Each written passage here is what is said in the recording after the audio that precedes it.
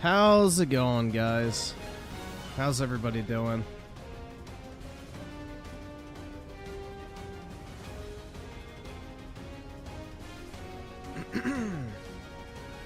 Damn. I just got back from my walk with the dog, so I was waiting until it got cooler out because he doesn't really like walking in the heat.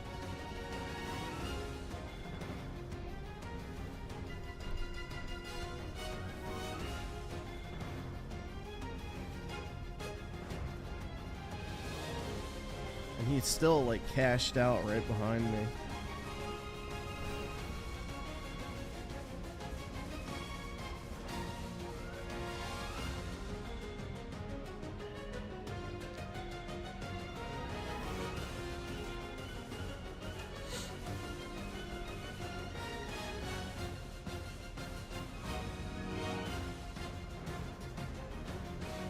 What is this title? The English language? I don't know. What's wrong with it?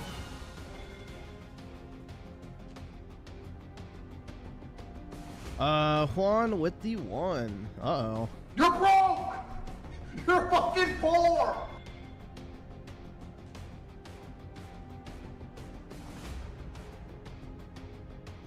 Yeah, I ran out of characters. I couldn't put the 7. You can only have 100 characters in the title, so I have to cut some stuff out. Like I put the and symbol instead of the word.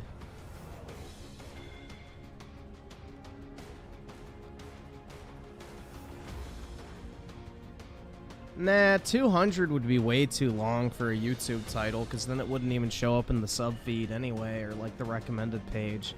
Like really only the first 60 characters, I think it is, even show up when you're like browsing through YouTube, and then you get like the 3-dot effect. So you don't even get to see the full title if it's 100.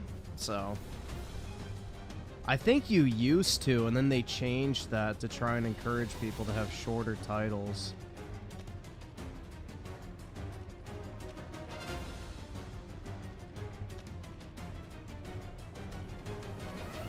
And in all honesty, short titles typically do very well if they're like really, really clickable.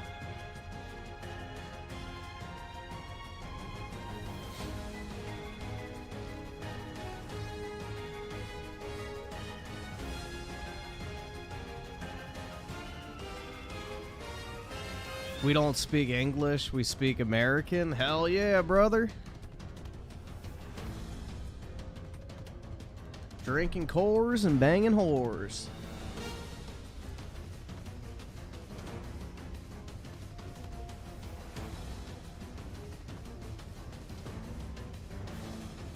Yeah, I saw that they had Rick Harrison from Pawn Stars at the Trump rally. That shit was based, man. I love Rick Harrison, bro. He's like one of the few people on TV I actually like. He's been based for a while, but it was cool to see him at the actual Trump rally.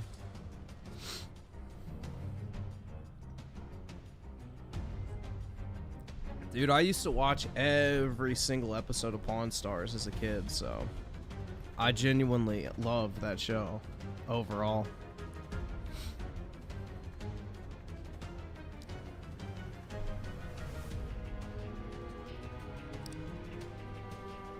May 1st burst of the 5, Digital Foundry did an interview on Destin's show and said equivalent GPU to PS5 Pro is $500 to $600, and people are spurging. It's a scam, dude! That's right. But even then, the price has nothing to do with something being a scam or not. A scam implies that you're, like, defrauding your market. Like, a scam would be okay, I'm selling you a PS5 Pro, and then I put a PS2 in the box. That's a scam. Having something be what you considered overpriced is not a scam. That's just, you think it's too expensive. But, you know, people love to throw around buzzwords that they don't even fucking understand. But yeah, the whole, oh, well, you can build a $700 PC for the price of a PS5 Pro crowd has quickly changed their tune to now it being $970 is what I've seen. And now they're trying to add in the price of PlayStation Plus Premium that you don't even fucking need. So, yeah, dude, the desperation is kind of sad, honestly. I don't understand why the so-called PC master race is so obsessed with trying to match console performance. You fucking dipshits. The whole point of having the PC master race is to have PCs that curb stomp the consoles, not mirror their performance. What the fuck is the point of getting a PC if you're just going to target a console experience? It's retarded. Like, I don't know, bro. I've always hated the fucking price comparison between console and PC because it's stupid. It's absolutely fucking stupid. Like, I don't fucking get it, man. I've never understood that. The whole point of getting a PC is so that you spend more than console to get more than console. I don't know, bro. That shit's crazy.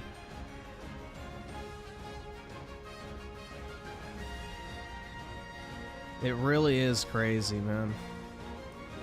Because, like, 4 years ago, this was the crowd that was hyping up, like, 3090s and shit and everything, saying, yeah, they're gonna butt-fuck the PlayStation and Xbox, and I don't care how much it costs because I'm gonna be playing games at a higher resolution and frame rate, blah, blah, blah. Nobody was like, oh my god, for the same price, I can get a similar performance. Like, nobody fucking cared about that. It was about flexing on the pores, bro. That's, like, the essence of the PC master race, is to flex on the fucking pores. Like, I don't know, bro. That's literally the whole thing, is like the fucking peasants. Why are they called peasants? Because they're fucking broke. Like, shit. Dude, it's so weird to watch. It really is. Now, all of a sudden, they're fucking budget buyers. Like, what in the fuck is this shit, man? Yeah, the first thing I thought of when I bought a PC was not, oh boy, I sure can't wait to spend $500 to mirror the performance of the Xbox One X. I was like, fuck nah, I'm dumping $3,000 into this bitch and I'm gonna blow every console out of the fucking water. Why the fuck would I want a console experience on PC? The whole point is to spend more money so that you can fucking take a shit on any console. I don't know, man. It's very odd. And now we're supposed to, like, now a $1,000 PC is outperforming a $700 console, and that's a W? Like, yeah, no shit. I would hope so. You're spending $300 more. I would actually hope so, that a $1,000 console, or a $1,000 PC is doing better than the $700 console. I mean, you're spending 50% more, essentially, so one would think that you would get a better experience, hopefully. I don't know, bro. It's very interesting. Let's see. So DJ Aftershock with the 2. Mark Cerny is looking like he wants your back button. Bro, that guy is so sus. Mark Cerny creeps me out hard.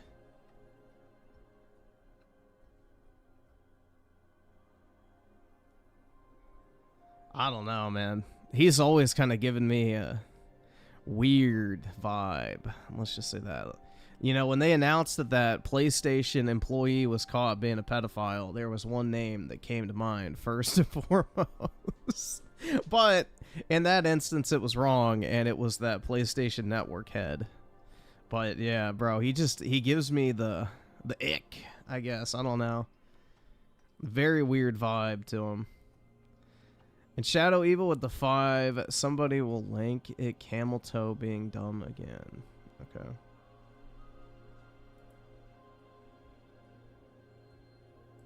Oh yeah, I saw this shit.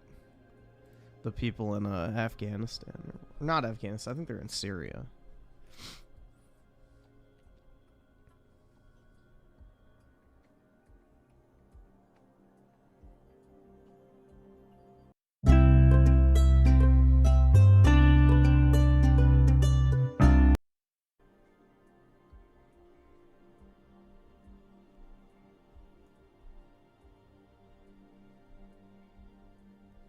Let's see. So imagine people buy PS5 and will buy the Pro, yet PS5 exclusive games sold poorly None of PS5 exclusive, even each 15 million seller. PlayStation is just a COD and Fortnite machine, haha. Wait till you see what people play on fucking PC, bro. Fortnite, COD, League of Legends, and CSGO. What is your point? The fucking stereotype of people only buy this machine to play this type of game is way more true on PC than console. I hate to break it to you. Most people on PC are rocking 1660 Ti's and playing Valorant, CSGO, and League of Legends. And maybe Genshin and ass. Like, that's it. The majority of people on Steam do not play, like, AAA games at all. They just play the same free-to-play slop.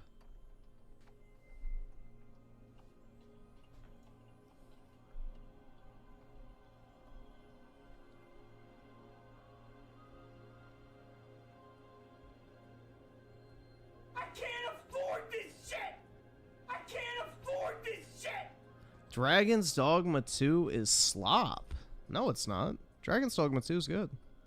Rebirth is not. Well, Rebirth is definitely not slop, but Dragon's Dogma 2 is not slop. It definitely has some areas that it needs to be improved, but overall it's a very fun game. It's just a dumb fun action game once you get a little bit higher leveled, so... Yeah, Dragon's Dogma 2 is fun, but you have to get past the initial kind of like growing pains of being underpowered. Once you get OP in that game, it's really fun.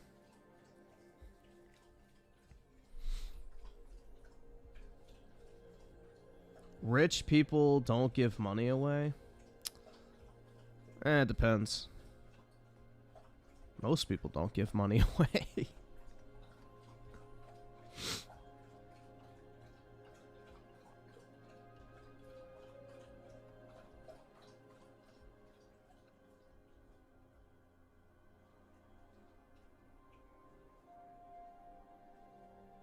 Give me money, I'll do anything. Yeah, I'll read the super chats in a second. I gotta pull that tab back up. I'm looking for music right now. Give me a second. Is this one I want? Yeah, that's good enough.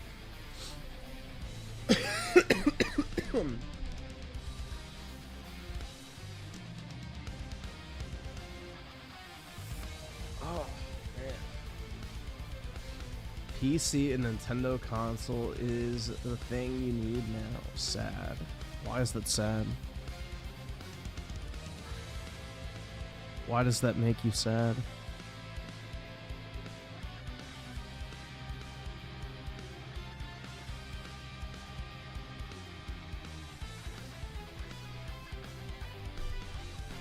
Dragon's Dogma has nothing to do with dogmatic beliefs. Well, actually... Yeah, the story is not necessarily the strongest part of that game.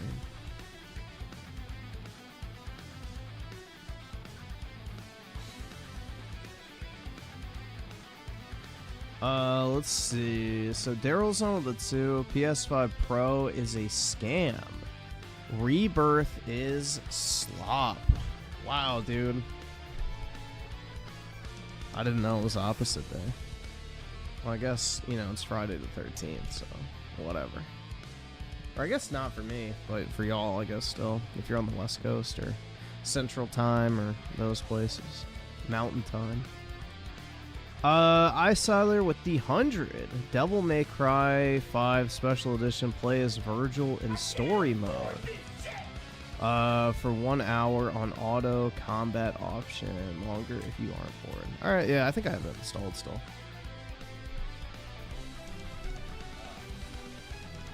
I think I still have that installed. And DJ Aftershock with the 2, but Griffin Genshin is from Japan. No, it's not, dude. It's from China. That means good. No, dude, actually, that's a very common misconception. It's actually from China. From the Bing Chilling capital of mankind. Japanese are not buying Final Fantasy as much as before. The Japanese aren't buying games as much as before. It's kind of incredible.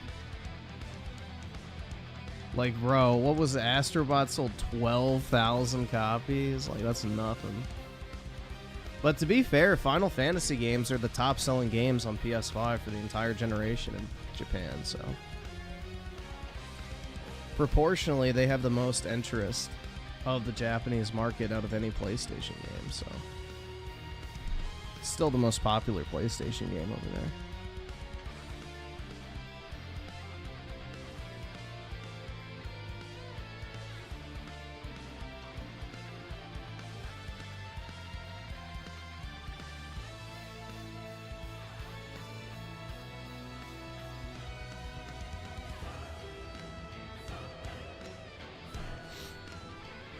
Final Fantasy is magic. Bring back Final Fantasy 13. Yeah, they should remaster that. They should do like just the remaster trilogy. I can't imagine it would take very long. It'd be a pretty quick port, I feel like, because they could just take the 360 version that got up-resed on Series X and just re-release it. It's not really a need to overhaul it or anything. It's pretty solid for the most part. Well, yeah, dude, it's the Final Fantasy soundtrack, so they always go hard.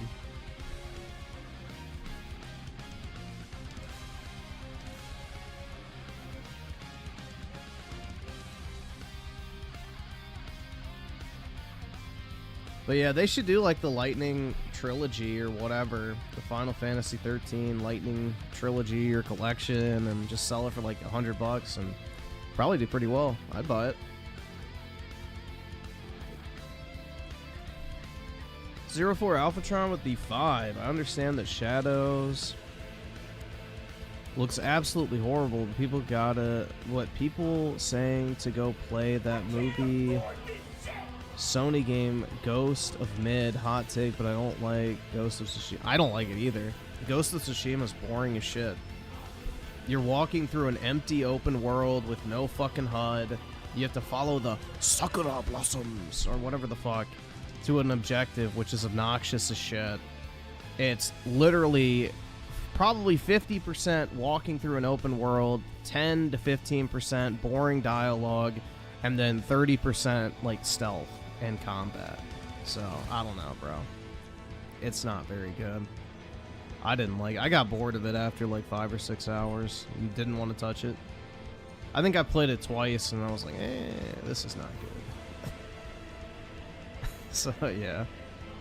I feel you on that. I just don't like feudal Japan. I think feudal Japan is one of the most boring settings for a video game, hands down. It's like, wow, trees, flower blossoms, and wooden fucking buildings. Like, woohoo! But samurais, bro! Ninjas! Like, I don't care! Cool! Who gives a shit?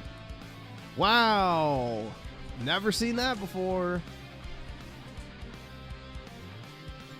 But yeah, the environments of feudal Japanese games are always so boring. There's nothing to fucking see or do. I think modern Japan is a way more interesting setting than feudal Japan. Just from an aesthetic perspective, because, you know, modern Japan is like so industrialized and has all this like, you know, high-tech lighting and like that to me is way more aesthetically pleasing and interesting. Like Japan has like the futuristic look down to a fucking T compared to most cities in the world. But they have one of the most boring historical settings of all time that people just masturbate to because of ninjas and samurais, bro. Oh my god. I haven't seen that a million times before.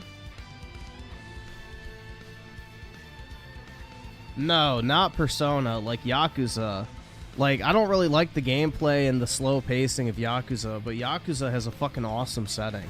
Like, it's just cool to walk around.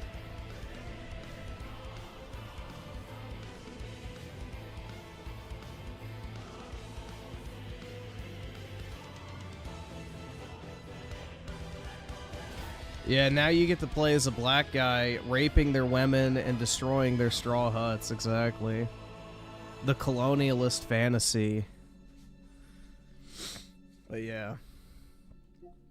should do like Ninja Blade with ninjas in modern day Japan. Yeah, that'd be more interesting. I just don't like feudal Japan. I think it's a boring ass setting, personally.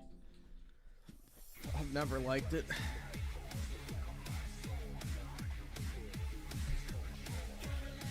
I have never liked it.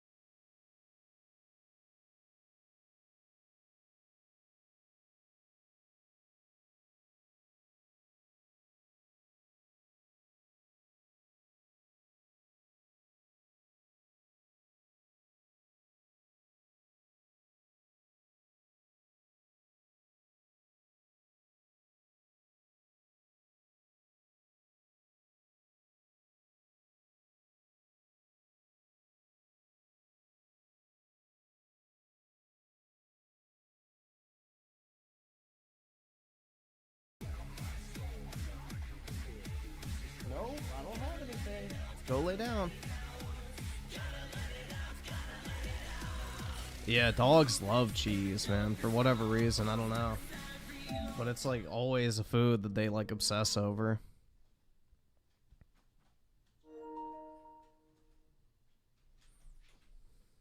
Alright, so play as Virgil in story mode for 1 hour on auto combat option. Okay. Uh-oh, what happened? Oh, that was weird. My screen just went out. It's back now.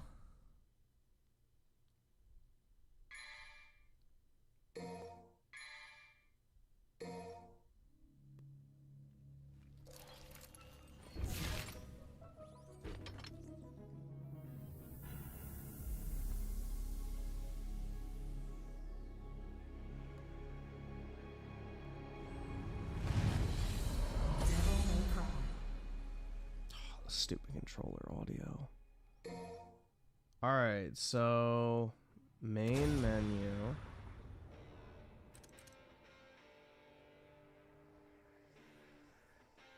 Where do you go? Shit, I have no clue how to fucking do this shit.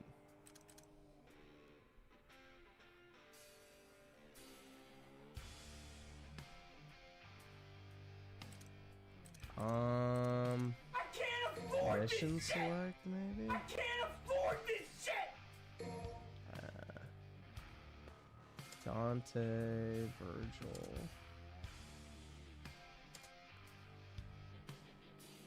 Alright.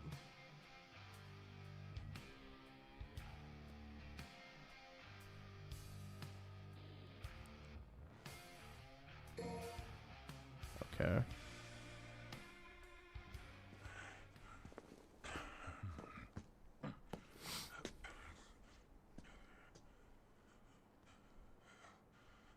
Just a little longer. I think he's thirsty, guys. You need something? What is it? You hungry? Well, you're in luck, pal, 'cause food's ready. Kitty A always makes too much. Hope you Yep, like that slice. too, 'cause got a pair of those upstairs. Or does he rip it off? I forgot. Something you like. I think rip. You a demon. Nero, the food's getting cold. Trinity, get back inside now! Alright, yeah, he rips it off. I forgot what happened. I remember, you know, one of the two. I'm taking this back. Damn, bro, we got monkeypox. Unfortunate.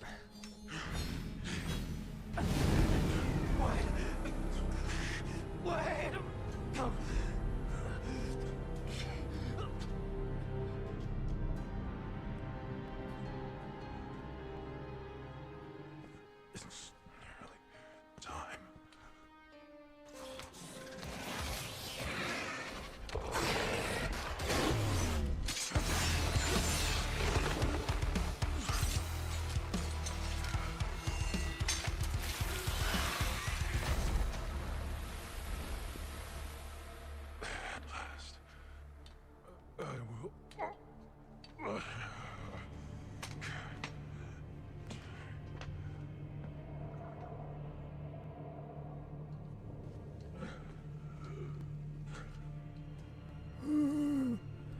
Me after a gooning session. Does Lollipop Chainsaw... you have to import it from Asia, like the Japanese version, because Limited Run did the physical for the US, and it's already ended. So, you can import the Japanese version, and it has English language support, apparently, so...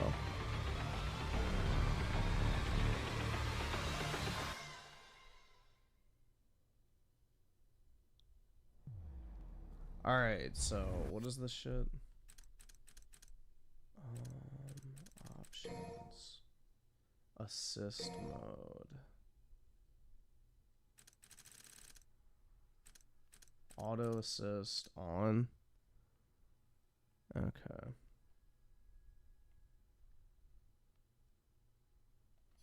Alright.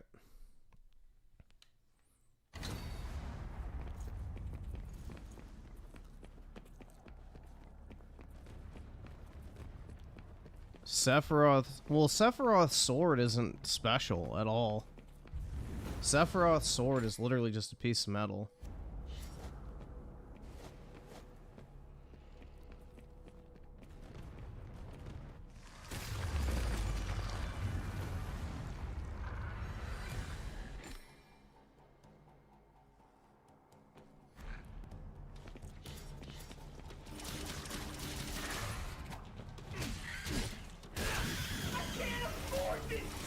What the fuck?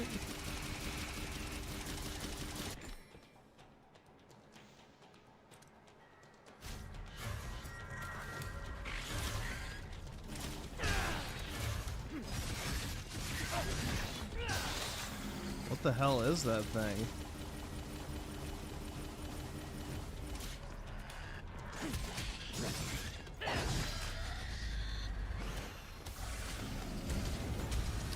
It is a scam, $700 for marginal difference and no disk drive. That's not what a scam is, bro, but you can think it's not worth the price. That's fine. That's not a scam, though. A scam would be telling you you're buying something and then putting bricks in the box. That's a scam. But, you know.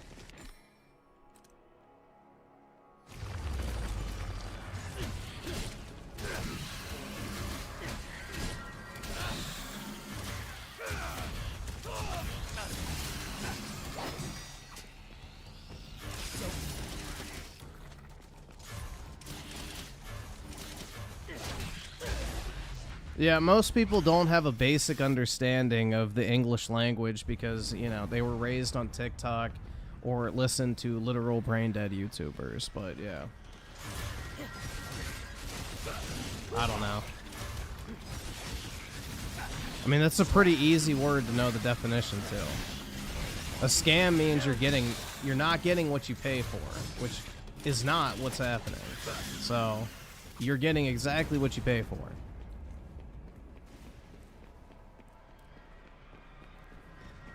Raised on Reddit? Yeah, that's probably true too. The type of motherfuckers with a porn folder.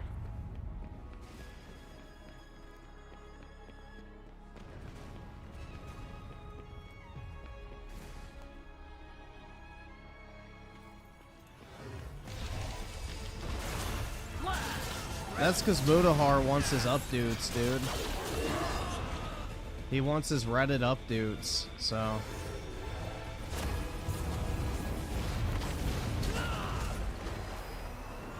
Might as well just die. There's no point in even fighting this.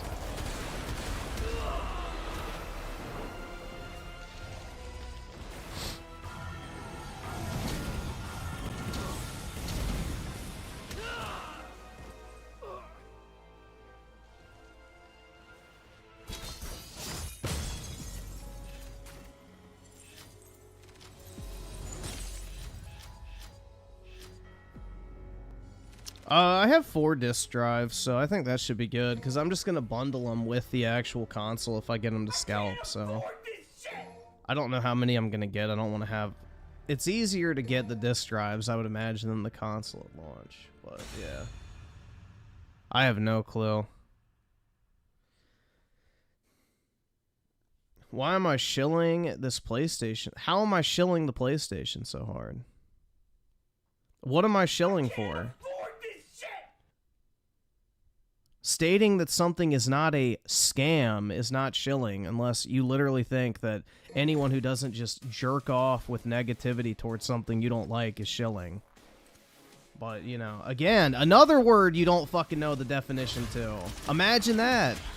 We have an illiterate crowd of people. Shocking. Here, do your little homework assignment. Go look up the definition of a scam and shilling, and then get back to me. So, go type it into Google real quick. That should be, you know, easy enough for your simple little mind, and then let me know what you find.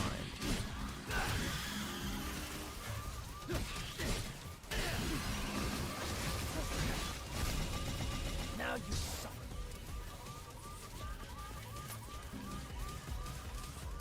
You won't like what you find, but, you know, it's important that you find it.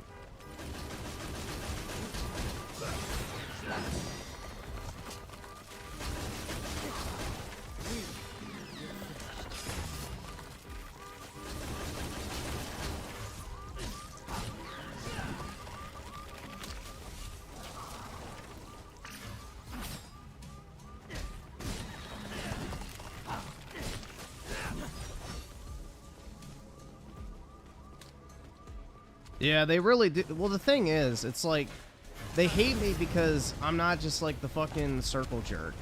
So if I was saying, oh my god, bro, don't buy the PS5 Pro, it's a scam, they'd be like, oh my god, he's so right, dude. But yeah, if you dare, like, you know, whenever I said Baldur's Gate 3 looks like shit. Oh, you're just, like, you know, it's retarded.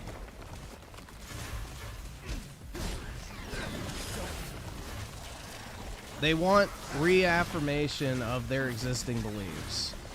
And anything that challenges that is bad. It's the leftist mentality.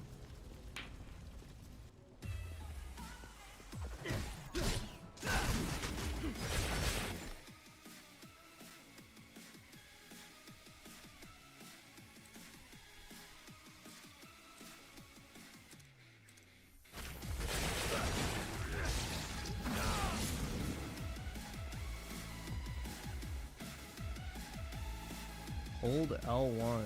I can't do it.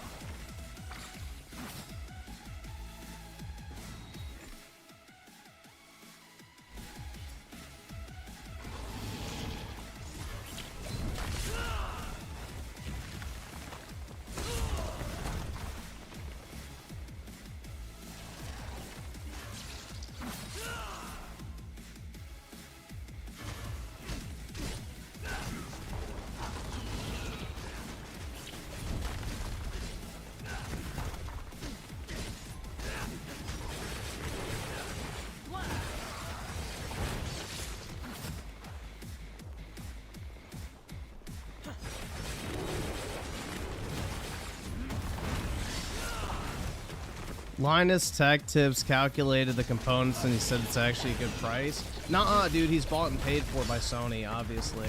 He's lying. Because I said so.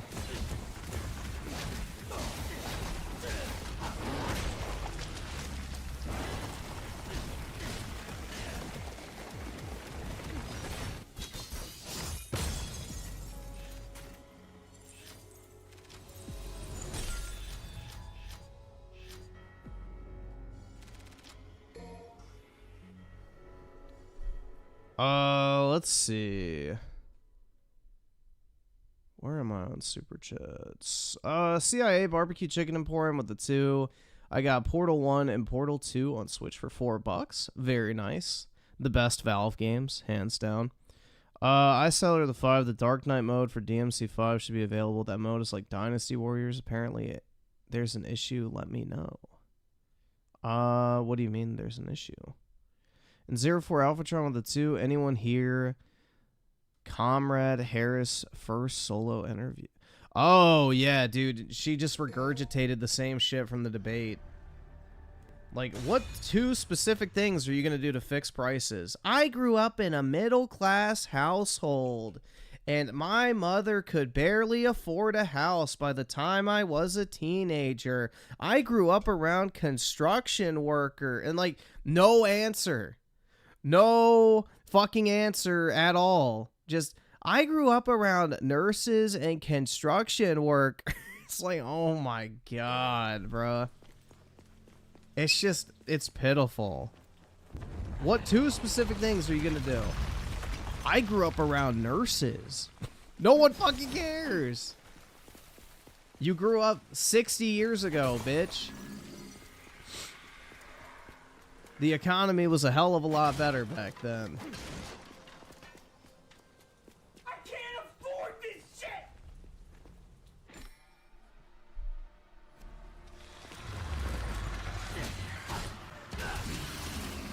No, she gave up on that $25,000 for new home buyers because it would just drive the price of houses up $25,000. It's like universal basic income. It would guarantee inflation to match it accordingly. It's idiotic. Socialism does not work. Imagine that.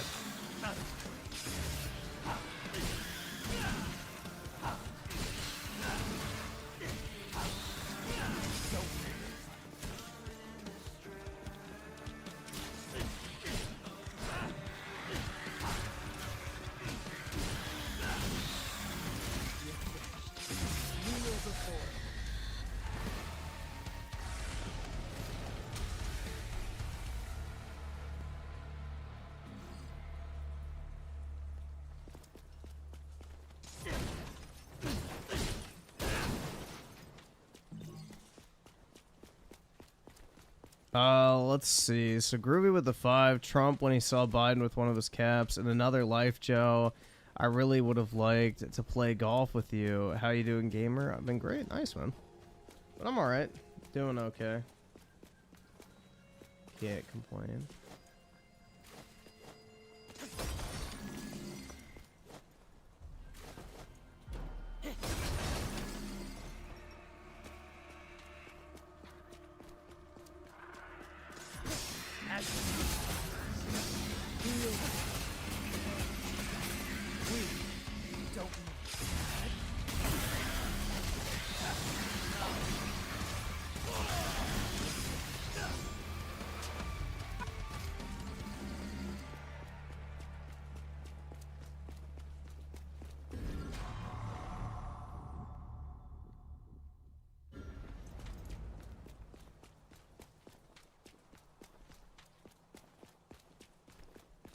This game runs like Dookie on PS5. It really doesn't, but okay. Whatever you say. It's running perfectly fine on my end. I don't know what to tell you.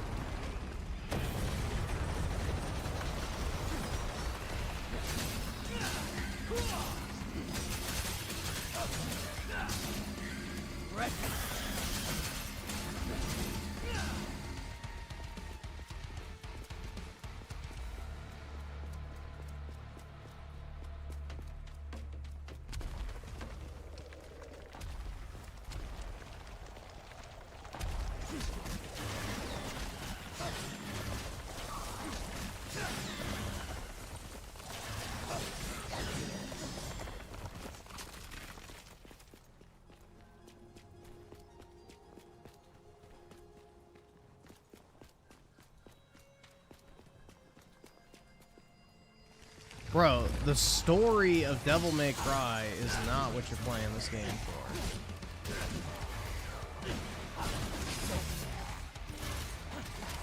If you play Devil May Cry for the story, I don't know, you're setting yourself up to be disappointed.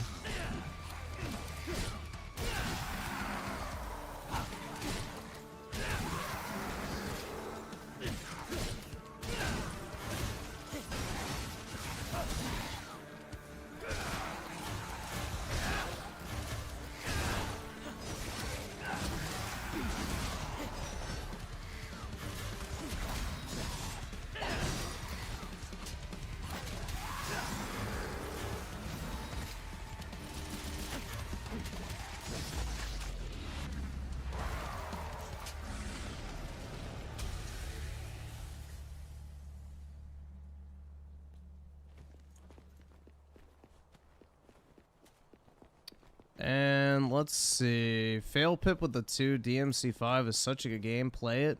No. I won't. But yeah, thanks for the 2. I settled the 5 for later there with videos. Alright, we can take a look. Daryl Zone with the 2. Mia Khalifa is my queen and the love of your life. Congratulations, man. I hear she's pretty cheap for a measly, you know, $2,000 a night. Especially now that the well's dried up. And she is, in fact, an empty carton. Yeah, I beat Rise of the Ronin.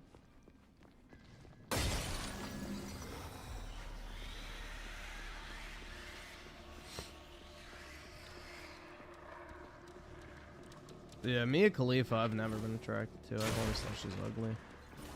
I don't like fake tits, so she definitely didn't do it for me.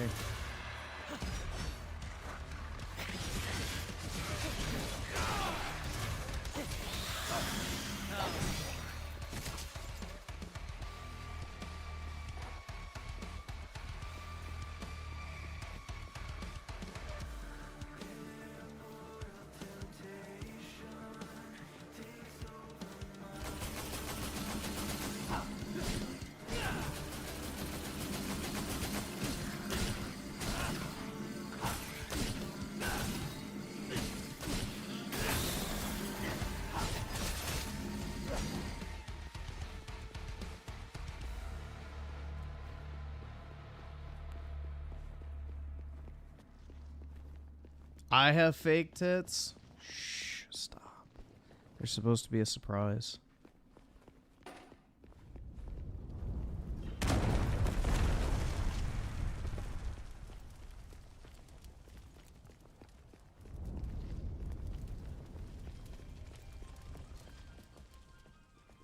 Alright, trying to put the bug in the bugacy.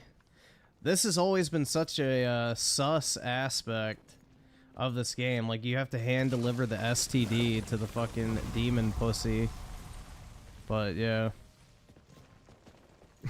A very strange design. Yeah, go in there, monkeypox.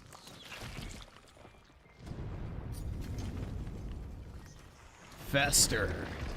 May 1st burst of the 10, people raging about the PS5 Pro and saying they don't want it, actually do want it, and are coping they can't afford it. People that actually don't care are chilling playing video. Exactly. Yup.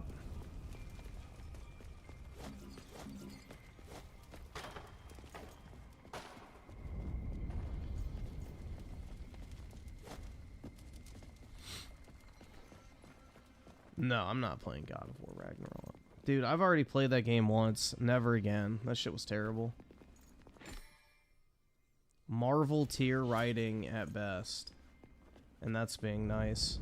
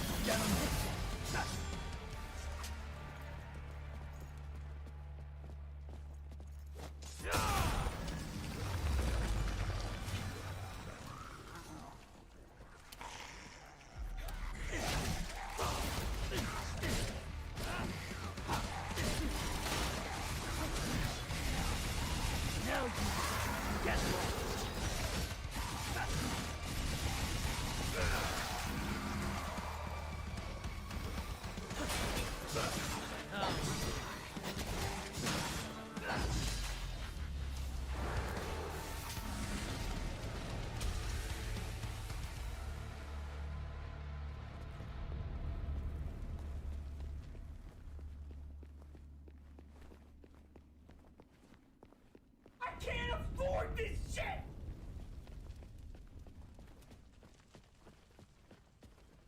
I always get turned around at this part. There we go. The bugacy.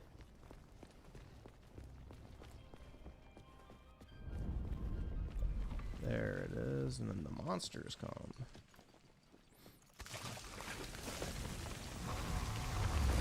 Dude, that Andy Pants channel is ironic. You guys know that, right? Like, he probably means 50% of what he says. The rest is obviously hamming it up for the camera. Because he's the same guy that had that parody tier Xbox channel as well, where he, like, literally LARPed as a brain-dead Xbot.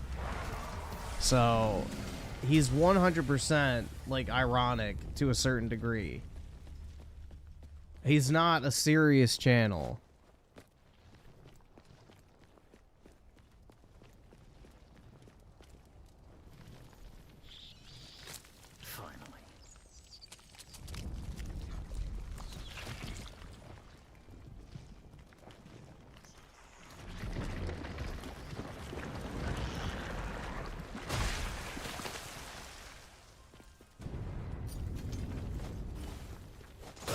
Nah, I can see why Synthetic Man didn't want to make an Astrobot review.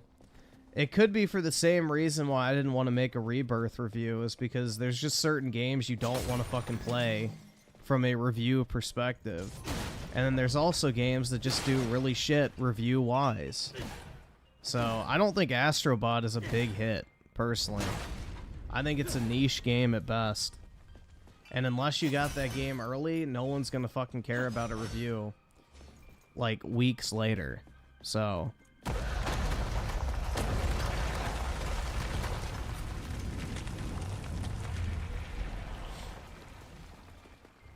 like, I did not want to play Final Fantasy VII Rebirth with the review mentality, because I just wanted to play the game, have fun with it, and not fucking focus on, oh, did I fucking get footage of this, or did I do this, or whatever. Like, I just wanted to enjoy the game for what it was. And plus, there's certain games you don't really need to review too, because, like, if you're buying Rebirth, you obviously liked Remake, so you're just getting more of that but better. So I don't know.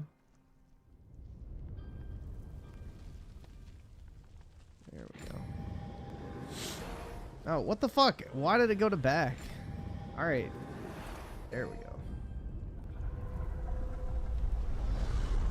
The D-pad, I forgot, doesn't work in that UI.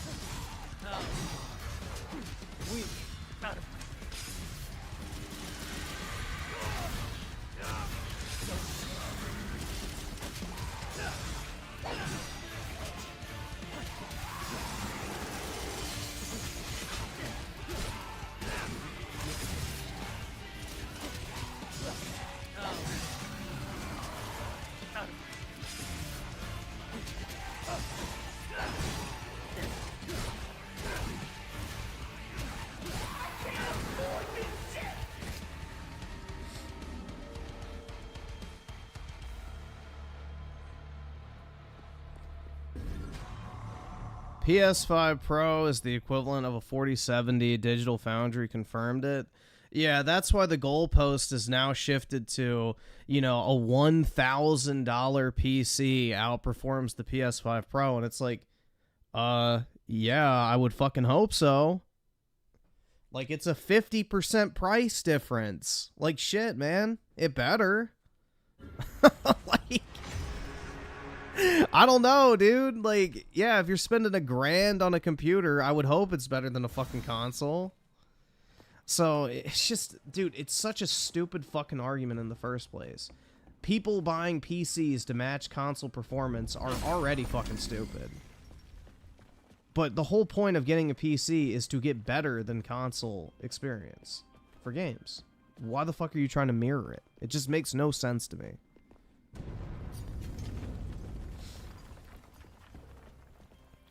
But, you know, man. You can't reason with the unreasonable. You really can't. Alright, what the fuck? I always get fucking lost in this area, bro. It's like one of the worst areas for navigation I've seen in the fucking game. This is so confusing. Alright, there we go. I'm out.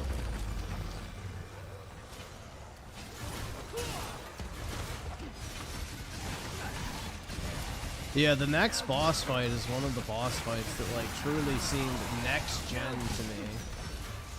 I guess. Just because of, like, the way the environment gets destroyed and everything during it. It looked fucking sick.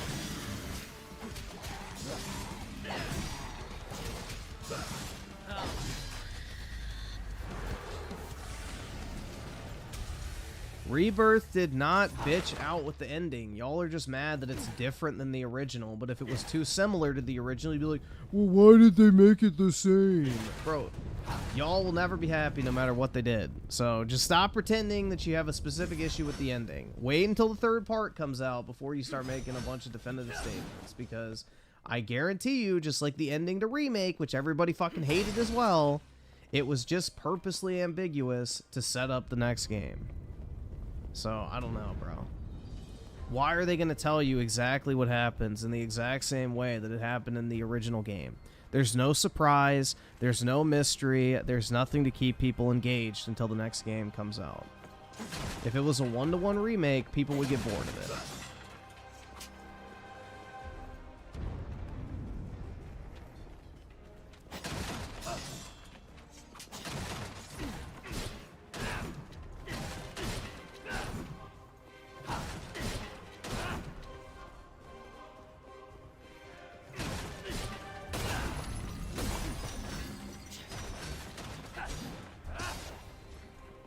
I mean, this is like watching The Lord of the Rings and being like, well, dude, I just finished the second movie. How does the third one end?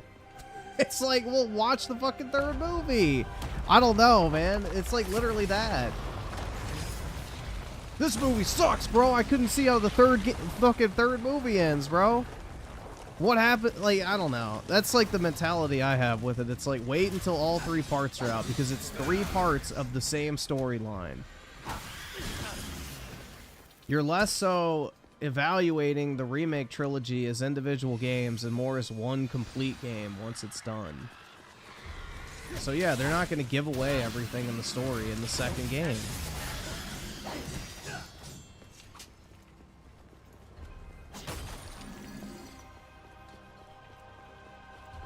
Bro, I got a wild theory about Aerith at the end of Final Fantasy VII Remake, but we'll see if they capitalize on it, because if they do, it'd be a great plot twist. Because in the original, they make sure to make it a point that everyone witnesses Aerith's death.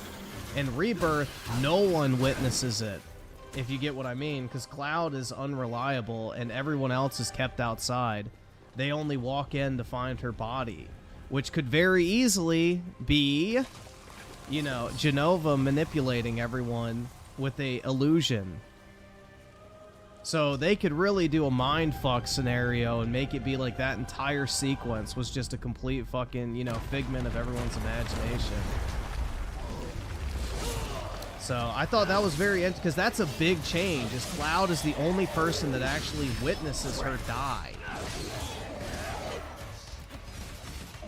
So that's pretty significant of a change. Like, I don't feel like they're just going to be like, oh yeah, well, you know, we just wrote it that way. Because, like, in the original, I believe it's Tifa that, like, cries out to Cloud for, like, to keep him from slashing her. And then that's when Sephiroth drops. So, in this version, you know, they are basically waiting outside while Cloud goes in, because Sephiroth only lets him in.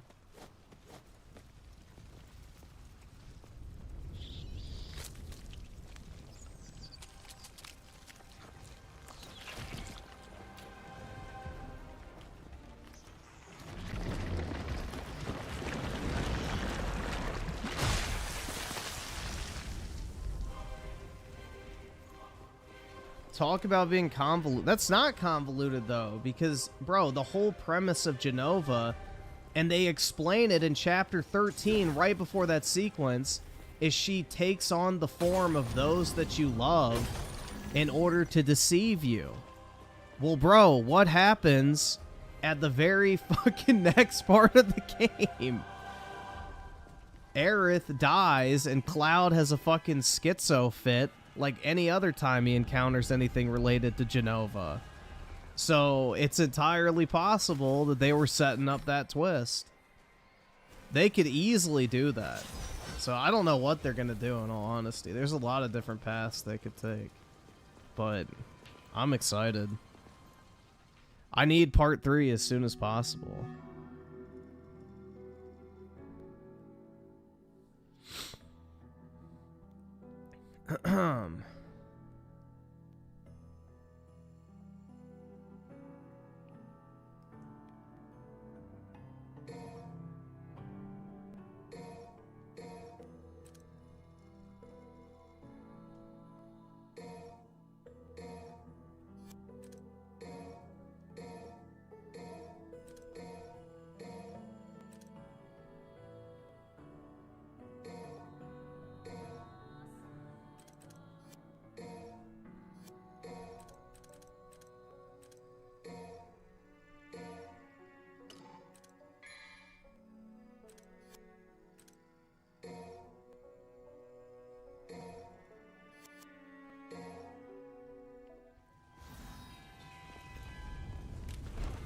Yuffie tummy? Oh my god. Gross. Yuffie belongs in a fucking ditch. Face down with a bullet hole in the back of the head.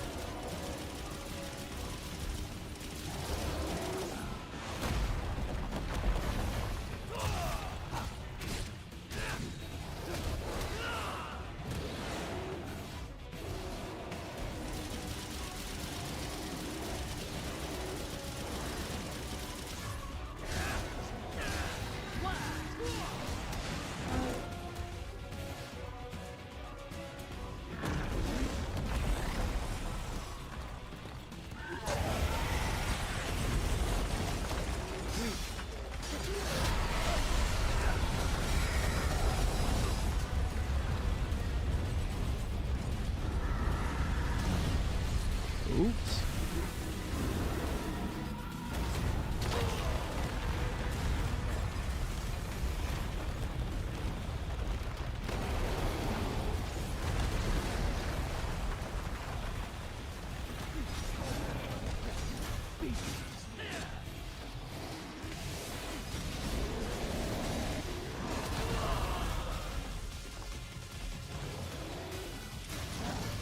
The Zack sections in Rebirth suck.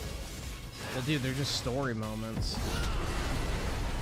So, I don't know what to tell you. How do you use items in this? I don't actually know. I don't remember how to play this shit at all. D-pad? I don't think I have anything.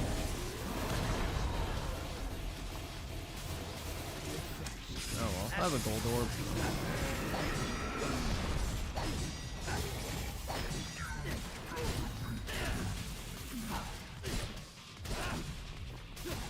I think it's fucked up because I have it on this auto combat thing or whatever the fuck this is. I don't think I can actually do anything. Because that other command wasn't working either, so I have no fucking clue, man. I don't play on this mode typically.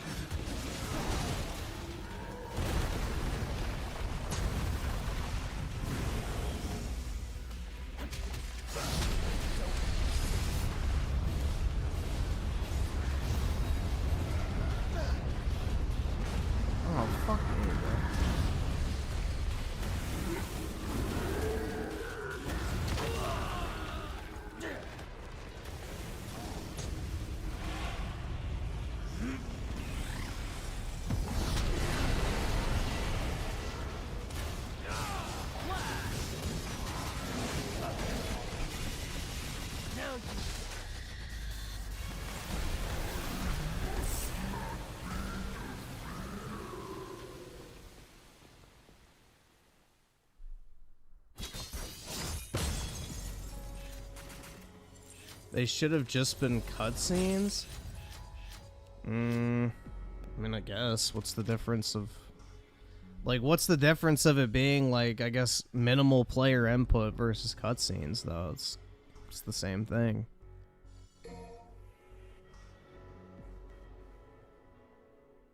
Like, if they're the exact same length, what's the difference of it being, like, walking and talking versus a cutscene?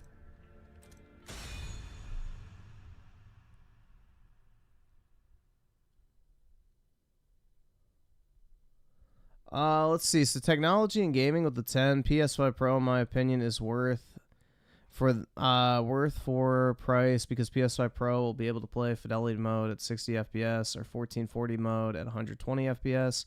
At least for Sony first party. I don't know if it's getting close to 120 FPS, man.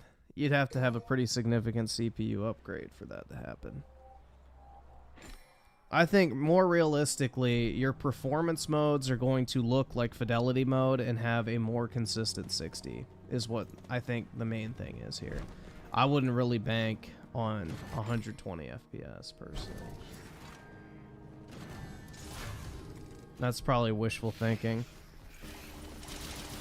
I would like that to be the case, but I don't think it's going to be.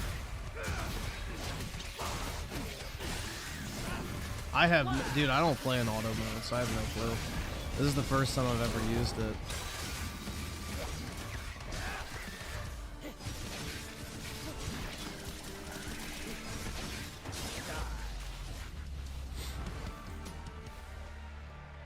I've never really gotten into Kingdom Hearts. The thing I don't like about Kingdom Hearts is the Disney shit, personally, because I'm not a Disney fan at all. I didn't grow up as a Disney kid. I don't really like any of their IPs outside of Pirates of the Caribbean, and yeah, I don't know. I've never gotten into it. I've always wished that Kingdom Hearts would get rid of the fucking Disney slop, but I understand that's like a major selling point of it, so they're not going to. But ideally, I would love for them to get rid of it so then I could actually enjoy it, but yeah, no. I don't know.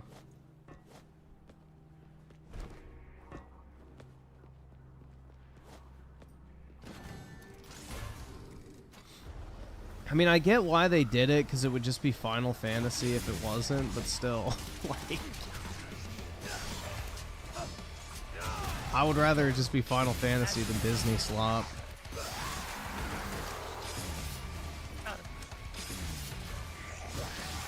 But, you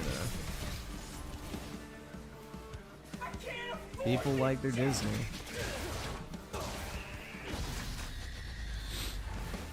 Yeah, Astrobot's not selling that well. It is not selling very well. Kingdom Hearts 3 has no Final Fantasy. That's an L.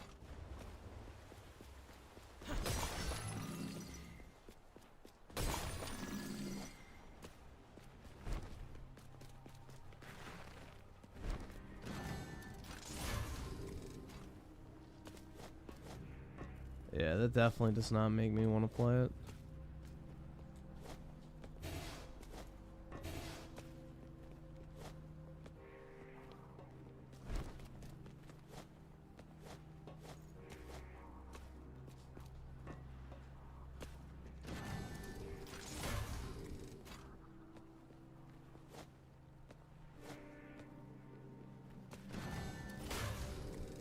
Yeah, I just have no connection to Disney at all. Like, I didn't watch it growing up or anything, so...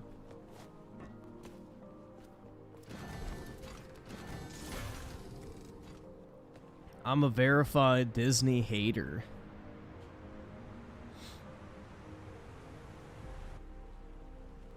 Yeah, just like Final Fantasy, I wish Final Fantasy is not fantasy. Well, most of the games are sci-fi, bro. Most Final Fantasy games aren't even like traditional fantasy settings. Like, Final Fantasy VII is not a fantasy game. It's more of like a sci-fi, cosmic horror type game.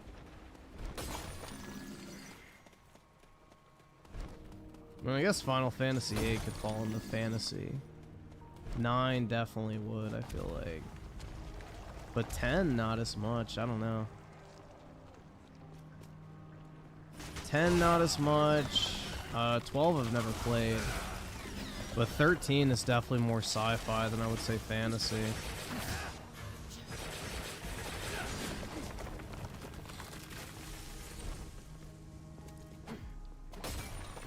And then 15 I would say is,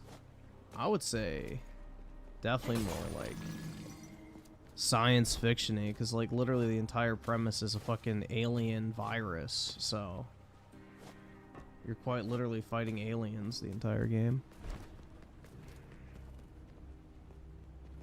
Wait, you for real have... No, I've never played 12. I didn't play PS2, so it was on PS2 when it came out, so I never played it.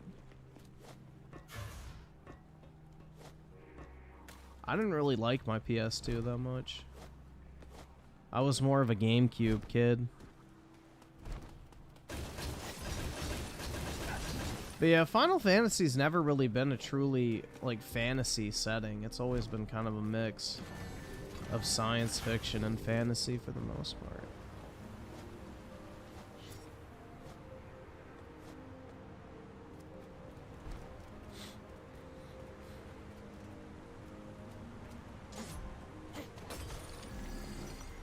Yeah, I have the Zodiac Age for PS4 now, so I don't know. Maybe I'll get to it at some point, but yeah, I've never played it personally.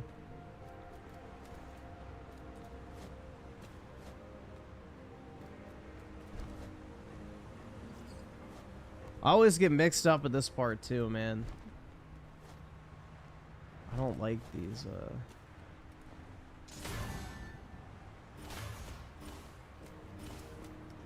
sections where it's like kind of a maze. What the fuck? I'm hitting the prompt. There we go. Thank you.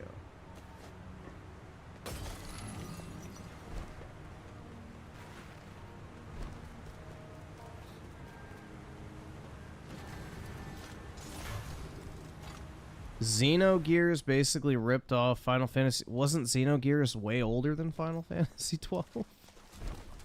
I thought Xenogears was like a PS1 game, right? Or am I thinking of something different? Or am I thinking of Xenosaga? I don't remember. I don't know. I've never played them. But I thought Xenosaga was PS2 and Xenogears was PS1.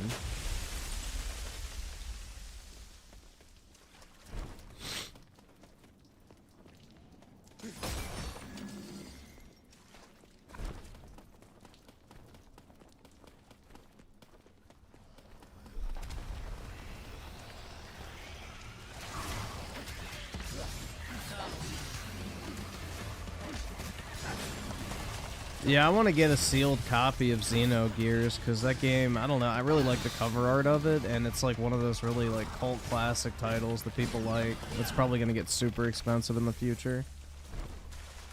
I want to get that, a sealed copy of Vagrant Story. I want to get another copy of Valkyrie Profile. I want to get a sealed copy of all the old Final Fantasies, but those are fucking mad expensive. Aside from, I think 8 and 9 are pretty cheap.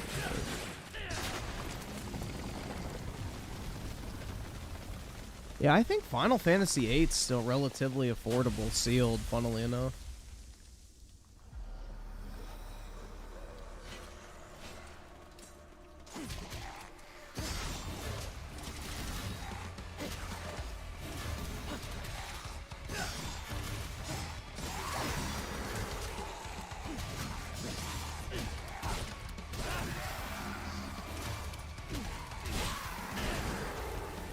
Yeah, it'd be cool if they did like a full remake of Xenogears, because isn't that game like notoriously unfinished? So that'd be cool. Like, I wish Square would do that shit with like the HD 2D games. Like, that would be a perfect candidate. Like, go remaster like one of those older games. People would buy it, man. I can't imagine that's that expensive to do either.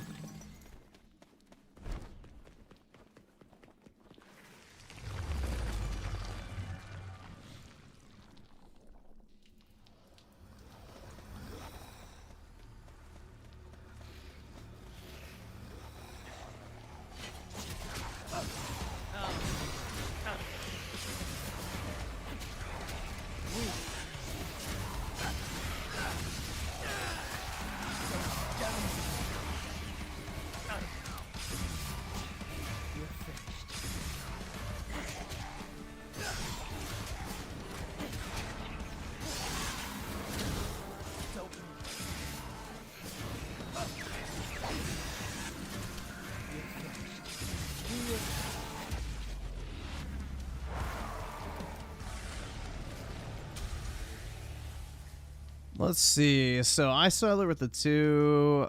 I think you mean Bury the Light song. Appreciate it. Yeah. Isn't the full song of this like 12 minutes or something ridiculous? Like, it's insanely long. But yeah. I think that video has like, what, almost 200 million views or something on YouTube. Like, it's insanely popular. Way more popular than the game, which is kind of crazy. Because, like, this game only sold, I think, like 8 or 9 million copies, which is really good. So I'm not, like, saying, oh, it's fucking flopped or anything like that. Like, it sold well. But, bro, the music to this game has, like, hundreds of millions of views on YouTube. It's actually kind of crazy. Like, people fucking love that shit.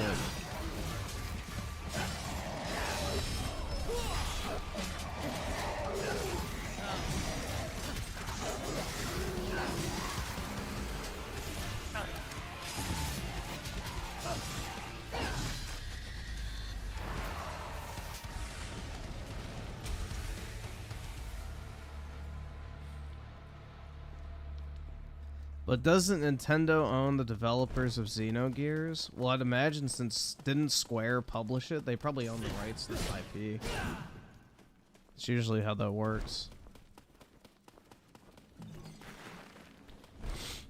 Square Enix likes to keep their IPs. They don't really publish other stuff for people. Especially back in the day. Publishers would just outright own the games. Oops. Yeah, there's something fucky with the controls because of this mode I'm on.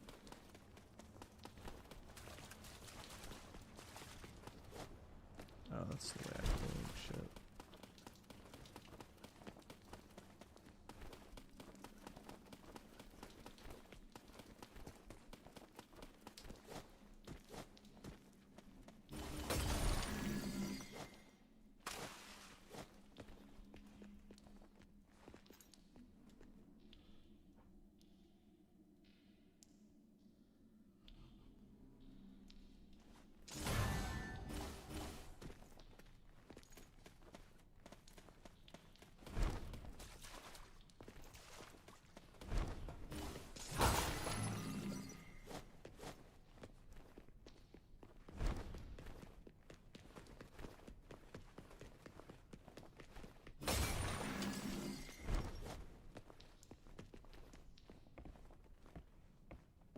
I think I want to go this way. Yeah. Okay, yeah, I'm at the top.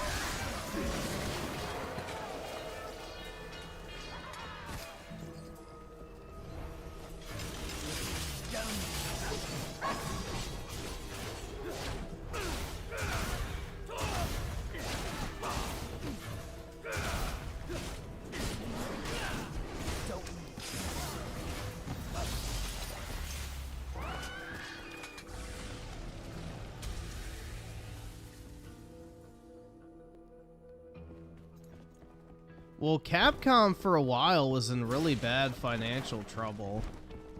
So Resident Evil 7 is kind of the game that turned it around for them. They were in a really bad place financially for quite a while. But then they doubled down on like quality, so...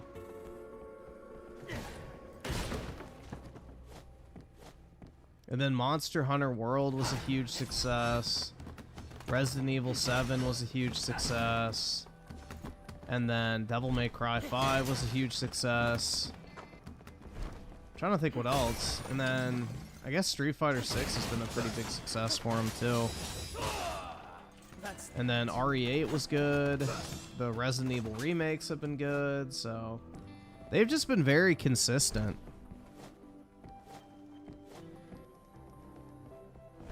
So I would say Capcom's probably like the most consistent developer in the video game industry right now, for sure. Aw, shit.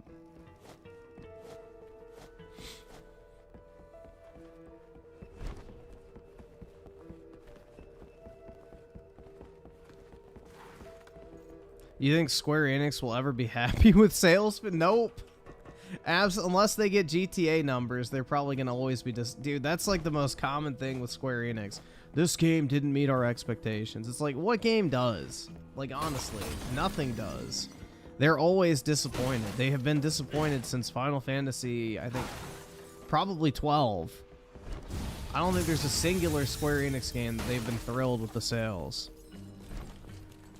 I fell off? You need to fall off my dick, bro. That's the next step. What exactly did I fall off of?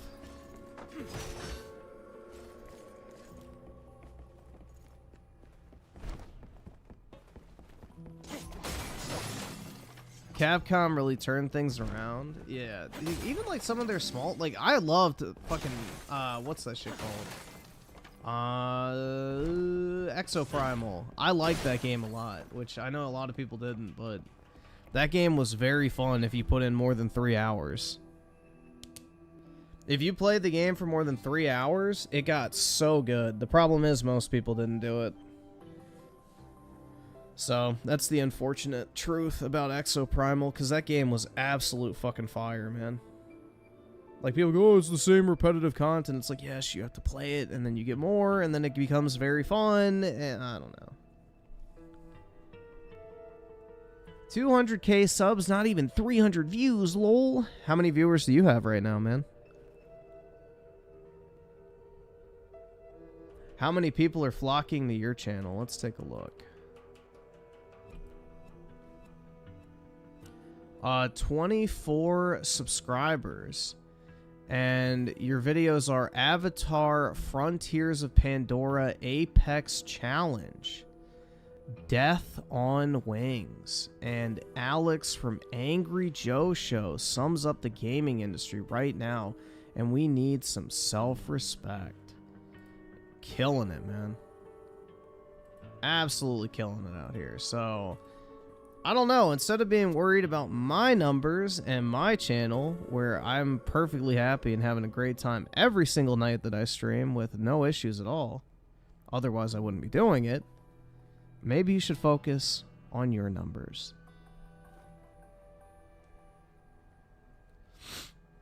I don't know, bro.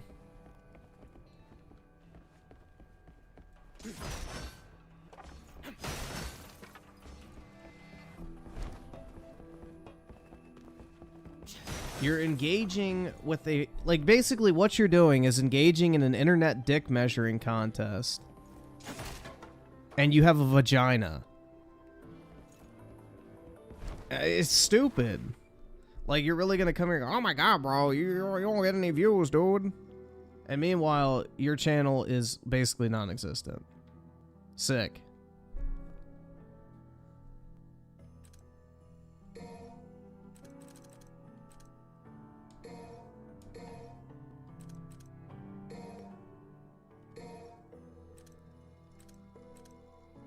I'll keep that in mind.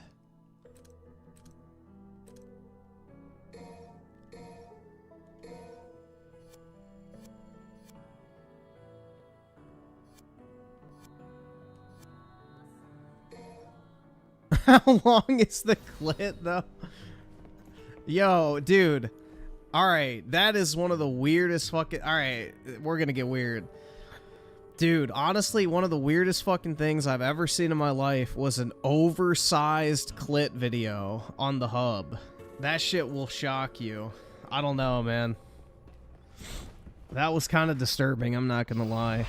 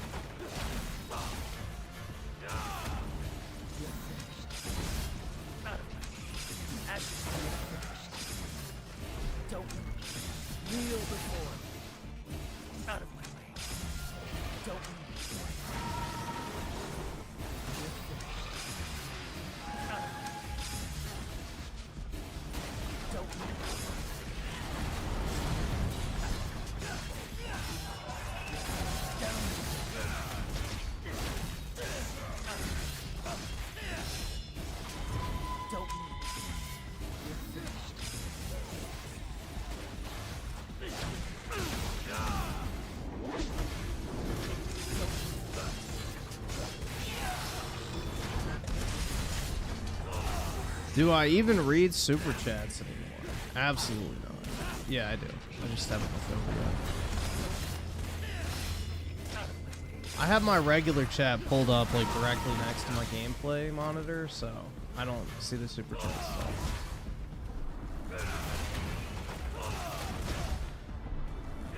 You clearly said you like the yeah, dude, if I wanted huge numbers on streaming, all I would do is watch videos and that's it. Maybe play new game releases when they come out. I know what people want to see on my streams. I don't care. If I was purely fucking obsessed with pure viewership, then all I would do is just watch YouTube videos every single night from start to finish. I don't care. I do this shit for fun. This is not my job.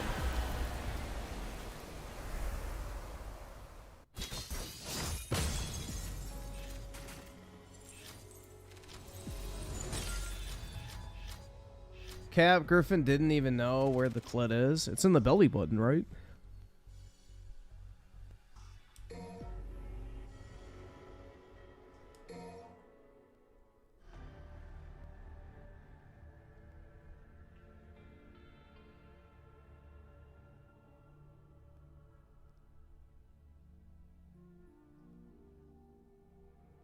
Let's see. Alright, so I'll read the super chats now. So, Neonverse animations with the two. Can we watch Andy Pants? YouTubers woke. Yeah, let me get a tab going. So I have it for later. The fuck? Oh, it's just some stupid fucking political thing.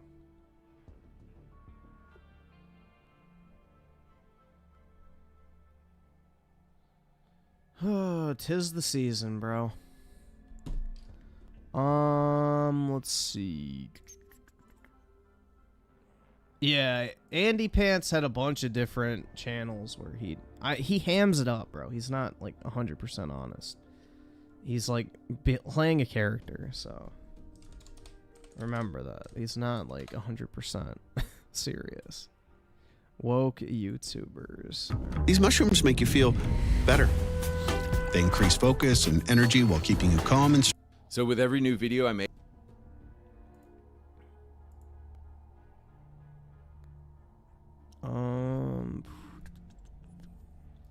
Let's see.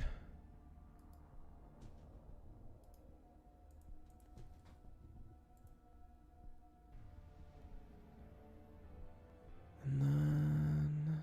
What was the other thing? Oops, I think I just closed out of it. Yeah, there we go. Copy.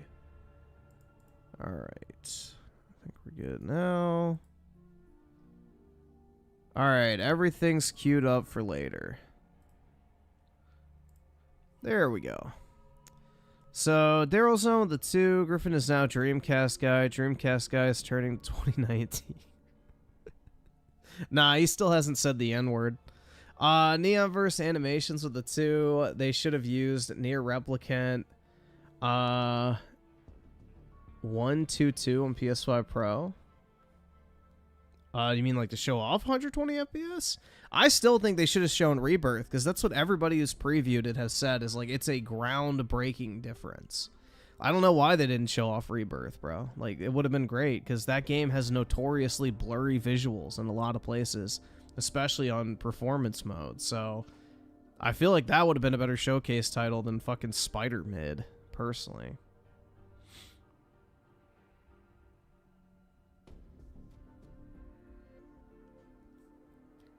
And I saw with the 2 AO play on any mode, then 4. That's okay. I'm fine. It doesn't matter. And Mandy Team with the 2, are you going to try Final Fantasy VI next? It's fun, bro. No. So next up I'm going to finish 3, then 4, then 5, and then I'll get to 6. So I'm doing them all in order, but eventually I'll get to it. And Devin with the 5, I have a 9700K and a 3070 Ti right now. Which CPU do you think I should get as my next upgrade? I'm not really sure, because isn't there like that issue with like Intel motherboards where you can't like directly upgrade to a new CPU, or did they fix that? Because I know like my current motherboard I'd have to swap out because of like the technology or whatever if I wanted to get a newer generation CPU. So I'm not entirely sure what to tell you on that one, because I think that is kind of a restriction of like whatever motherboards you have, but I'm not entirely sure, man, because I had a what did I have, an 8700K, and then I upgraded to a 9900K, and I had to do like an update on my motherboard, but then after that I wouldn't be able to upgrade to the newer generations, like the 10900K or whatever. So I'm not entirely sure. And iSiler with the 5. All right, let's take a look. I'll pull it up for later. Alrighty. More people purchase Spider Mid. They want to maximize profits. Yeah, but I think more people walked away liking Rebirth than Spider Mid. Personally, I think Spider Mid 2 is going to age absolutely horribly in the minds of people who played it. I think we've already kind of seen that, man. People have really soured on that game the longer it's been post-launch. Like, the sentiment towards that game being a fucking masterpiece has been completely dead. Like, everybody basically agrees the first game was way better, and the second game kind of sucked.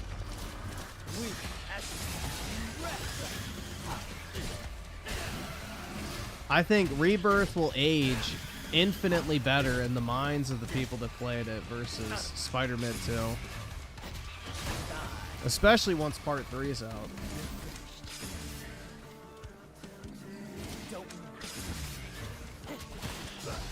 Well, not at first. Everybody was like, bro, go read the comments on my review of Spider Mid 2, and everybody, it's way better than the first game. Yeah, you just fucking hated it. Like, you know, all these fucking Marvel drones were just like, you know, shilling so hard for it. Like, their life depended on it. Like, it was literally the second coming of Christ. And then slowly, the like to dislike ratio of that video has been creeping up over time, so. It was the new hot game, so everybody was glazing the fuck out of it.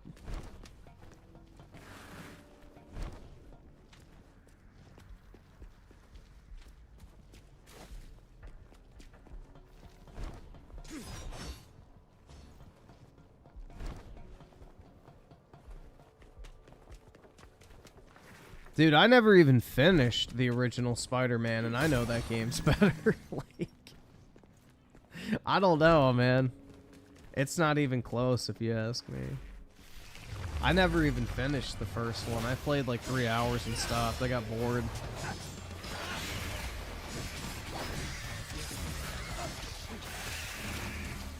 I'm just not a Marvel fan, so, or superhero fan really in general. The Arkham trilogy is about all I like, and I mainly just like Arkham Knight. Arkham City and Asylum just felt too comic booky for me. Arkham City didn't feel like a comic book game. So, that's why I liked it.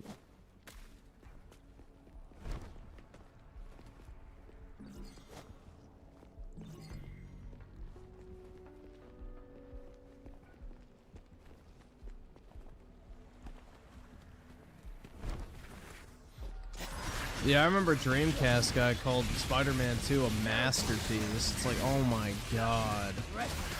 Dude, that game is not a fucking masterpiece. Like, you can like it, that's fine. But holy shit, it's not a masterpiece. There's so much wrong with the fucking writing and just pacing and everything in that game. Like, objectively, it was buggy as shit, too. That was like one of the most unpolished Sony releases in quite some time. You can tell they forced, like, you know, Venom in there. You could tell, like, originally it was just going to be sequel bait, and then they changed their mind midway through development because they didn't think Kraven would be enough. That whole Venom chapter at the end was so fucking rushed and just completely out of place to the rest of the game. Like, literally in the span of a, like, in-game minute, the entire city becomes infected by the Venom tentacles. I don't know, bro. That shit was just not good. Not good at all.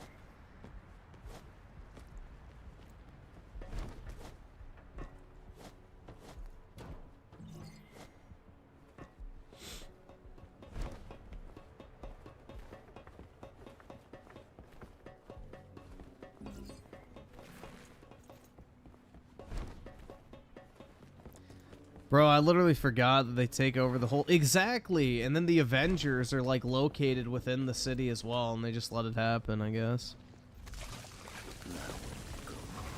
Yeah, and then you have... Oh, the Scream boss. You're never there for me! You're such an asshole! You don't care about my feelings!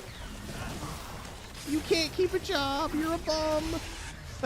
Like, bruh.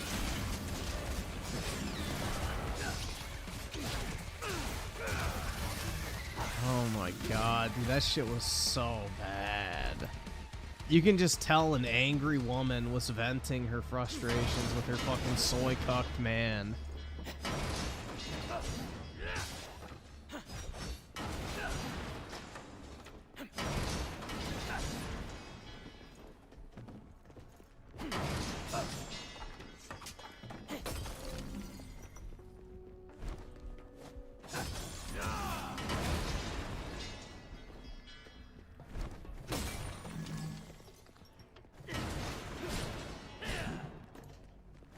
Yeah, the magical taser.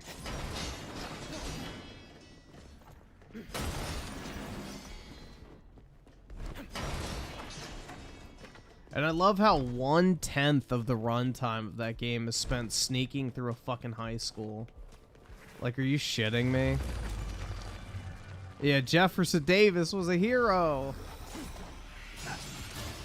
You know, at least Jefferson Davis and Miles Morales believe in the same thing.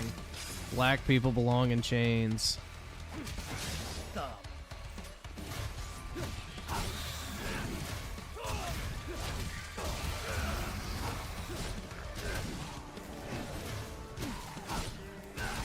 That shit was so fucking fun.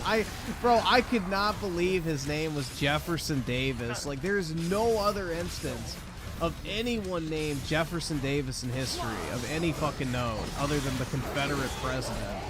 Like, that shit was wild, bro.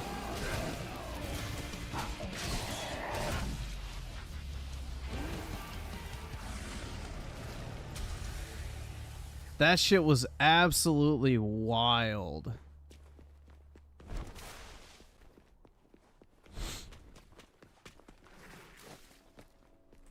And apparently the guy who wrote the character of Jefferson Davis is like some ultra-lib or some shit like that. And he wanted to take back the name, quote unquote. And basically he modeled Miles Morales after Obama. Like, I shit you not. That's like a real thing. Is apparently Miles Morales, he felt like needed to be a Spider-Man because Obama was president. So if we had a black president, obviously we need a black Spider-Man, because, you know, those are definitely two things that are a one-to-one relation. It's just insane, bro. These are not real human beings. I can't afford this shit! It's really sad.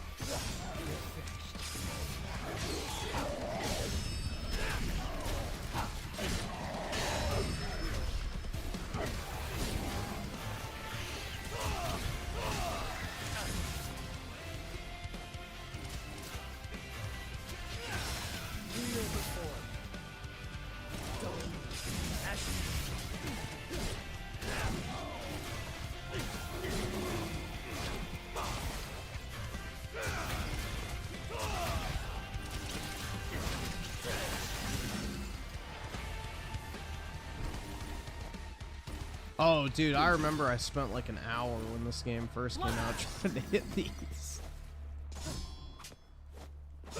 Not actually, but it took a while. There we go.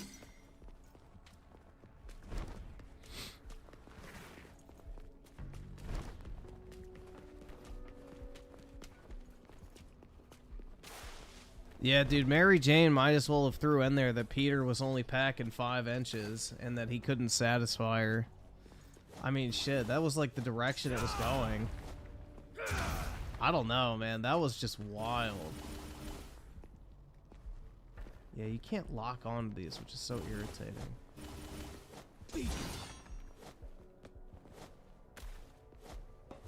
Get lost!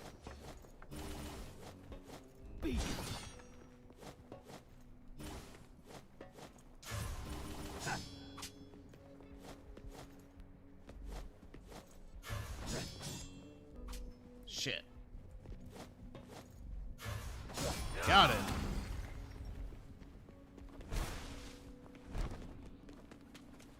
I don't know why that's so hard to hit. I guess they just wanted to obscure it.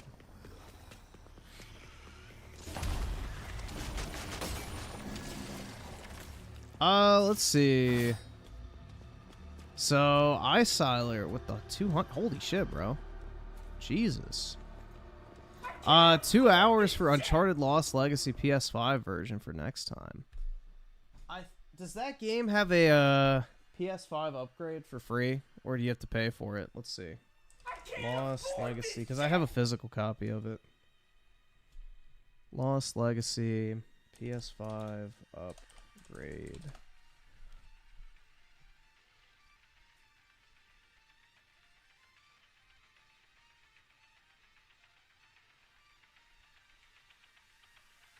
You gotta pay 10. Let me see how much it costs. It might just be cheaper to buy it. I can't imagine that game actually costs a lot of money at this point. It's old. Let's see. Lost Legacy. Oh, it's included. All right, cool. Sweet. Single player. All right, that works. Easy enough.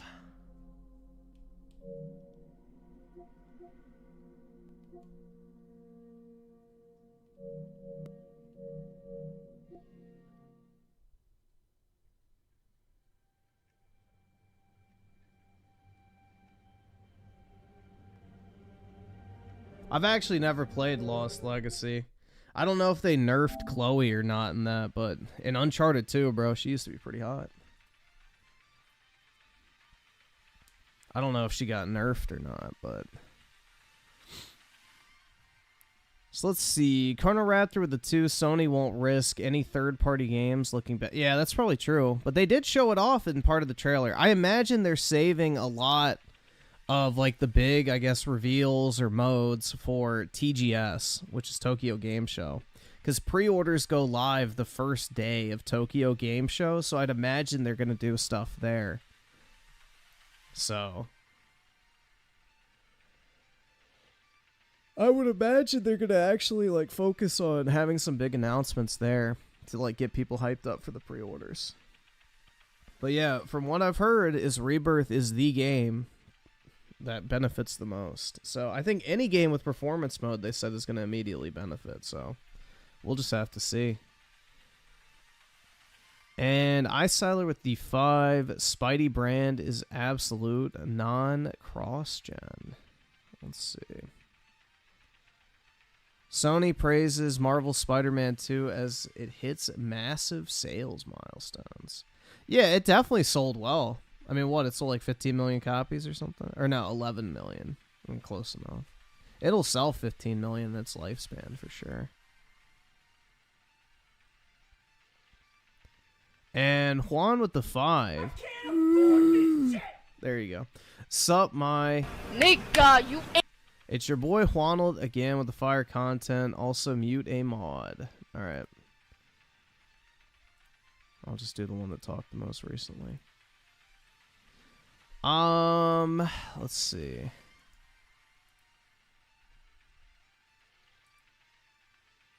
Okay. Got that open. And let's see. FBI with the 3. Best part was when you died when Venom got away. Dude, that shit was so retarded.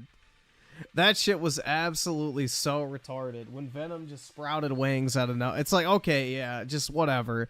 Throw everything at you at this point. I don't know. I had never seen Venom with wings in my life, so I thought they just made that shit up, to be honest. I just thought that was like some fucking bullshit. They're like, fuck, this game's not long enough. Either we didn't subscribe, flesh out the donate, Venom or get the fuck storyline out. enough, but this motherfucker has wings now. You know, that shit was just wild, bro. I don't know. At that point, I was so mentally checked out, too. It was just like anything could have happened, and I probably would have lost my shit.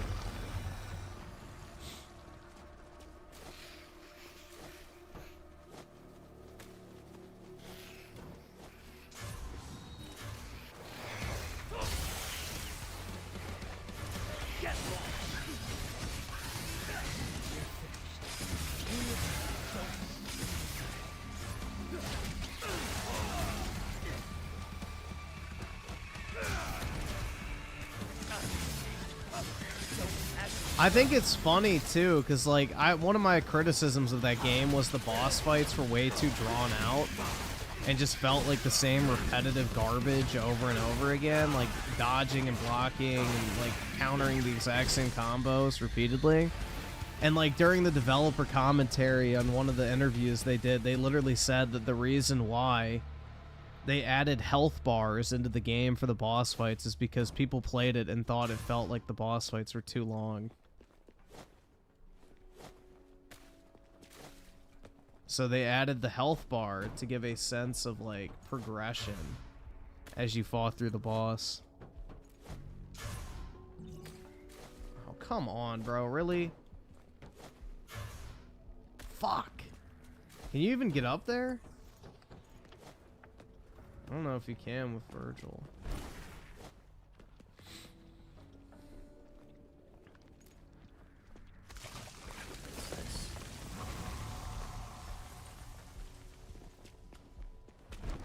I can't afford this shit!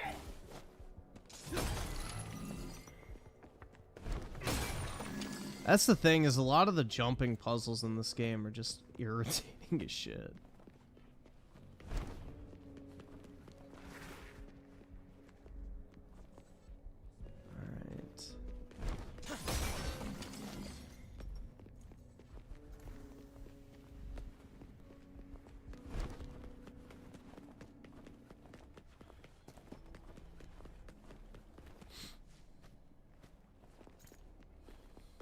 Yeah, the PS5 Spider-Man controller, even I'll admit, and I'm not a Spider-Man fan, that shit looks really cool.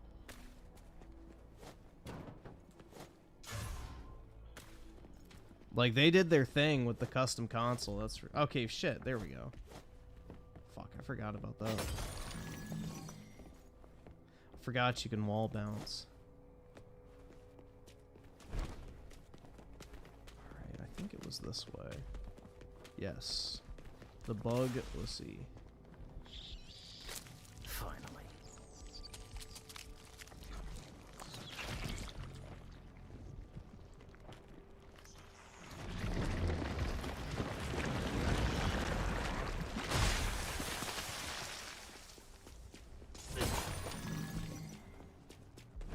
Yeah, honestly, I really like the Concord controller, which is kind of, I guess, a hot take, but not really, because it looks cool.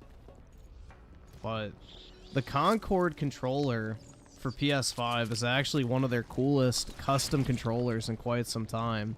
And it's also now one of the rarest and most valuable, too. Which is pretty funny. But I really like the design of that controller, so I'm glad I got 2 of them before they got delisted. I don't know how true this is, but is it actually accurate that Sony's delisting people's like gameplay records of Concord? Like, apparently it doesn't appear on your like played games or anything like that anymore. On, I don't know. I saw something where it was like they're going into people's profiles and erasing Concord from it. So I think if you have the trophies, they still show up, but I don't know. They're like removing any mention of it.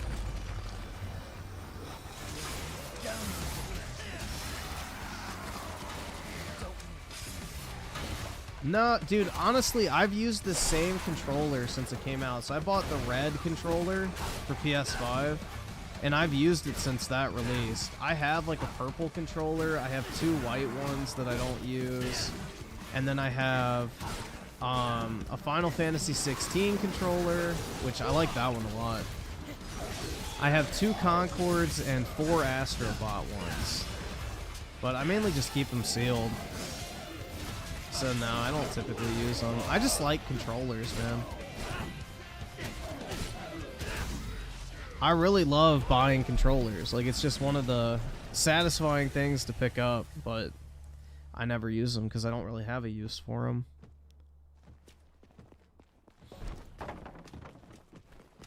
Well, the thing is like the Astrobot controllers I think are selling for like 100 plus. The Concord controllers I think are worth like what, 300 bucks. So I made money on those. And then the Final Fantasy 16 controller I think is over 100 now. So they go up in price if you don't use them. So if I ever want to sell them, I can. But I just like, I don't know, man. It's like, you know, controllers are just cool. I really wish I would have bought that Gears of War Elite controller, but I did not. I have the Master Chief one, though.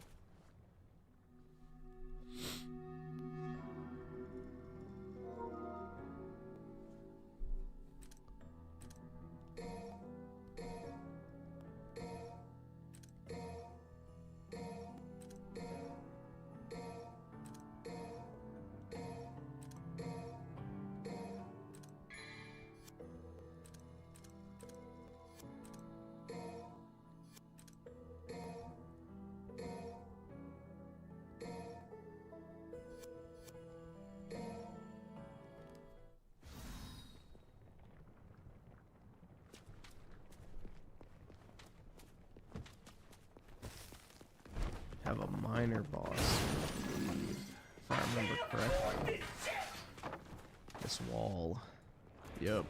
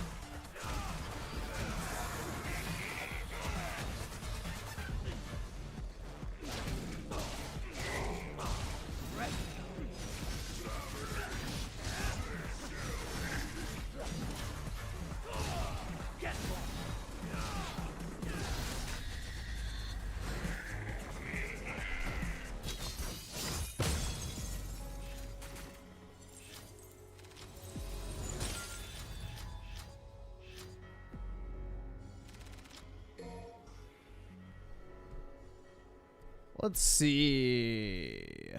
So one to cash with a 5. Griffin, can we watch a 16-minute video for later? Men playing video games is making modern women mad. Yeah, we can probably check that out. Let me drop it into a tab real quick. Give me a second.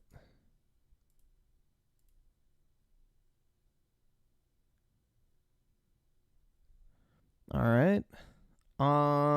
U Generation with the 5 react to. You know, times.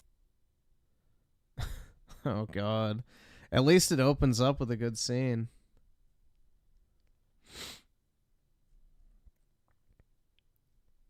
And I saw her with the 2. You will hate Nadine. I already do, man. She was awful in Uncharted 4. That was like one of the worst scenes I've ever seen in a video game, where Drake gets his fucking ass beat by a 90-pound woman. Like, that shit was so stupid. Like, that had Neil Cuckman's stink all over it. You know, he was further fleshing out his fetish of being brutalized by muscular women.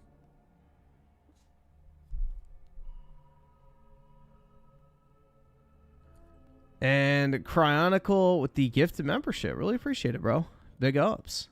Nice Seller with the 5. FBI hurt my feeling. All right, I'll mute him. There we go.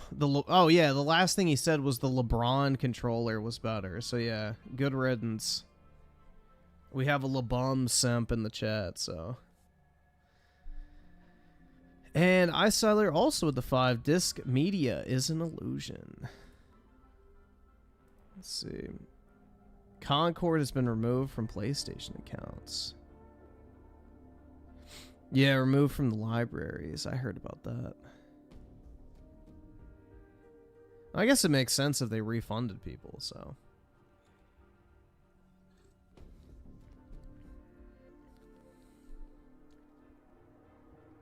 Not the worst thing, but. Yeah, imagine if they hadn't given people refunds and they just said, yeah, fuck y'all. Game's gone. That would have been a shit heap.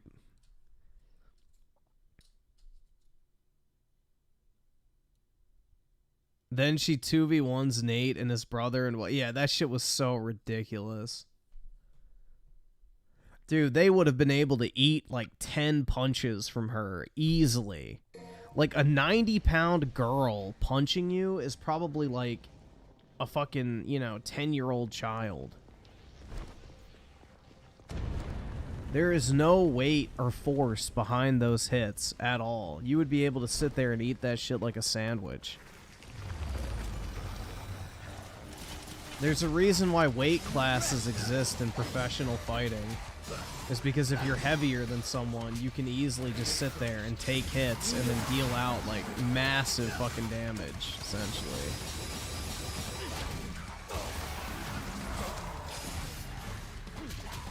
You know, it's like when the chick in Star Wars Outlaws was just, you know, one-hit punching stormtroopers through their helmets. Like, it's just comical. Like, really? Yeah, dude, it's like a chick slapping you in the face during sex. It doesn't hurt, but it kind of gets you going, you know? It gets the adrenaline pumping, but it doesn't actually hurt.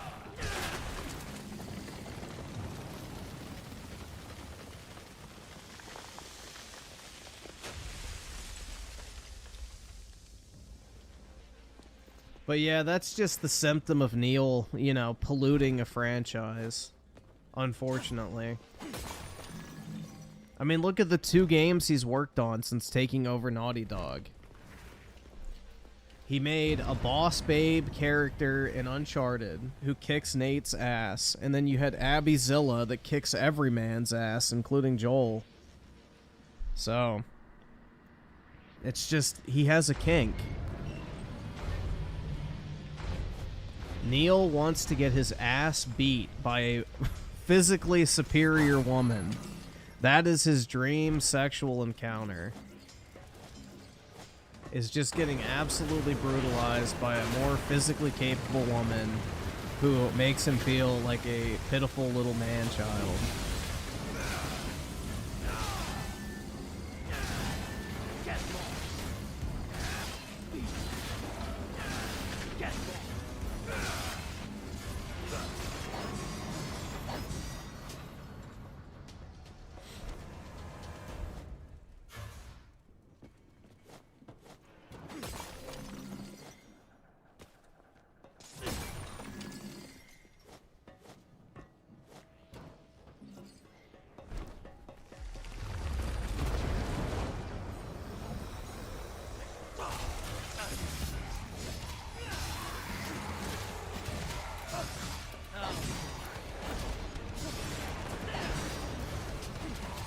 Abby, at least, is very muscular. Nadine from Uncharted makes 0 sense. Yeah.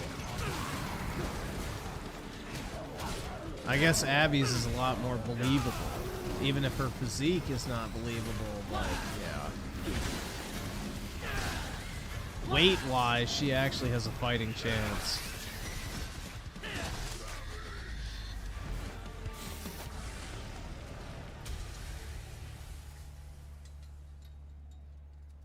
Well, dude, Neil has a massive boner for Anita Sarkeesian, so... He unironically said she's one of his biggest inspirations for how he designs video games. So... yeah, take that as you will. That's why I just don't understand the Neil, you know, simps. Like, there are people who will defend him, and it's like, why? Dude, he openly fucking hates you. Like, he genuinely fucking hates you.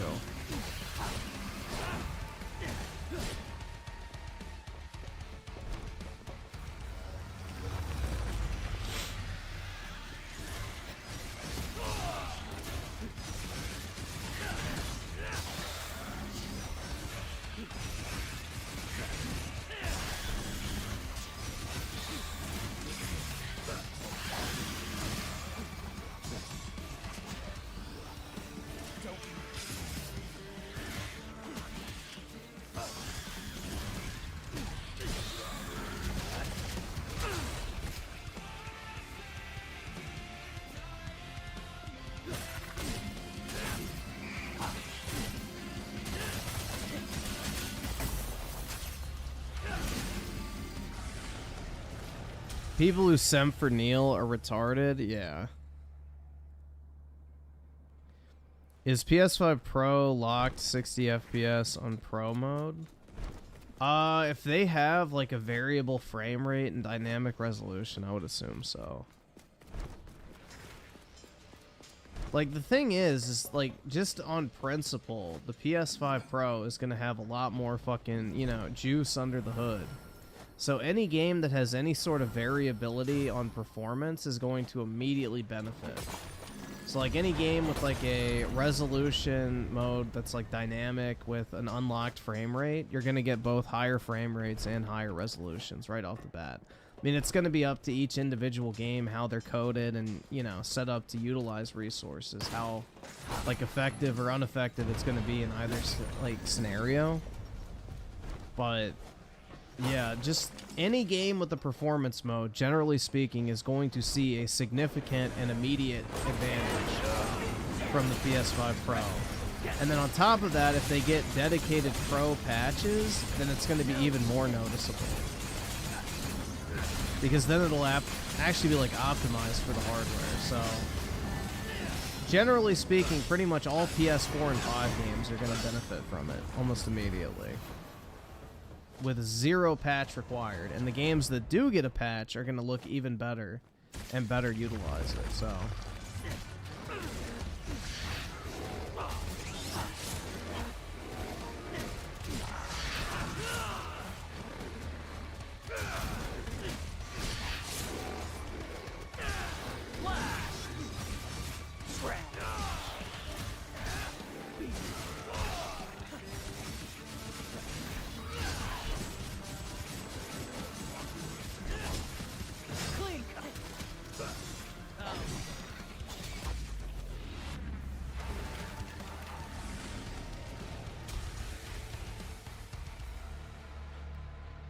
I sided with the 5. Uncharted is definitely action hero. Abby gets captured 2 to 3 times, being ambushed and bested by the BBC close to the end. Uh-oh. Is that Abby's true weakness, other than a lack of gear? The BBC? But yeah, I don't know, bro. Like, the thing is Naughty Dog definitely took a shift. Post Uncharted 3 and Last of Us 1, there is a very, very noticeable shift. Because, like, that's the thing with, like, Uncharted 2 is, like, Chloe would outsmart Drake, but it was in a believable manner. She wasn't, like, brutalizing him or something like that, you know what I mean? So it's not even like it's an issue of like the boss babe, you know, sticking it to the man, essentially. It's just, it's not believable in the newer shit. The suspension of disbelief is way too high. And that makes for bad fiction. Especially fiction that's somewhat grounded in reality.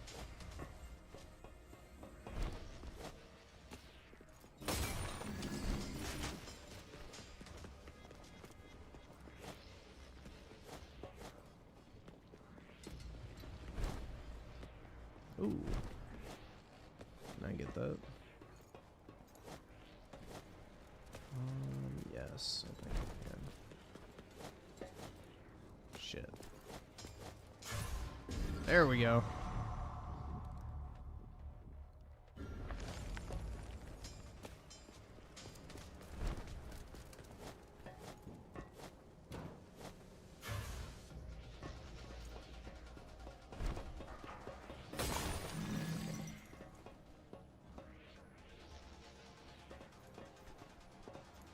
Bruce Straley was holding back the floodgates during Uncharted 4, then he left after that, and Neil fully took over. Well, see, even Uncharted 4 is like a massive departure, because once Amy Hennig left, it was like just... Dude, Uncharted 3 should have been the final game, honestly, because, you know, the whole brother narrative was completely retconned. Drake at no point in the original trilogy was ever hinted at as not being an only child. Like, he never mentioned having a brother or any other sort of family other than his mom and dad. Not a singular mention of a brother, but yeah, let's retcon that. And then, you know, of course, they made his entire lineage die with him. So, yeah, that was nice, too. The Drake family name will no longer live on because all he had was a daughter. Which Neil 100% did because he knows the importance of family names. So, just leave it at that. That was done as a fuck you to the fans. And it's no other reason.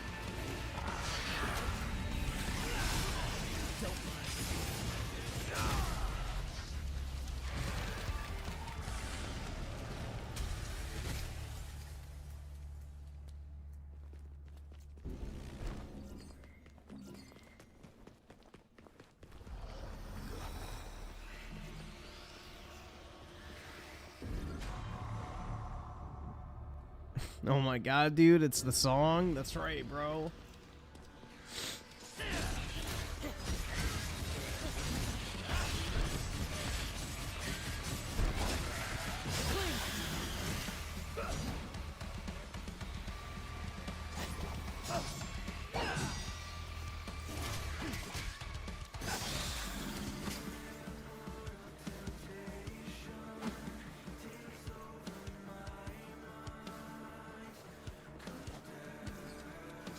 That's right.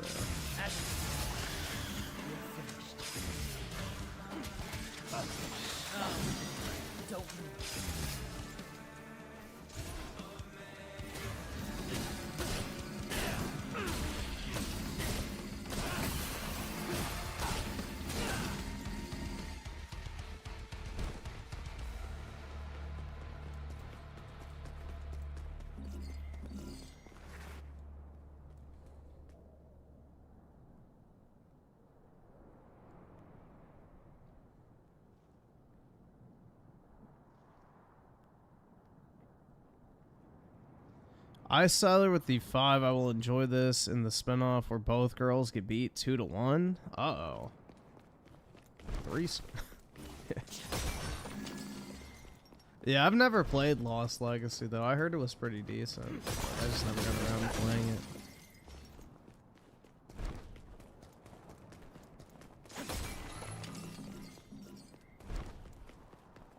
Yeah, I mean, Neil's ultimate fuck you to Last of Us fans was, you know, removing Joel as a white man, you know. Don't think that wasn't deliberate.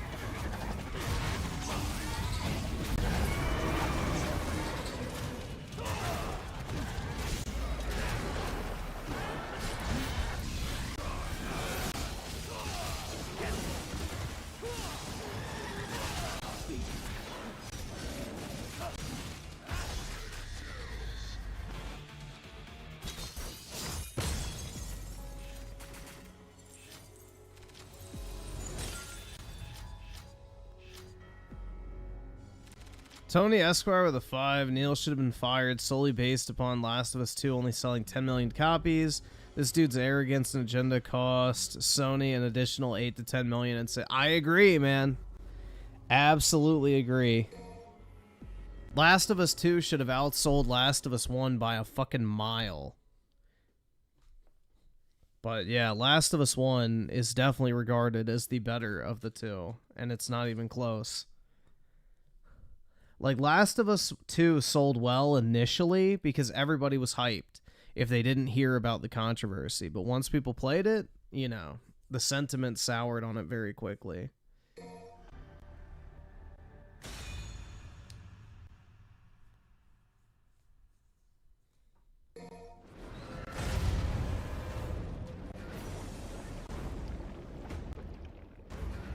Gilgamesh, dude. Hell yeah.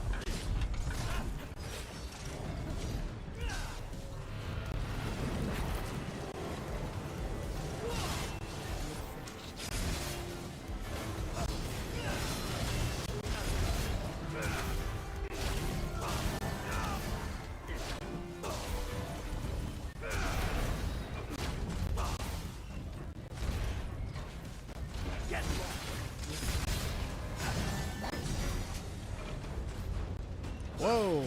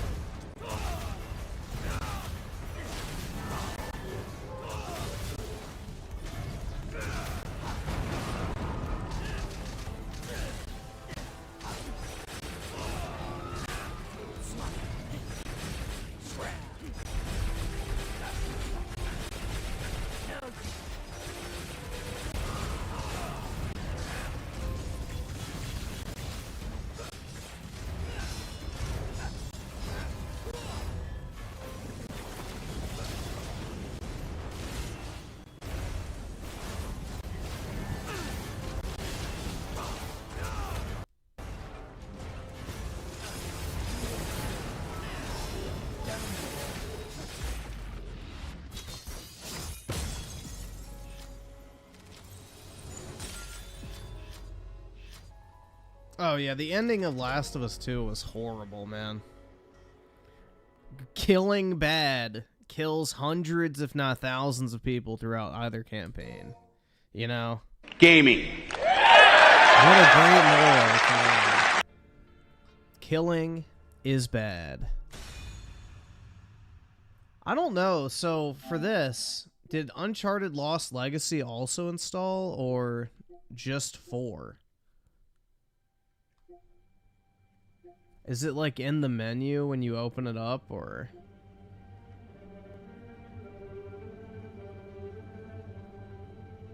Huh.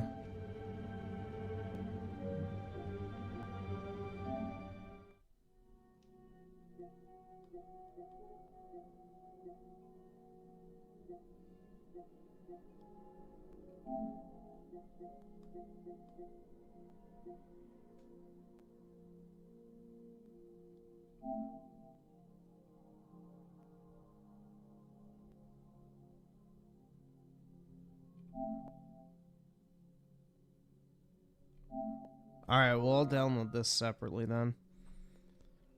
I don't know how it works, in all honesty. Just in case, I'll download both.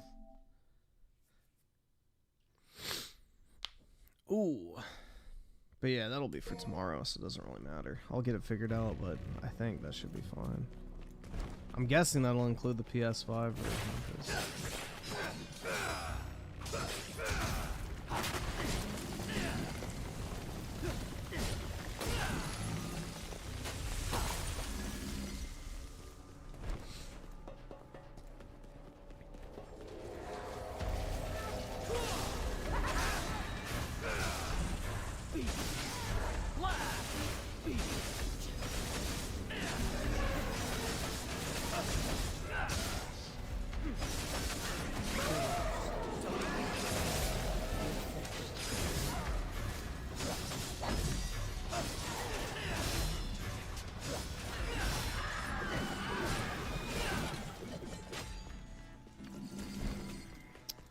See, I saw there with the 5. God of War 2018 sold 20 million overall. Yeah, that game did very well. I mean, it was something different, to its credit.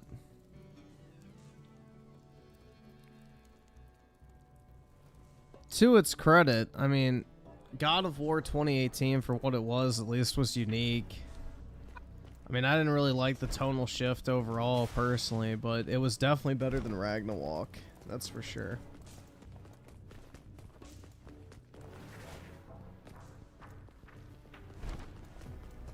I definitely think it was better than Ragnarok, but I don't know, man. I really wish Sony would just go back to the old, like, brutality of the old God of War games and just give it like that. Because the thing is with God of War, like 1, 2, and 3, is like they didn't have that massive AAA budget that games have now, or the marketing push. So like if they would make a game like the original God of Wars and give it that same amount of marketing they gave God of War 2018, it would probably do insanely fucking well. But I don't know. Modern Sony's not interested in those type of games, unfortunately, because they think they need to play it safe on everything. But if they would actually make like gameplay experiences again instead of like these pseudo movies, and then actually advertise those games, they'd probably do well.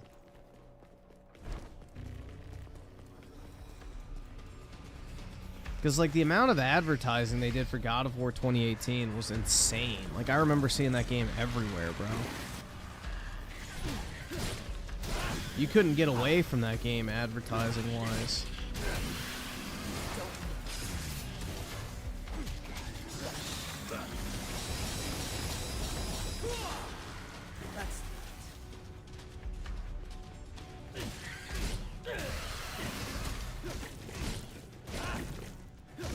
How many copies has Ragnarok sold? Like 10 million, I think?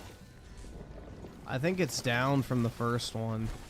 And the thing is, too, is they didn't bundle God of War 2018. They bundled Ragnarok almost immediately. So Ragnarok sales include bundles across 2 consoles. So I don't think that game did anywhere near as well. Now, granted, it was literally just a DLC, so it probably didn't cost as much to make, so.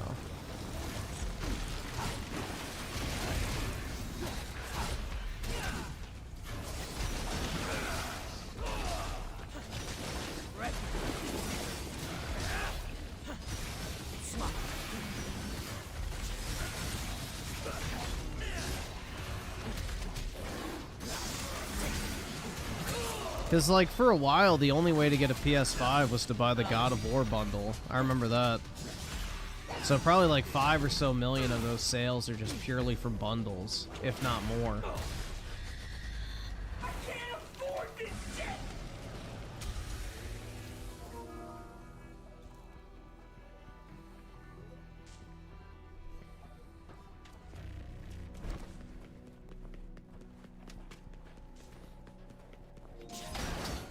Can't install.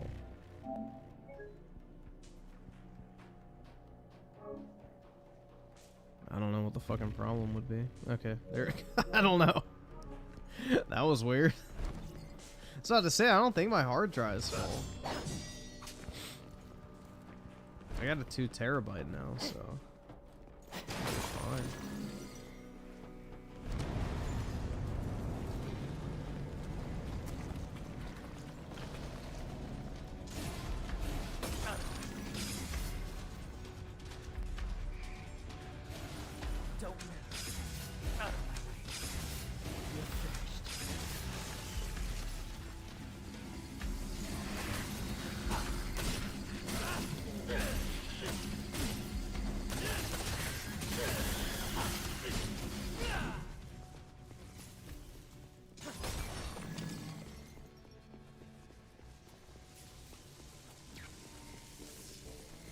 Yeah, I got a 2 terabyte SSD for like 140 or 50 bucks on sale or not recently, but it's in the link. Let me see. I can check real quick.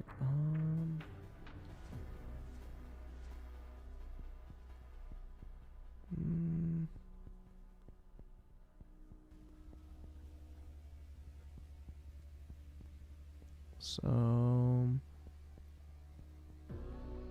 God of War, where is it mentioned?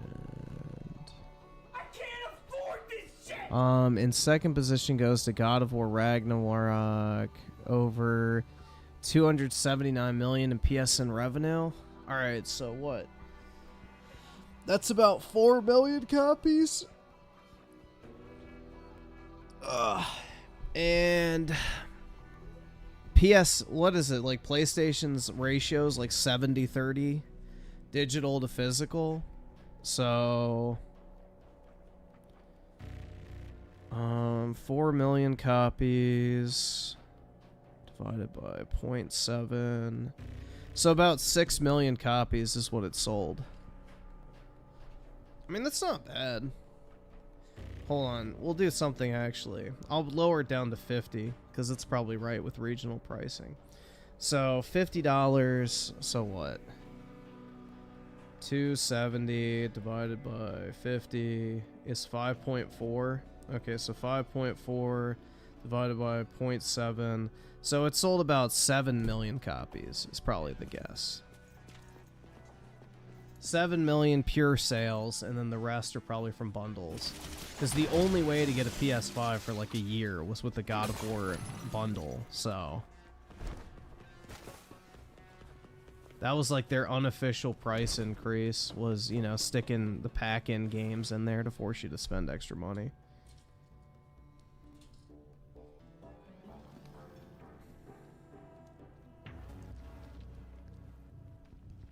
Yeah, Last of Us 2 didn't have bundles. And that, what, sold like 8 to 10 million, so that would line up with God of War as well.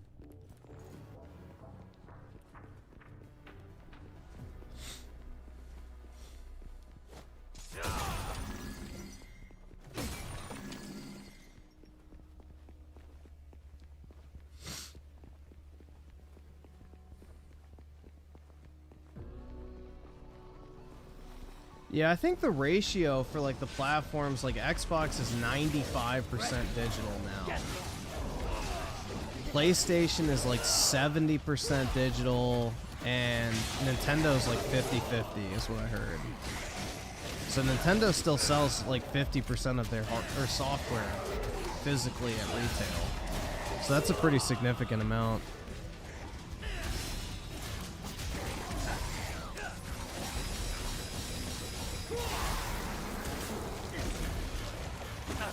But again, like God of War Ragnarok, I cannot imagine was an expensive game to make in comparison to 2018, because they already had the engine done, they already had the assets done. It was originally just supposed to be a story DLC that they stretched out to a full game.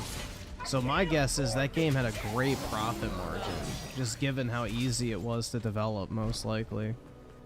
Also, it was a pretty short dev cycle too, like what, only 4 years? 3 years? I don't know exactly, but... relative to God of War 2018, it was a way shorter dev period. Because what, they had 8 years in between God of War, or I guess Ascension would count. So 6 years in between Ascension and God of War 2018, and then only 4 years between 2018 and Ragnarok. So it's about half price, just in dev cost. I just really wish the boss fights in that game weren't so fucking disappointing, man. I could overlook a lot of the other issues if the boss fights were at least memorable and you got to like just brutalize the gods, but no. You have a fucking midget with a hammer crack Odin's mind marble. Like, what the fuck? That shit was so disappointing.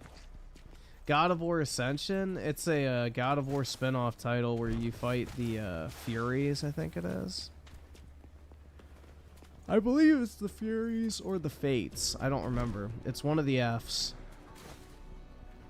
Don't quote me, but they're women. That's all you need to know. You beat women.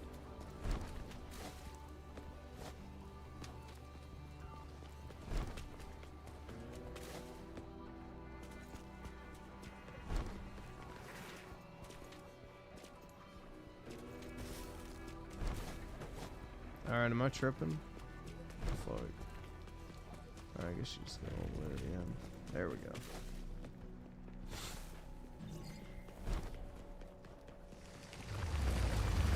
The Furies? Alright, yeah. I was right the first time. But it had a multiplayer too, which was actually kind of fun. I liked it.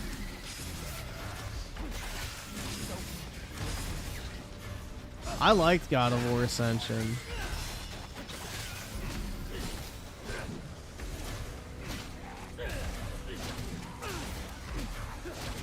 Also, if you bought God of War Ascension, you got the demo for The Last of Us. I remember that too.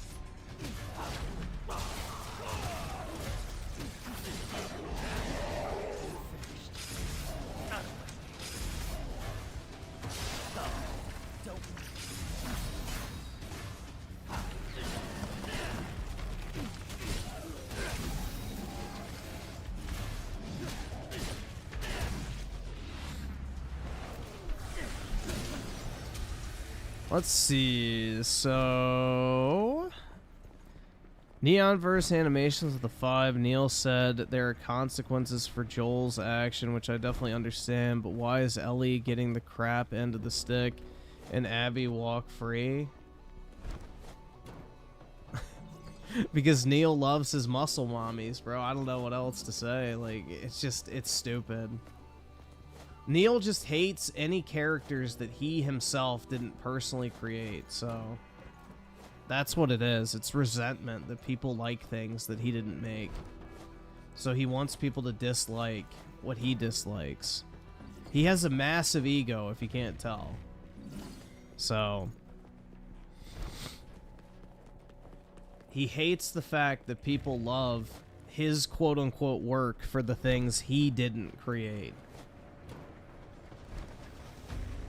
Like, who's everyone's favorite character in The Last of Us? It sure as shit ain't Ellie. It sure as shit ain't Abby. It's Joel.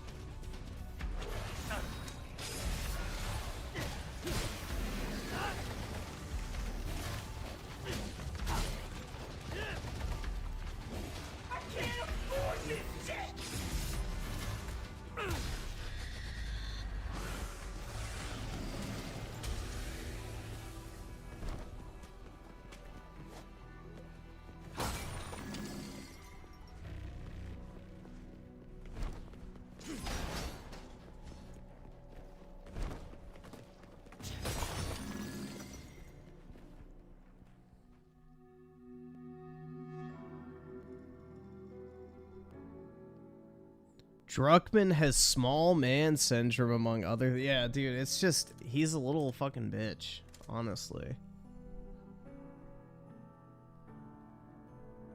Like, he's just a sad little man.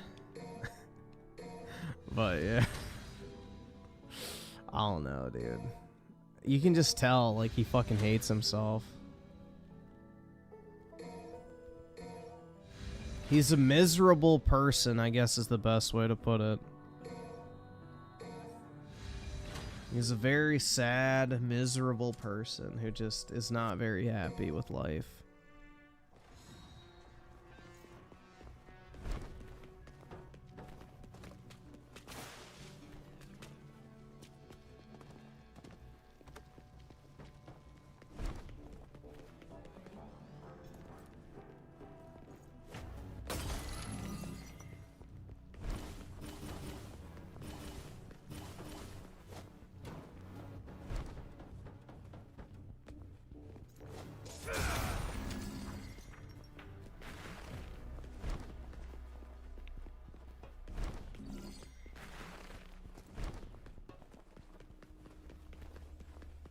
Let's see. So Tony Esquire with the 5. What's so hard about making games like Rebirth, Astrobot, DMC, and Stellar Blade? Who was in the boardroom when Concord was pitched seriously? Well, a lot of them got fired. Like, I'm guessing Jim Ryan was one of the big decision makers on that. But yeah, that whole Sony live service shift has been one of the biggest fucking L's that they've taken in decades. I'm miserable? Nah. I'm pretty neutral for the most part. I wouldn't say I'm miserable.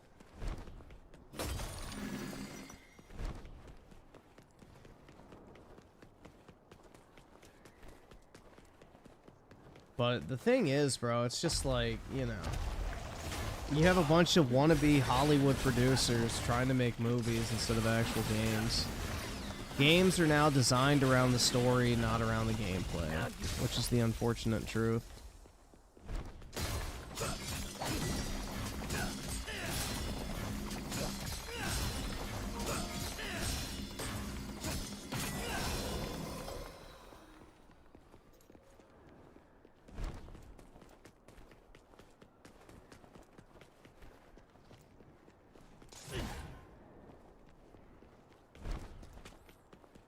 And also, Tony Esquire with the 5. Say what you want about Nintendo. They've never forgotten who got them to the top of the mountain. The fucking customers and fans. Fuck Neil Druckmann and Phil Spencer.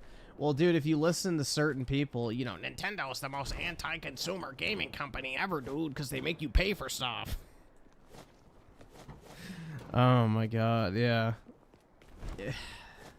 I don't know how Nintendo is anti-consumer. Nintendo sells you something, and that's exactly what you get. There's no fucking bullshit.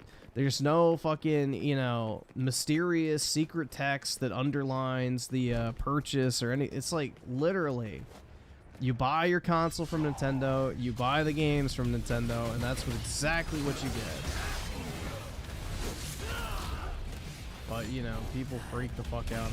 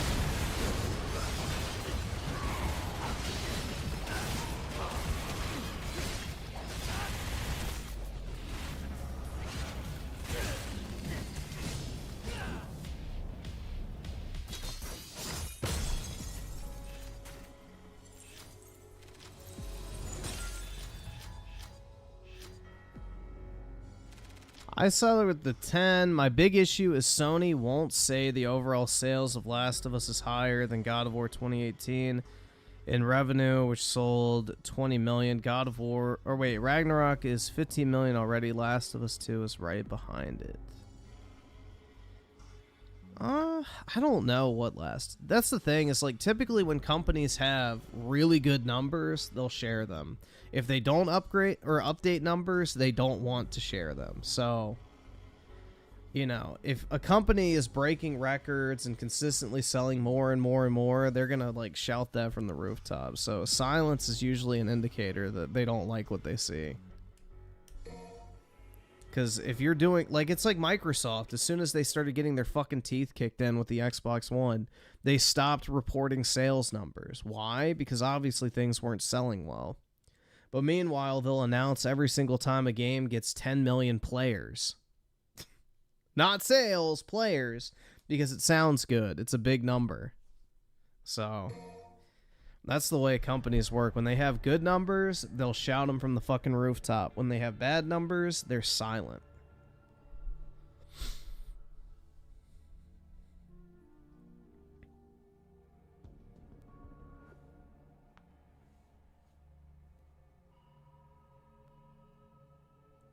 Switch 2 better be feature packed like the Vita and PSP.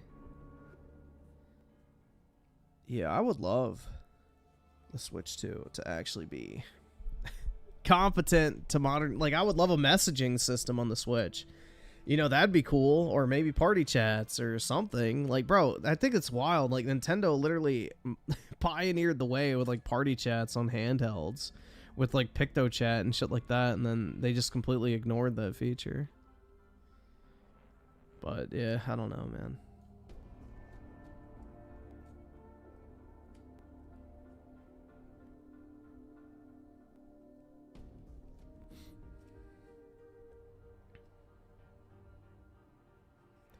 I would have fired Jim as soon as he put the first ever PlayStation game on PC. I don't, dude, that's not a big, like, I don't understand why people harp over that, honestly.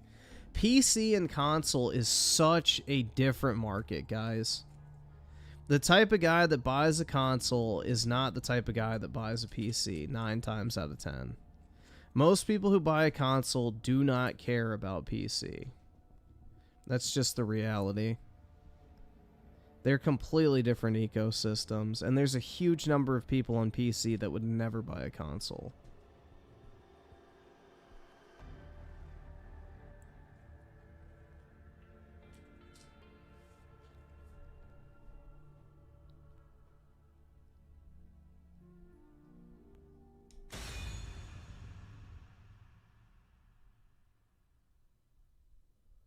I wish Jim didn't CEO, but the other guy that wanted more shorter games.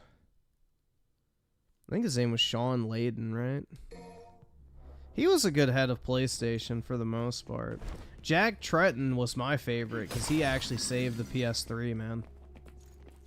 Jack Tretton is the guy that, you know, saved the PS3 and then launched the PS4. He had his fucking head in the game, man. He knew what the fuck he was doing.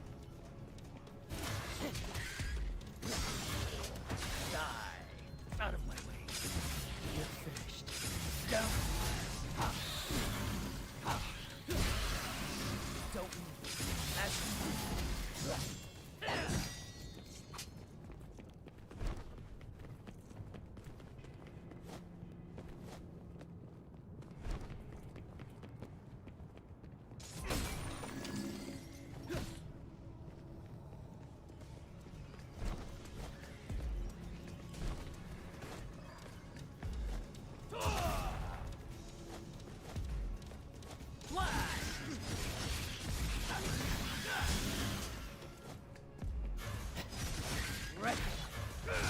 Get lost.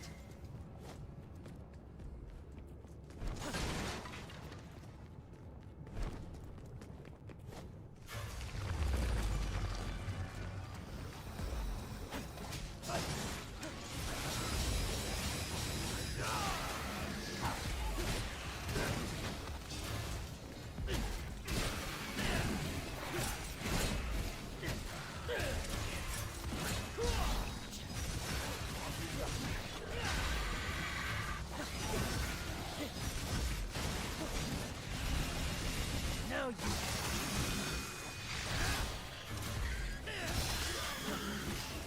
Out of my way.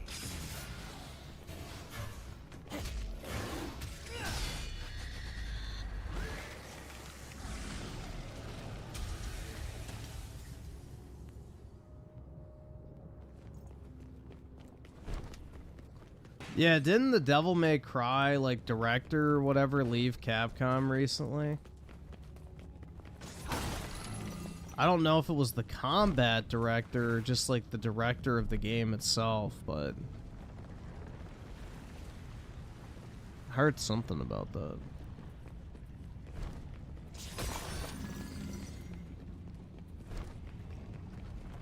Dude, I just wish we would get, like, smaller budget games again.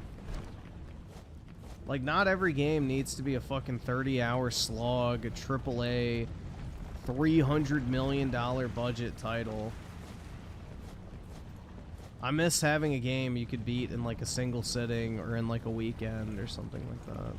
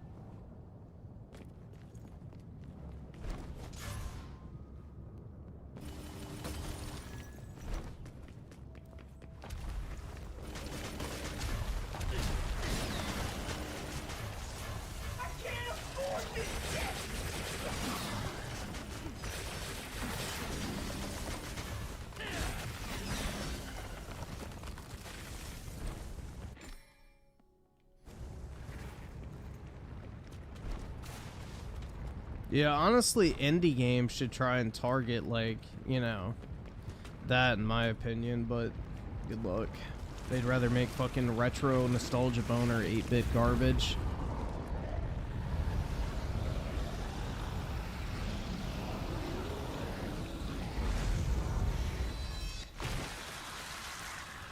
Unfortunately.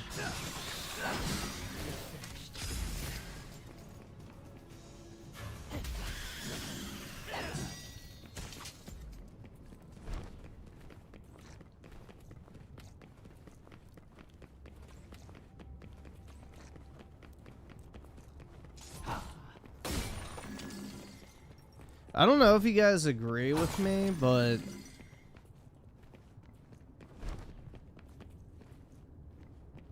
I don't know, but this may be controversial, but Square Enix, I feel like, is more of a genre of game than an actual publisher, if that makes sense. Like, they feel more like their own kind of genre of game versus like an actual, like, you know, publisher of games. Because, like, there's so many just common, like, trends and, I guess, just commonalities between all their games.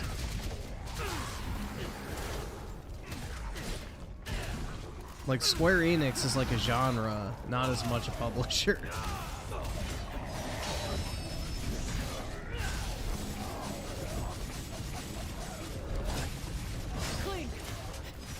Like, their brand of JRPG or just RPG in general is so distinct from everybody else's. I don't know. Because they pretty much make the exact same type of game no matter what the franchise is.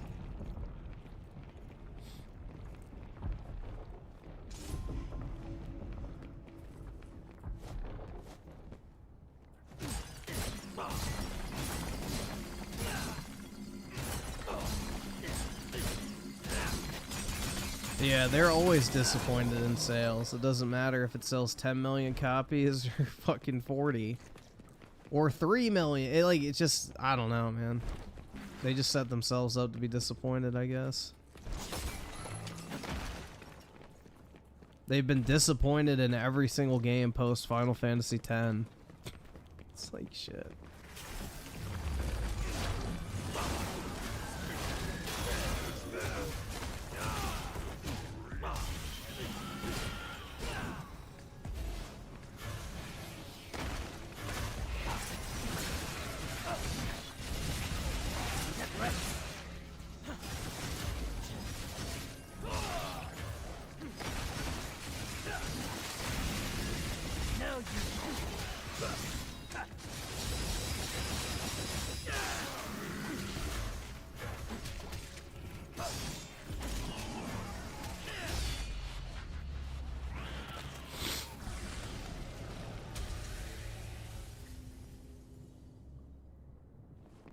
Yeah, they basically have the From Software effect, where it's like the Souls-like. They basically make their own genre. I feel like that's the case. Like, they have their kind of own, like, subgenre of gaming that you just associate with their name.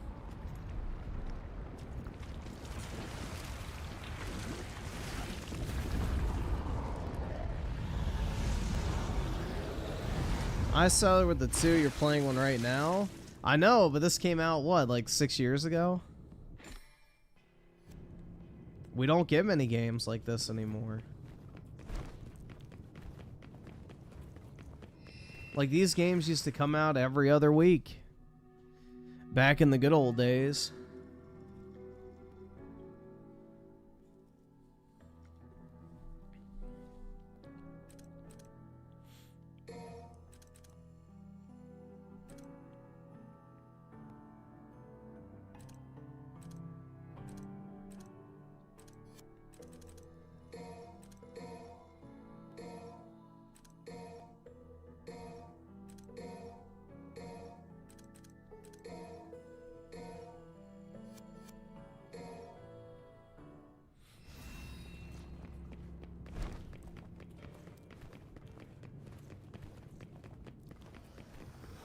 Yeah, that Phantom Blade game does look pretty fire.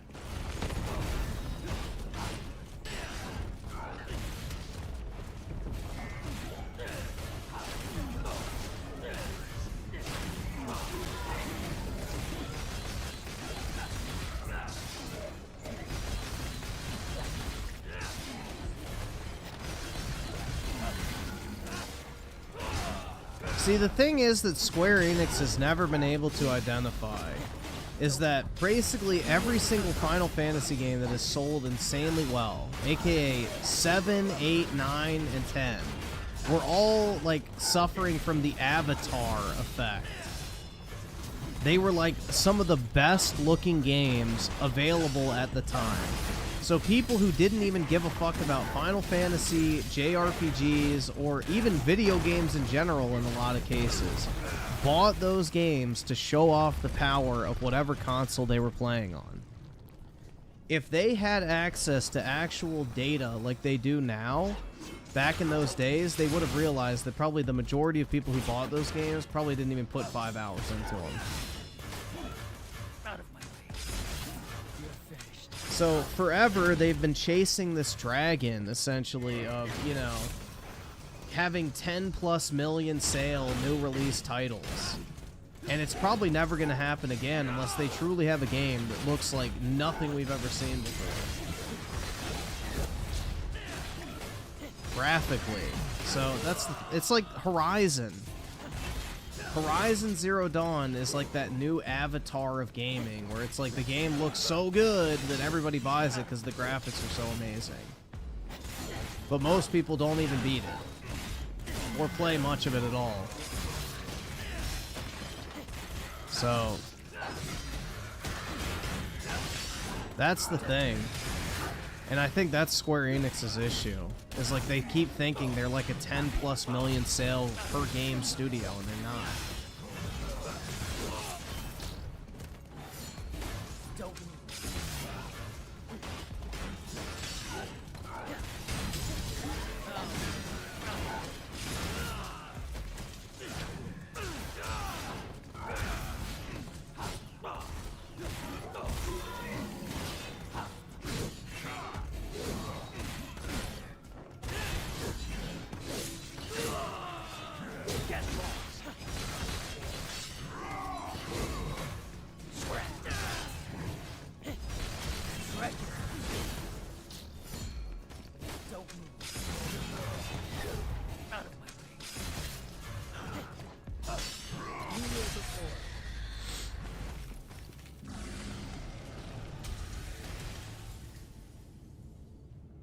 They used to make Tomb Raider, but not anymore. They sold it to Embracer Group.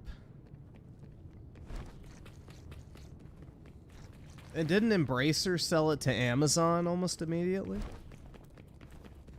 I don't know what the situation is with that, but I believe Embracer bought, you know, all of Square Enix's like Western studios, so like Crystal Dynamics, Eidos Montreal, all of those. And I believe Embracer sold at least part of the Tomb Raider IP to Amazon for like an immediate profit. Yeah, Final Fantasy 15 sold well. But they advertised the shit out of it, bro. Like, Final Fantasy 15 is another game that had a shit ton of advertising, so I don't know how much money they actually made on it, considering the advertising budget for that game was huge. Like, bro, that was another game that you saw everywhere. So, I don't know how much they spent on advertising on that game relative to their others, but it was definitely a lot.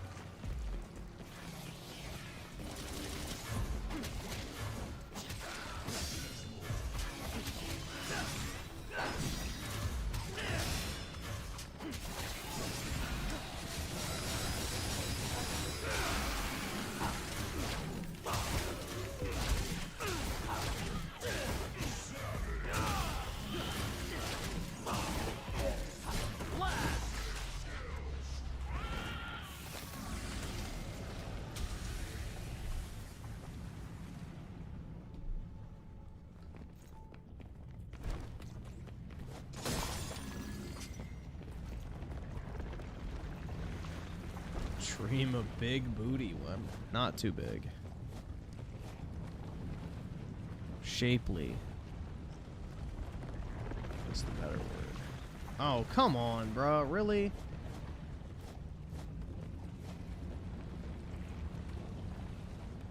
That was just hateful. There we go.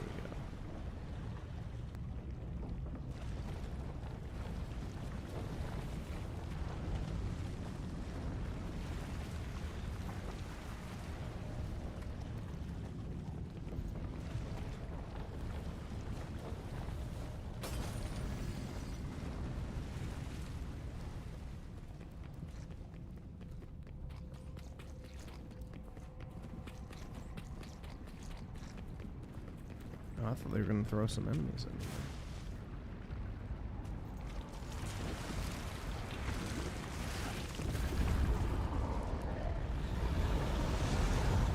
Slurp.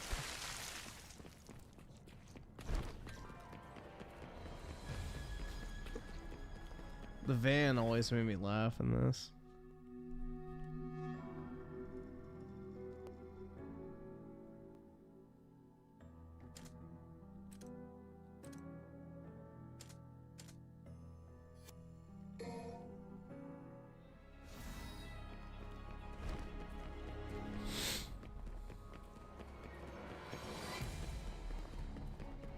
Dude, Embracer Group is a massive fail. They've completely shit the bed on pretty much everything they've touched. All because they overspent and they counted on that Saudi money. Alright, what the fuck? Is this a dead end?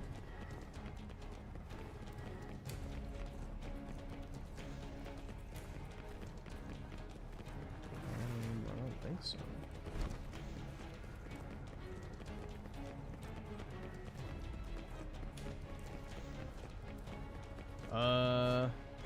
What's happening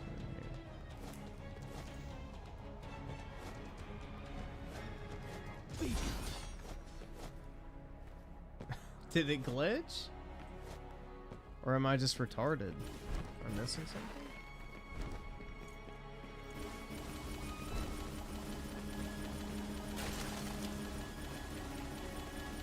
Oh, you gotta go back the other way? Okay. That's weird.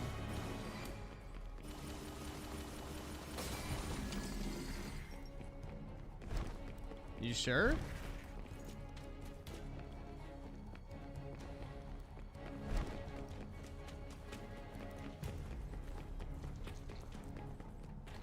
It was to the right of the van. Oh, okay, shit. Yeah, I did not see the...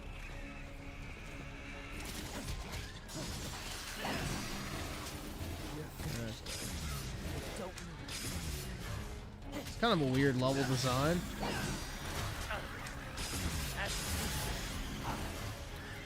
Oh, shit.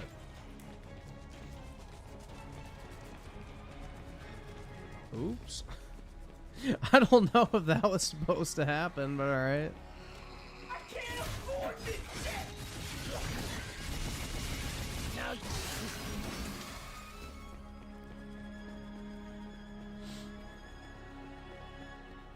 Hopefully that was a shortcut. Yep, looks like it.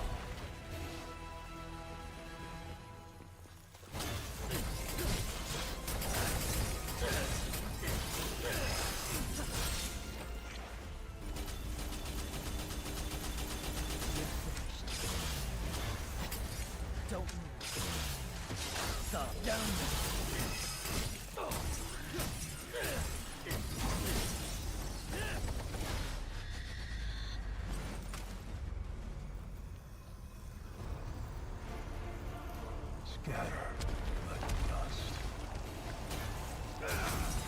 Witness the true power. I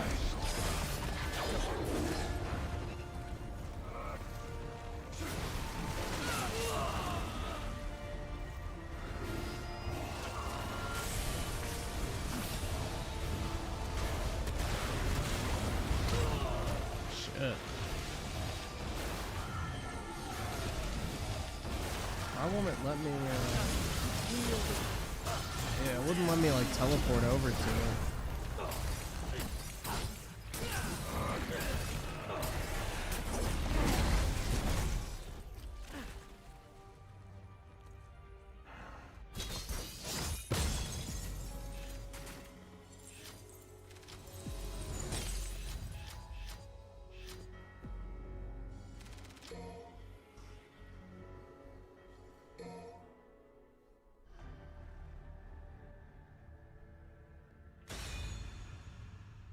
Am I pregnant or fat? A little bit of both, man.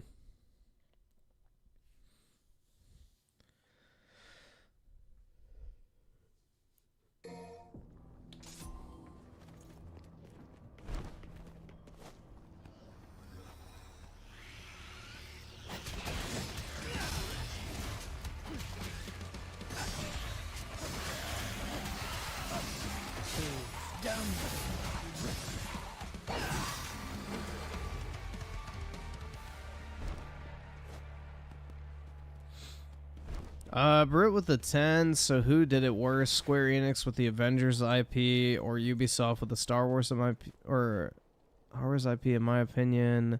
I think Square, since Avengers is more mainstream. No, it's not. No, it's not. That is a very common misconception. Absolutely not. Star Wars is a way bigger IP than fucking Marvel. Maybe not nowadays because Disney ruined it, but back in the day, it definitely was.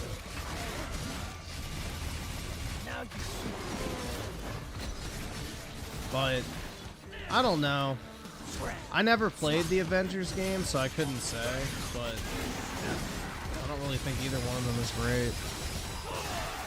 I mean, from the little bit of gameplay I've seen from the Avengers, the gameplay at least looks varied instead of just punching a fucking stormtrooper in the head.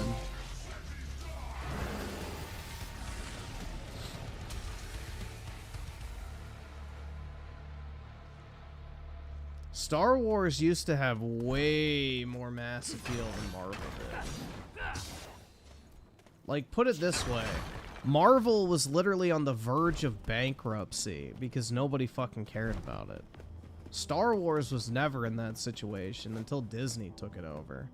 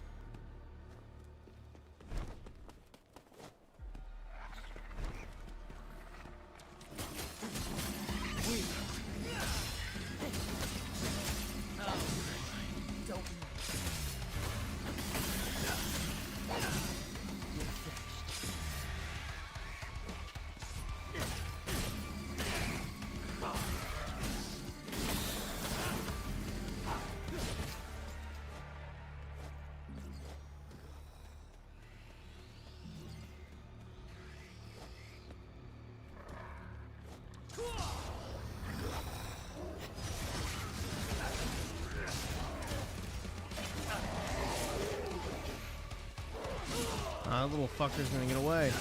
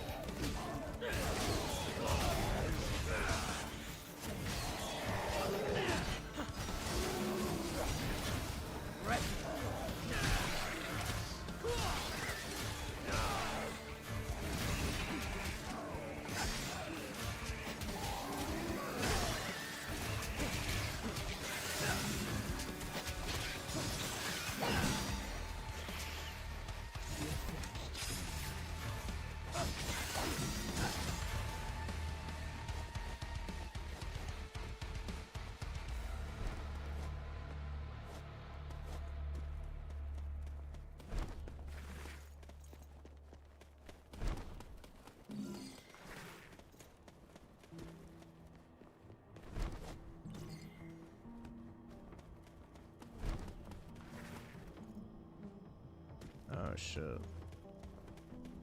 Did I miss my opportunity to get that big ass red ball?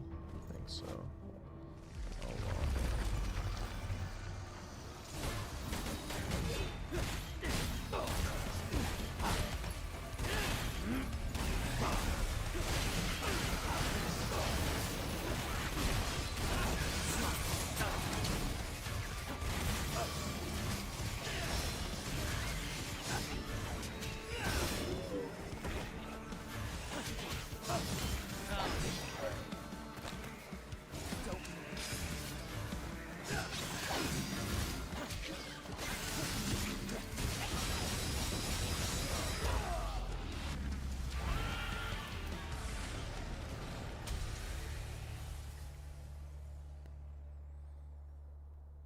I'm pretty sure more people will watch the next Avengers movie, the next Star Wars movie. Yeah, because they ruined it. But I mean, what is the next fucking Marvel movie? Most Marvel movies lose money now, Britt. So the only movie recently that Disney has put out in Marvel that's actually made money is that Wolverine movie, and that's it. But even all three of the Disney Star Slot movies made more money than that at the theater, so...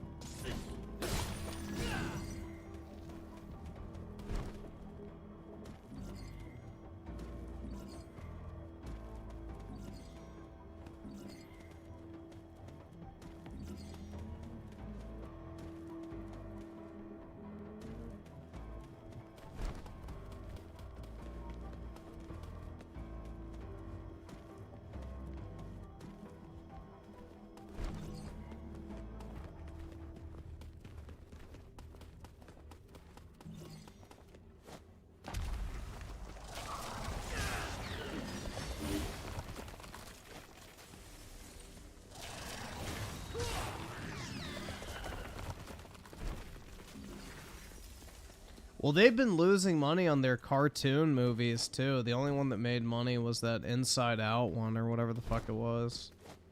Everything else they've been losing money on, too. So, Disney's been doing really shit recently.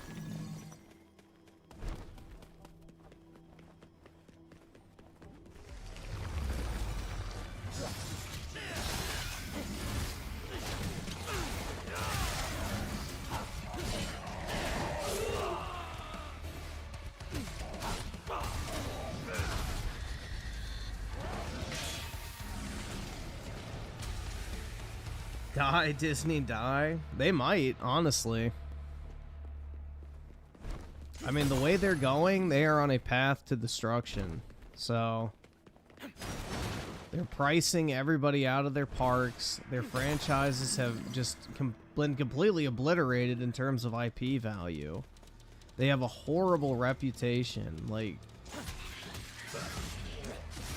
And they've, like, isolated so many people of their, like, what should be core audience.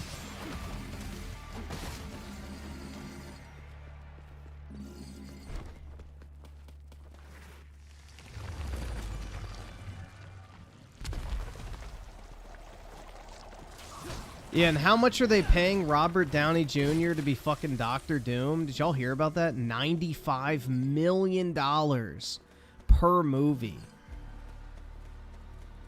95 million per movie, dude. They are desperate. Like, they're fucking desperate at this point.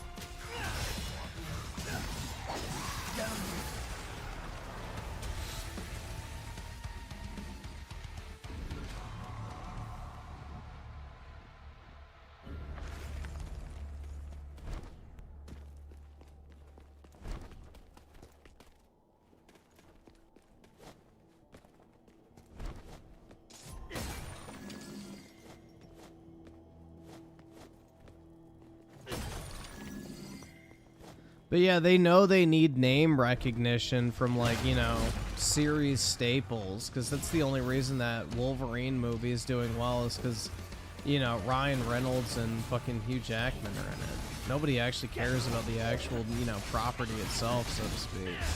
It's just the name recognition of the people in it.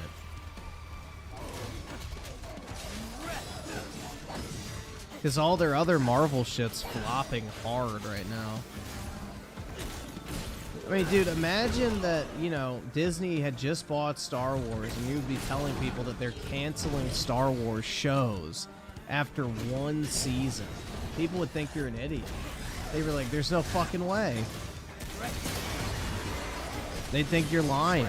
No one thought Disney could find a way to lose money on Star Wars. And they did.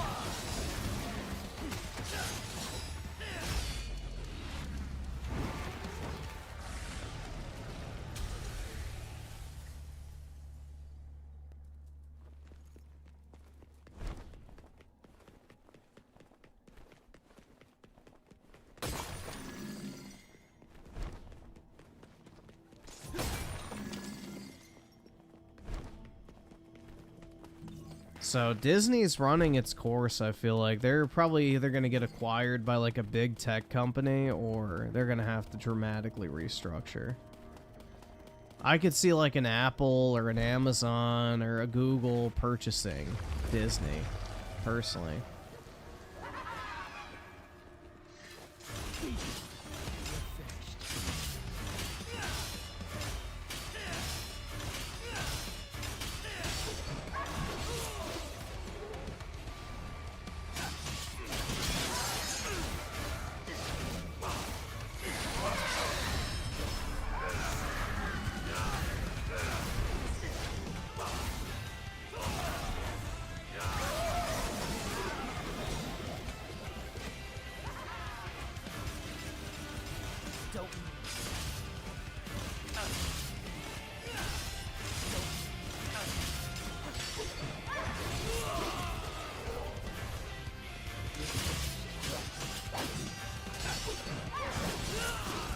Yeah, I'm definitely not a Disney adult.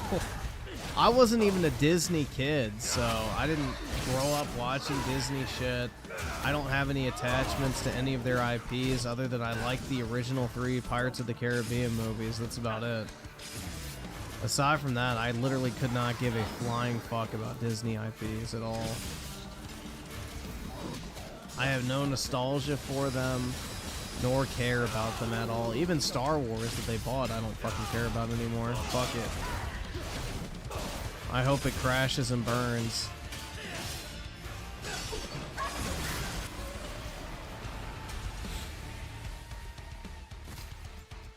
I didn't watch any of the kids' channels primarily.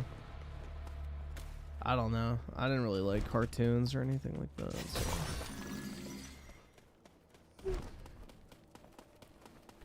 Griffin never played KOTOR. Yeah, I never did.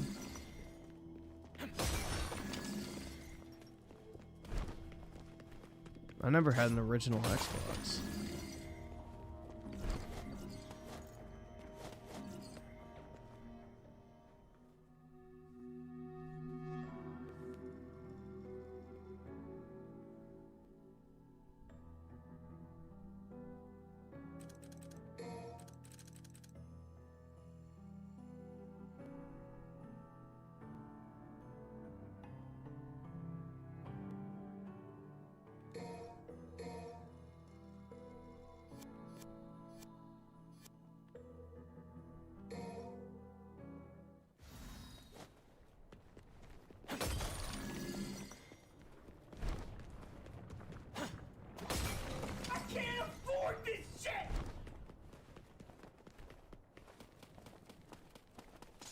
Yep, no Xbox. I had a GameCube, a PS2, a Wii, and a PS3 and 360 as a kid. Which I bought the 360 myself. But yeah, I don't know, bro. I just never had an Xbox original. My friend's brother had one, so I played some games on it, but not many.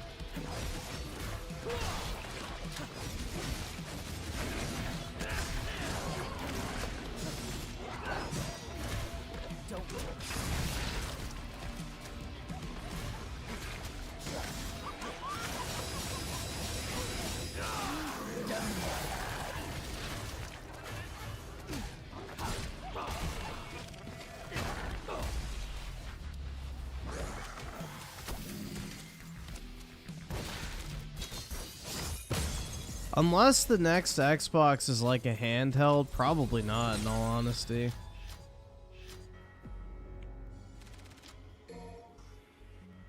I don't know, bro.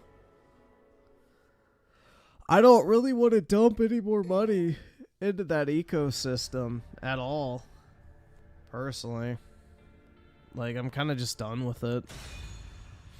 You know, I'm like an abused spouse that's finally leaving the house. I don't want to go back.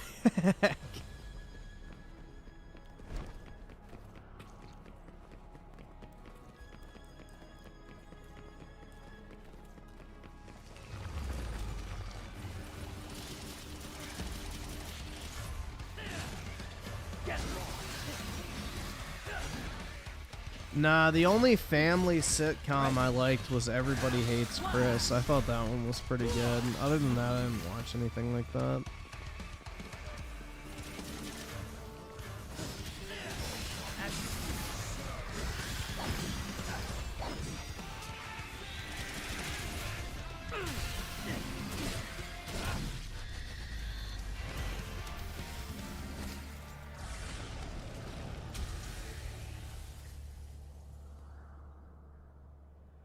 A 27-year-old saying he never watched cartoons. Jesus Christ, what a life he had.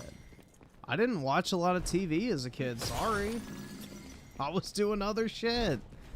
I'm not a big TV person. Like, I hated the fucking Pokemon TV show, but I liked the games and the cards. Like, I guess I watched the Yu-Gi-Oh show, but not, like, religiously.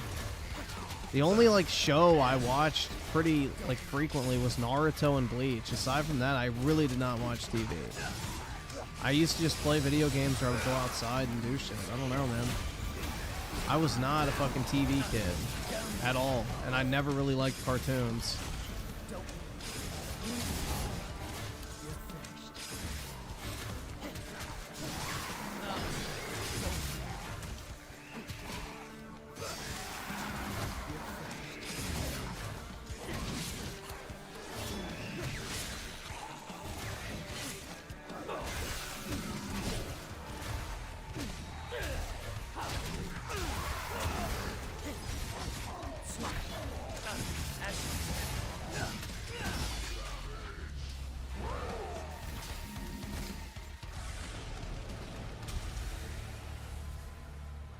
I don't know why you would think watching cartoons is like some life-defining event. Like, it's not.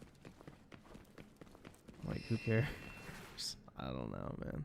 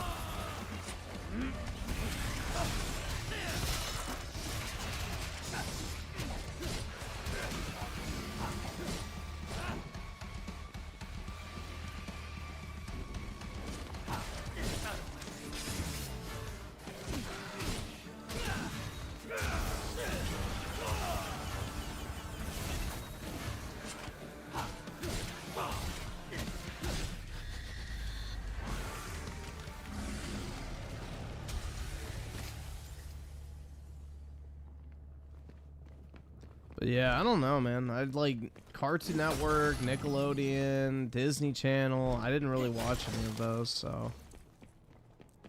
Like, for example, I absolutely hated the fucking SpongeBob show. That shit was so irritating. I hated his voice, bro, with like a passion.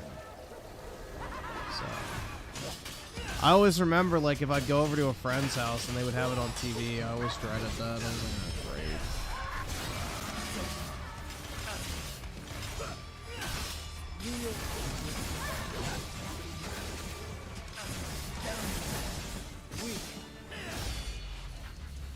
The only, like, cartoon show I guess I didn't really mind that much was, The Courage the Cowardly Dog one. That one was alright, but I didn't watch it like in my own time. But I didn't mind that one. That one was okay.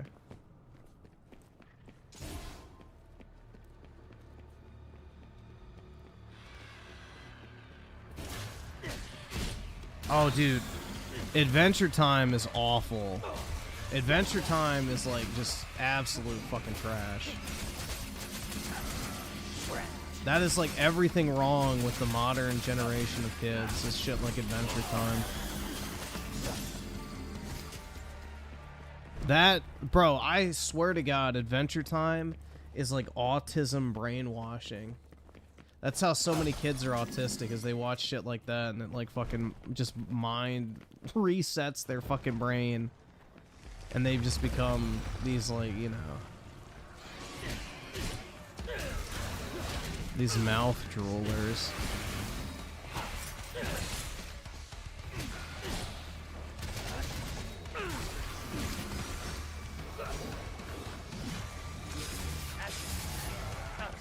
Yeah, it's like leftist propaganda for kids, basically.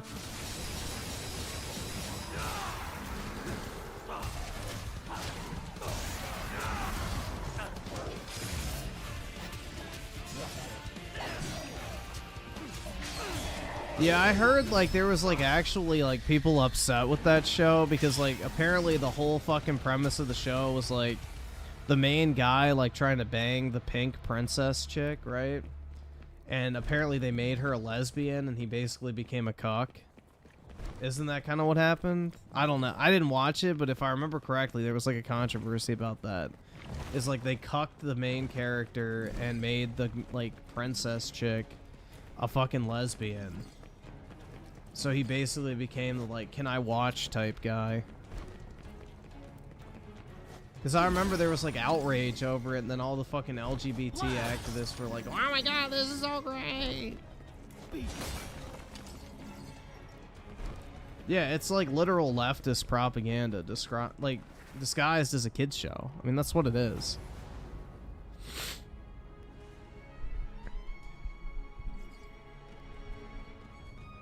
It's left-wing propaganda for children.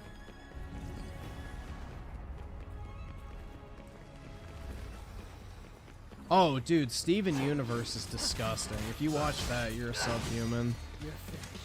You don't deserve basic rights.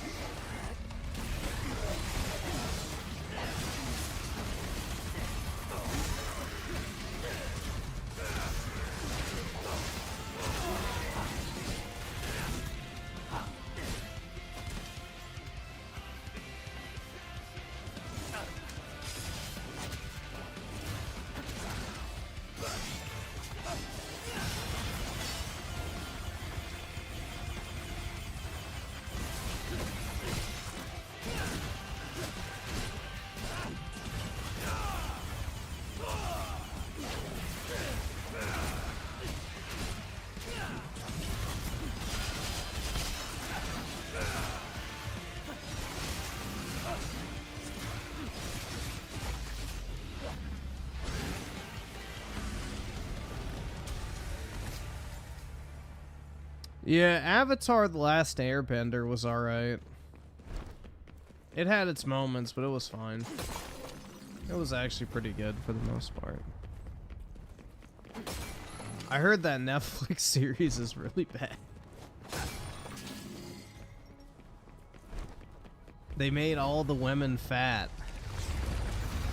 Like round-faced Asians. Like, how the fuck do you... Like, bro, first of all, like, I'm not trying to be hashtag racism here or anything, but dude, Asians are like the most traditionally non-fat race of people on planet Earth. But every single Asian girl in that show is a fucking fatty? Like, why? Bro, you literally had to, like, look for fat Asian women. It's almost impossible to find.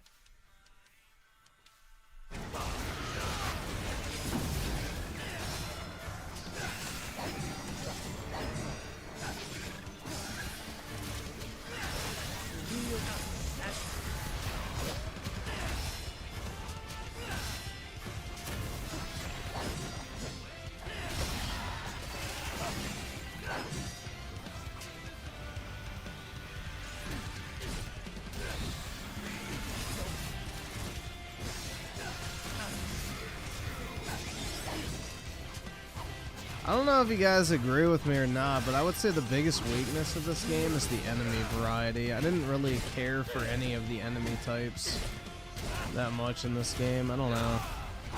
The enemy variety is kind of lacking in this.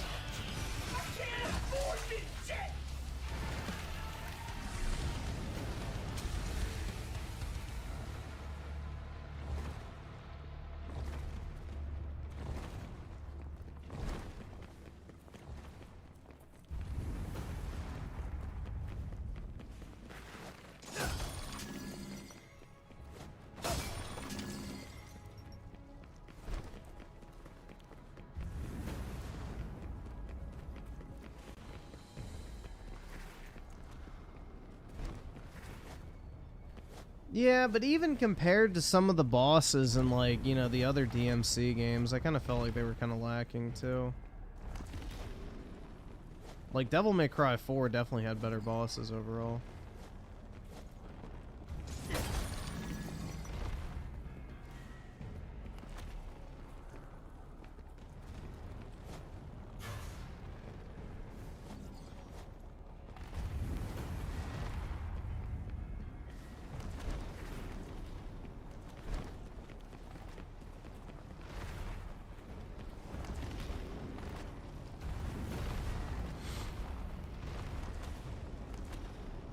No, dude, Family Guy is so bad after Season 3. Family Guy used to be good, but then they ran out of ideas and it just became dog shit. And they kept doing those stupid fucking cutaways to, like, 90s and back, like, references, failing to realize that their primary demographic is, like, 14-year-old kids. So, yeah, like, dude, they just became obsessed with the shitty fucking cutaway gag. And they made it like shitty fucking like 70s and 80s and 90s references that most people don't even know what the fuck they are.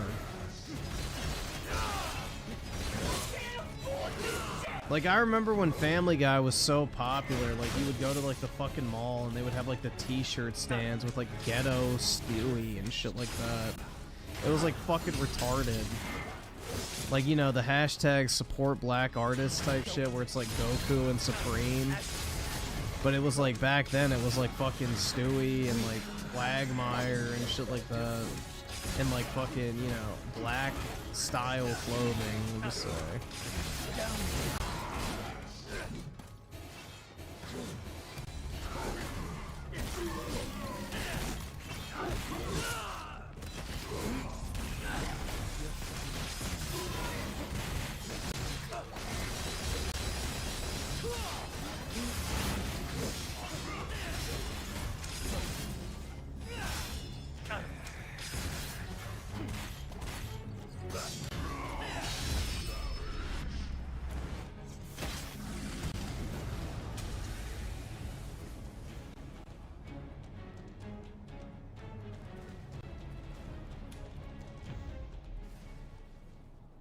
Let's see, so I sat there with the 5. We only had one Wolverine and several Batman and Supermans over the year. Hugh Jackman is legendary. Bro, I will never understand dropping Henry Cavill from, or Cavill, however the fuck you say it. Doesn't matter. Dropping him as Superman. That was the dumbest decision in the history of the entire movie industry I've ever heard of in my entire life, bro. That motherfucker is literally Superman in the flesh. Like, he looks exactly like just what you would default to is like, yes, that is Superman. That was the dumbest decision ever in the world of casting I've ever seen. Like, they had the perfect person. Like, better than, you know, fucking, what, Tony Stark and Robert Downey Jr. Superman and Henry Cavill, like, together just look so, like, I don't know, man. It's perfect. It was one of those perfect castings. And they fucked him. I don't understand it. And he's like one of the best people to have in your portfolio for like the media industry because everybody loves him. Like, he's just a really nice guy. He's humble. He doesn't fucking shit talk the fans even when they shit talk the stuff that he's working on. Like, he's a very level-headed and just good fucking dude. It's weird. Like, so fucking... He must not be a leftist. That's the only explanation I can think of. Is like, you know, he obviously is not an absolute brain-rotted leftist, so they had to get rid of him.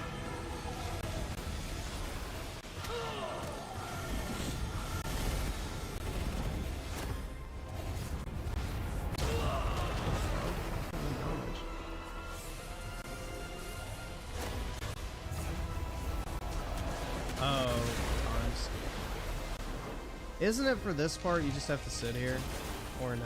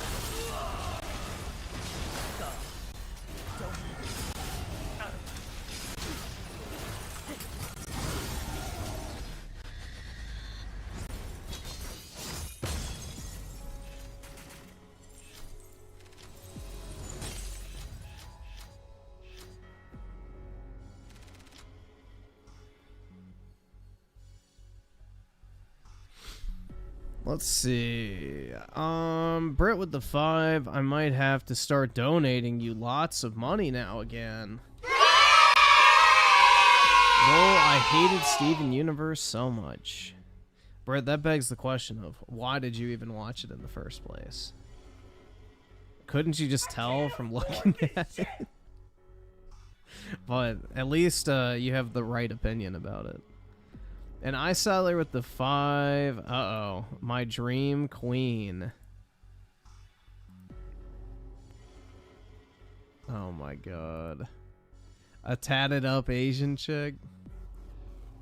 Here, I'll pull it up real quick.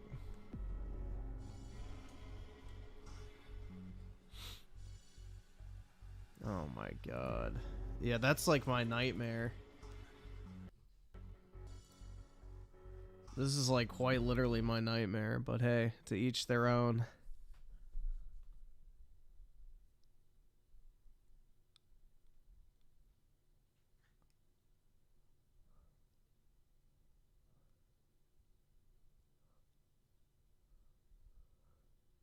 I can't do tattoos, man.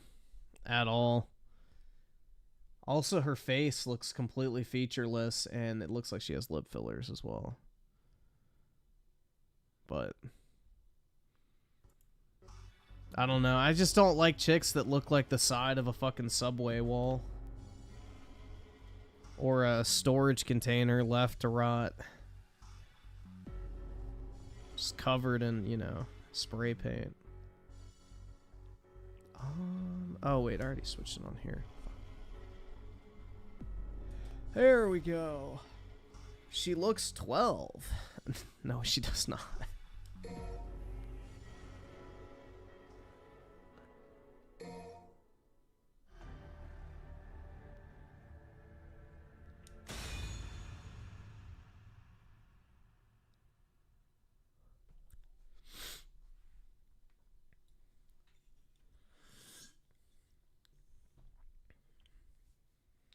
Ooh.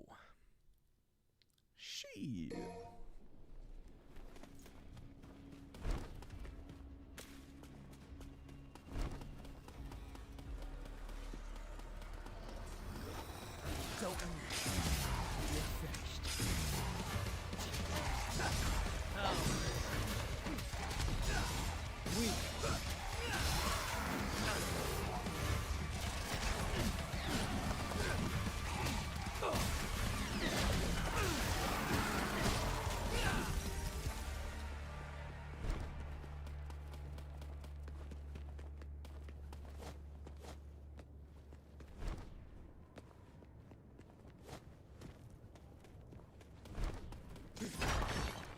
Let's see. Super straight with a 5. That or they made them fat for the role. When I look up Azula from Netflix Avatar, she was skinny at one point. Her whole crew was skinny at one point. Interesting. And can confirm after watching 2 Vietnamese girls react to Family Guy, the older seasons were great. Then by season 5, it became horrible. Yeah, they ran out of ideas and then just, you know, kept recycling the same garbage fucking gimmick over and over again of the stupid cutaways. So, it suffers from like most TV shows that go on for too long. It's just people get into the habit of watching them, so they don't care if it's good or bad. They just want to watch more of it because they're used to watching it. It becomes like a ritual almost, like brushing your teeth. Oh, I'll watch the new Family Guy season. You know.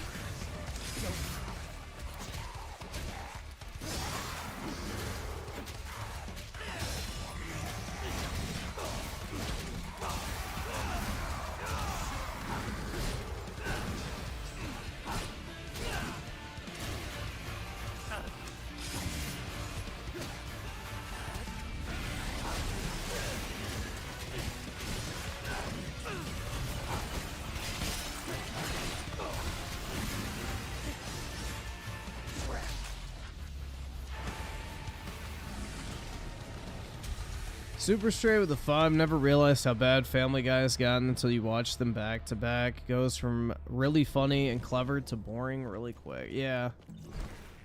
I've never been a big Seth MacFarlane fan, personally. I don't really find him that funny. But, yeah, people like him, so he makes a lot of money, and, you know, a lot of people watch shit, so more power to him. But I've never really been a fan. You're finished. There you go.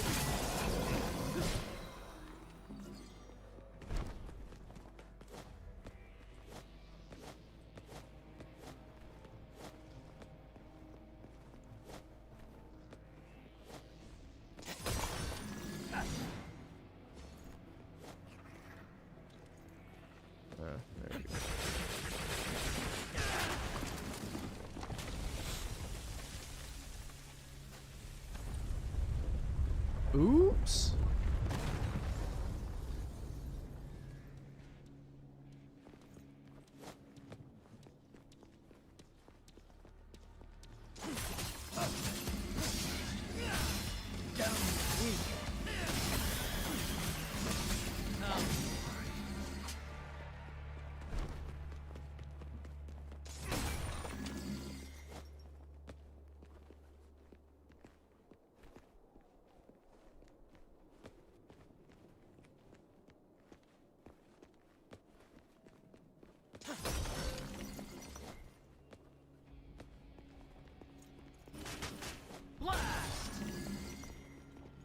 Why did he say blast?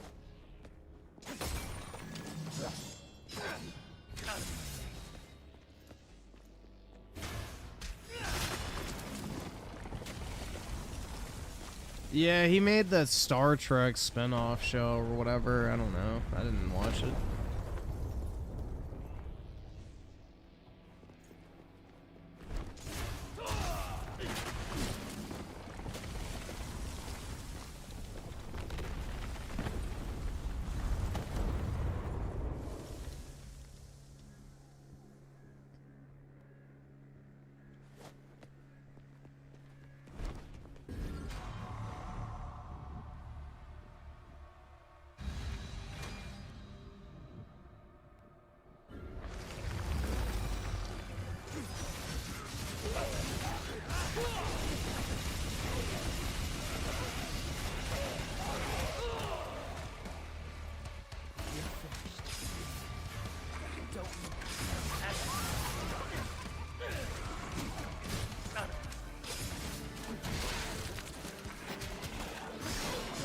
Neonverse animations with the two. Henry got cucked because he left Witcher because soup? Yeah.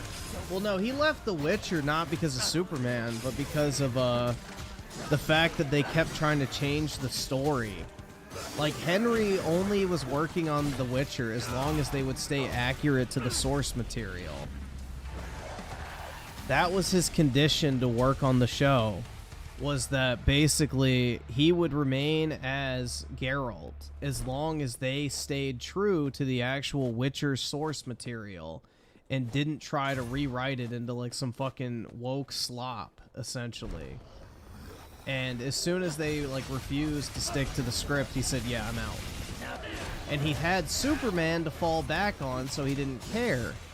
But then Warner Brothers, you know, decided to restructure the entirety of the fucking, you know, DC universe, and they, you know, got rid of it, which was a massive mistake. So they just needed better writing. They didn't need a new cast. That's the issue. It's not the cast. The cast was fine.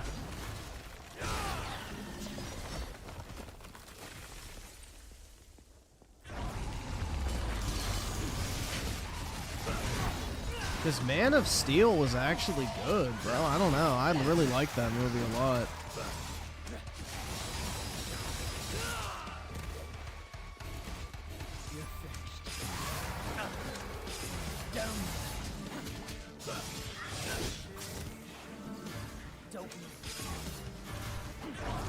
Yeah, well, Aquaman sucks. It's a movie about fucking fish. And then, like, bro, Aquaman 1 was so bad. Like, it turned into, like, fucking intergalactic undersea battles by the end. It was so fucking stupid. Like, oh yeah, let's strap lasers to whales and shit, dude. Like, that shit was so retarded. Yeah, Aquaman is dog shit. So it makes sense it flopped.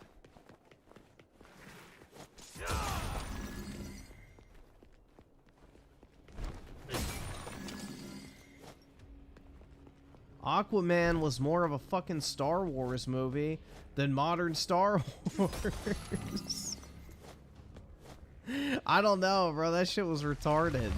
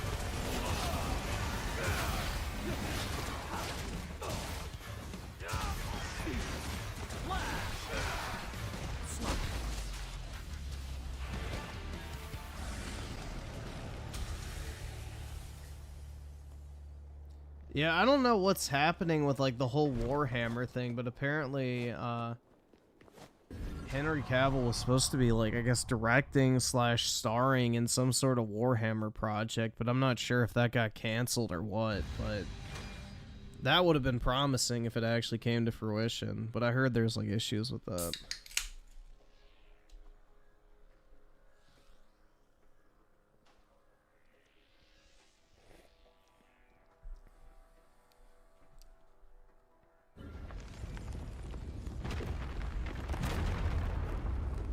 Oof.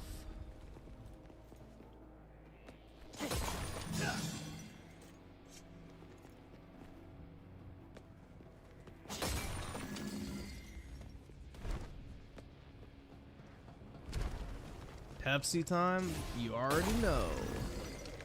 Out of my way.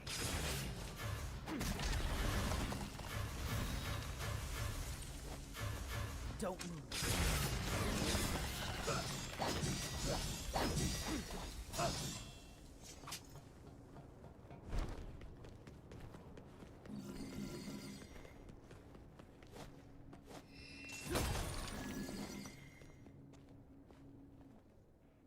Dude, I wish Elon Musk was like one of those guys that would buy like media franchises personally, because, you know, buying Twitter and all that shit's cool, but dude, if I was like just fucking fuck you rich, I would buy like a bunch of cool, you know, media franchises and shit that I like. Because he would be like a perfect person to like buy and fund shit, like a Warhammer movie or some shit like that, you know? Like, I don't know, it feels like it would overlap with his sphere of interest, because, you know, he's like a massive Diablo and like RTS fan and all sorts of shit like that, so he likes video games and, you know, that realm of entertainment, so he would almost be perfect for that. He likes The Witcher and, you know, Cyberpunk and all those type of games, so I guarantee if you put Space Marine 2 in front of him, you'd probably fucking like that.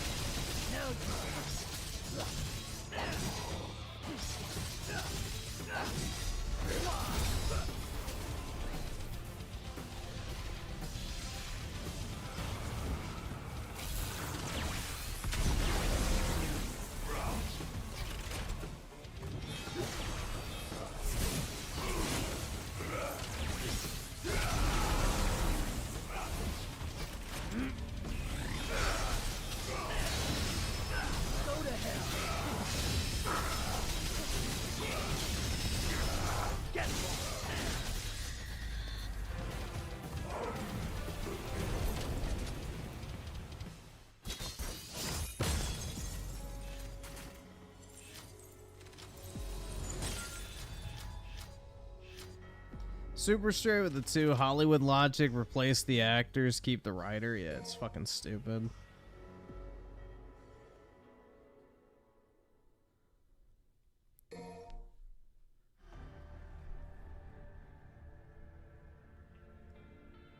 It is dumb. That is for sure.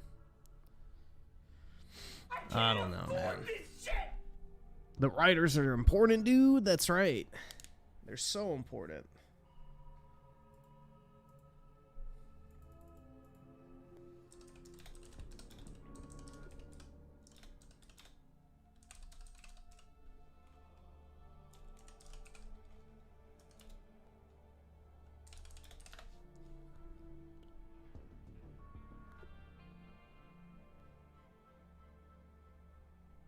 Dude, woke is here to stay even if Trump wins. It doesn't matter, unfortunately. The leftists will just get even more emboldened, so... The peace sauce ain't made one cell. This. Why is that video playing? What the fuck? Alright.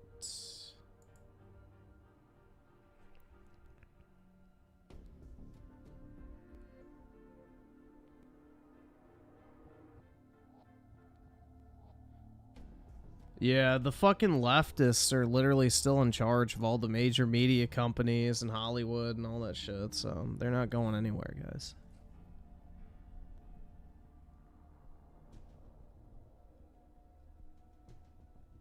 All Griffin needs is a Korean baddie. I'm good.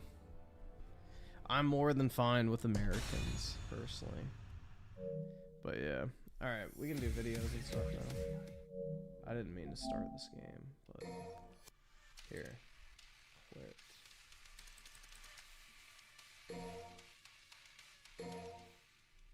Alright.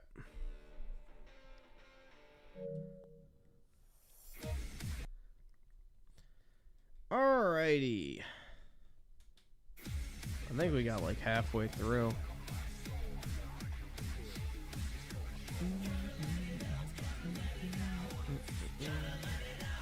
No more mid-game. Yeah, shut up, Australian. Yeah, Google will never sell YouTube because it needs YouTube in order to sell, you know, ads on AdSense. With AdSense only being available, or being the only available ad-serving platform on YouTube, it makes AdSense an extremely popular, you know, product. So they're never going to get rid of it. Makes them way too much downstream money.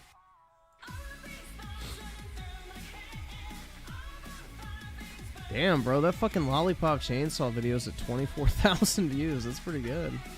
I was not expecting that video to do well at all, so it's a dub.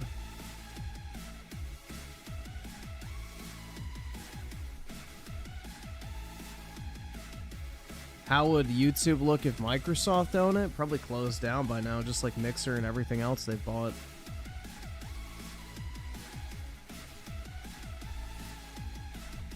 So Microsoft is shit at running things.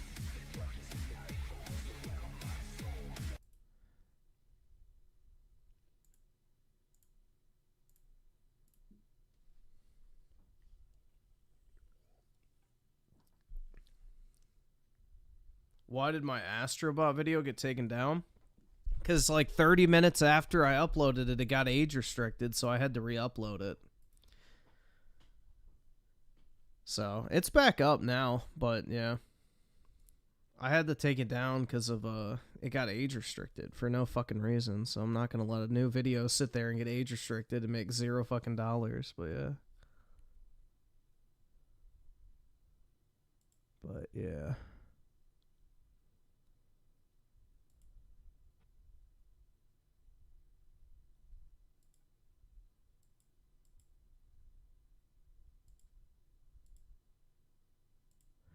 I at least want the videos to pay for the games.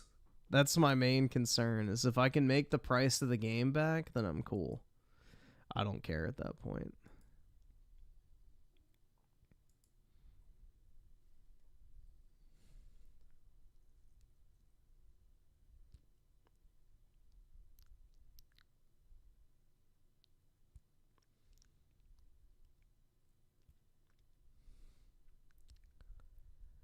Alrighty.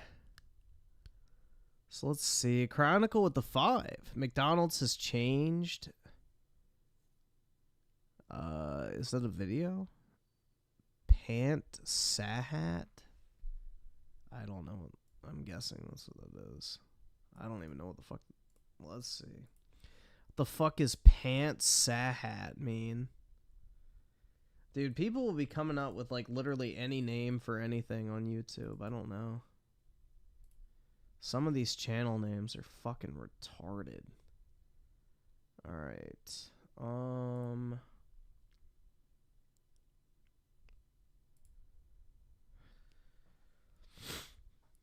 You don't go to McDonald's because you what? Well, yeah, tell that to Wings, bro. He used to not want to go to McDonald's all the time, but he still, you know, cried all the way there. That has got to be the most pitiful fucking story I've ever heard in my life. Wings telling the story about how he didn't want to eat McDonald's, but he was so addicted to it that he would sit there and cry on the way there in the truck and still end up ordering and then eating it all before he even got home in shame. That is like one of the most pitiful fucking stories I've heard in my entire life. Holy shit.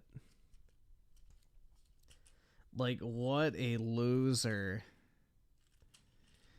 I cried all the way to McDonald's.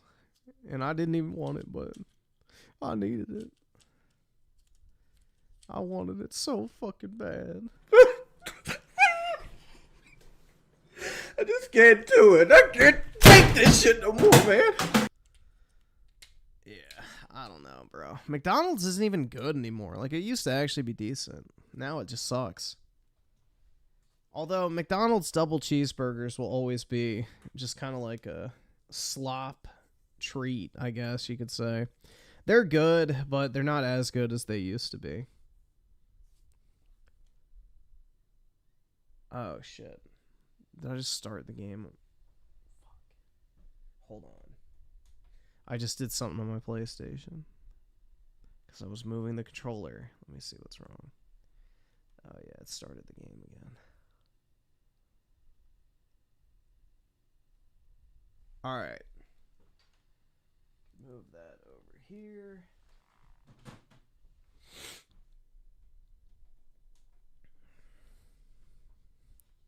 Okay, let's go ahead and watch this. Now I'm like probably going to get canceled after this one. Oh well, here we go. So in this video, I want to talk about a disturbing pattern that I've begun to notice in some of our most celebrated YouTubers. I, like many people, I don't know who that is. Shill Up I've heard of, and then the Act Man. None of them are my favorite YouTubers. I have no idea who the fuck that guy is. was at one time a fan of the Act Man, Skill Up, and Bellular. But as time has gone on, I've noticed a pretty no idea. upsetting trend in the content of all three of these guys. Have you noticed these three creators never call anything woke? And if they do, they're making fun of you for using the term? Have you noticed they never talk about the obvious uglification of women in games the past few years? Have you noticed they never talk about the LGBTQI7 community and how they basically run video games right now? Have you noticed they never point out obvious racism against white people? In fact, they'll often say lies like, racism against white people isn't possible.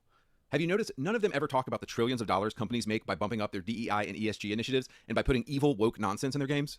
Have you noticed they never talk about the complete removal of masculinity from video games? So why? Why are these three dudes intentionally avoiding calling out wokeness in games?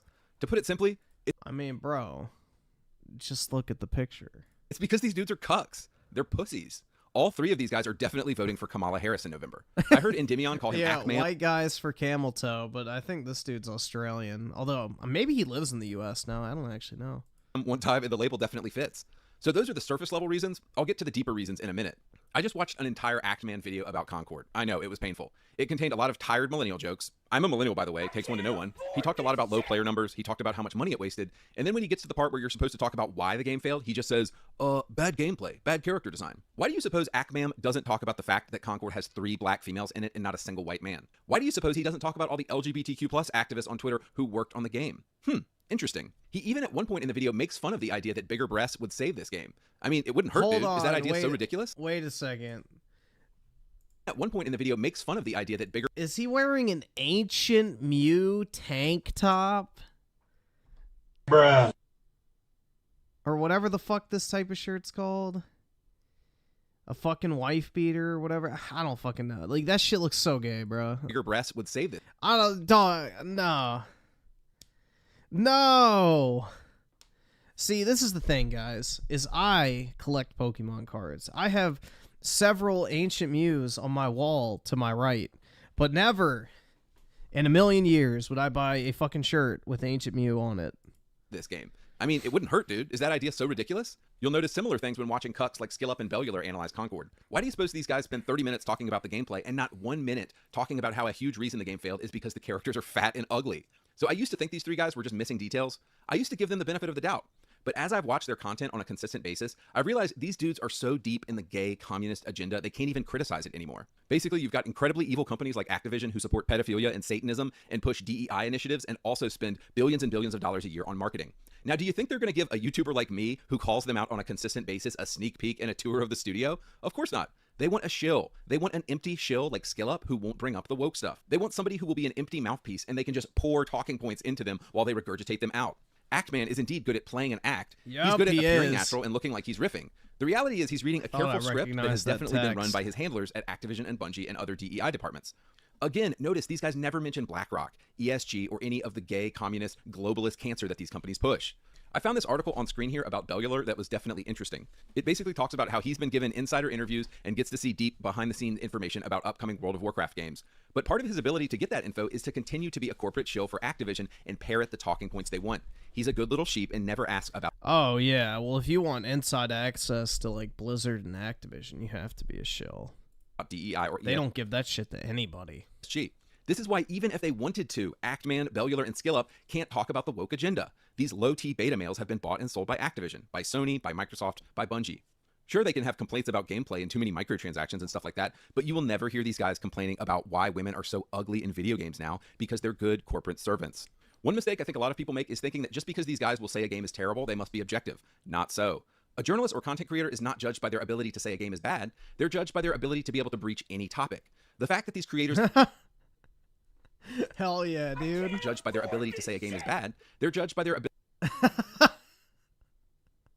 Let's go, bro. ability to be able to breach. I like that thumbnail personally. Dude, it took... Alright. This was like a detail. Like, it took me forever to get the right fucking screenshot of her looking in the correct direction. Like, I actually spent like 4 minutes trying to get that fucking screenshot, dude. I'm glad it paid off. Any topic. It the fact that these creators have never talked about DEI, ESG, and the woke propaganda indicates to me either A, they're censoring their real thoughts, bro, I'm officially famous. Mama, I made it. Let's go. B, these guys are the propaganda machines themselves. Also, there's no way they're not aware of it. Yeah, I captured that from the game. Like, I was sitting in, like, the character, like, I guess, gallery thing or whatever, and I was waiting for the fucking character to turn its head in, like, the perfect direction so that I could get a picture where she was, like, looking up over to the right. Or, yeah, she would be looking to the right. Whatever. It doesn't matter. It doesn't fucking matter. But I wanted it to look at the words modern slop. So I spent a lot of time trying to get that stupid fucking screenshot, bro. Every third comment on YouTube is calling out woke garbage. So these guys are either willing corporate cucks or unwilling corporate cucks. Either way, they're owned by the corporations. Zooming out a little bit, another interesting issue here is the debate around company structure and the corporate life of video game companies. These three creators always toe the woke/communist party line rather than identifying the real problem, the actual workers at the bottom. They are the problem. Let me give you an example. Exactly. Thank you. All video game devs are basically massive raging leftists. So I've talked to a lot of people in the AAA game industry confidentially the past few months. I can't reveal their identities. Companies like Ubisoft have a president, a board of directors, and these are the guys who just care about the money, basically. Below this line right here, you have all the creatives. Usually the person in charge of the creative work is the studio head, game director, somebody like that, and it's usually a whole group of people. Then below the studio heads, you have the 500 or 1,000 people who work at the company. When stuff goes bad and you have a game like Concord that fails, homo leftists like Bellular always blame the president. It's the billionaires. It's the billionaires, they screech. But exactly. No, it's these fucking people down here and these people. After talking to a ton of people in the AAA industry the past few months, I've come to learn this. Billionaires have no idea what kind of game their game company is making. Billionaires don't really care what kind of game the creatives are making. Billionaires just want money to be made. So gay communists like Actman, Bellular, and SkillUp, whenever they talk about the industry, actually want you to be distracted from the real problem, the studio employees themselves. The studio and the people on the bottom are the ones who actually make the game. They are the ones with pronouns in their bio. They're the ones with pride flags in their bio. It's the actual people on the bottom who are making these games trash. All you need to do is get on Twitter to see how true this is. Illustrators, designers, people like Kim Belair. Like I said, they're always gay Satanists, and everybody in the creative department at a video game company has pronouns and gay flags in their bio. The wild thing that's happening in the video game industry right now is the chickens are coming home to fucking roost. Billionaire investors for 20 years used to be able to invest money. Yeah, Ubisoft is like on the brink of total collapse at this point, which is pretty interesting. In Ubisoft and get a return on that money. But Ubisoft has been a complete shit show this year, and investors are going to start wondering why their $1 billion didn't turn into $2 billion this year. And this is honestly the sea change that I'm hoping for. This is what we are all praying happens. I want the billionaires to come in and fire all the studio heads and put people in there who can actually make a masculine freaking game for once. Guys, the funny thing is, the billionaires are on our side. We want games with hot chicks and manly dudes. Those are the games we are buying. Billionaires actually want us to get what we want. The problem is 90% of the people who work at game studios are gay Satanists. The few based studios out there are giving us exactly what we want right now. Asian studios, Czech Republic studios, Eastern European studios. Every other studio out there in the West is chugging the woke homo mind virus and is done, basically. They might as well close up shop. All right, so in closing, look, honestly, Actman and Skill Up can have whatever political opinion they want. They can be cucks and vote for Kamala this year. I don't care. My whole reason for making this video is to make you aware of the people whose videos you are watching. Anytime you watch an Actman video or a Skill Up video or a Bellular video, just know you are funding the current establishment of video games. You are funding the LGBTQ games. You are funding woke games every time you watch Actman, Bellular, and Skill Up. Conversely, every time you watch Endymion, Jay the Concept, Synthetic Man, Short Fat Otaku, or Andy Pants, we are going against the woke agenda and the woke mind virus. Oh, guys, by the way, before I get out of here, please go buy this game, The Great Rebellion, right now. I've been playing it. It's basically a game that makes fun of woke people. It's a very... You reckon Actman? Probably not.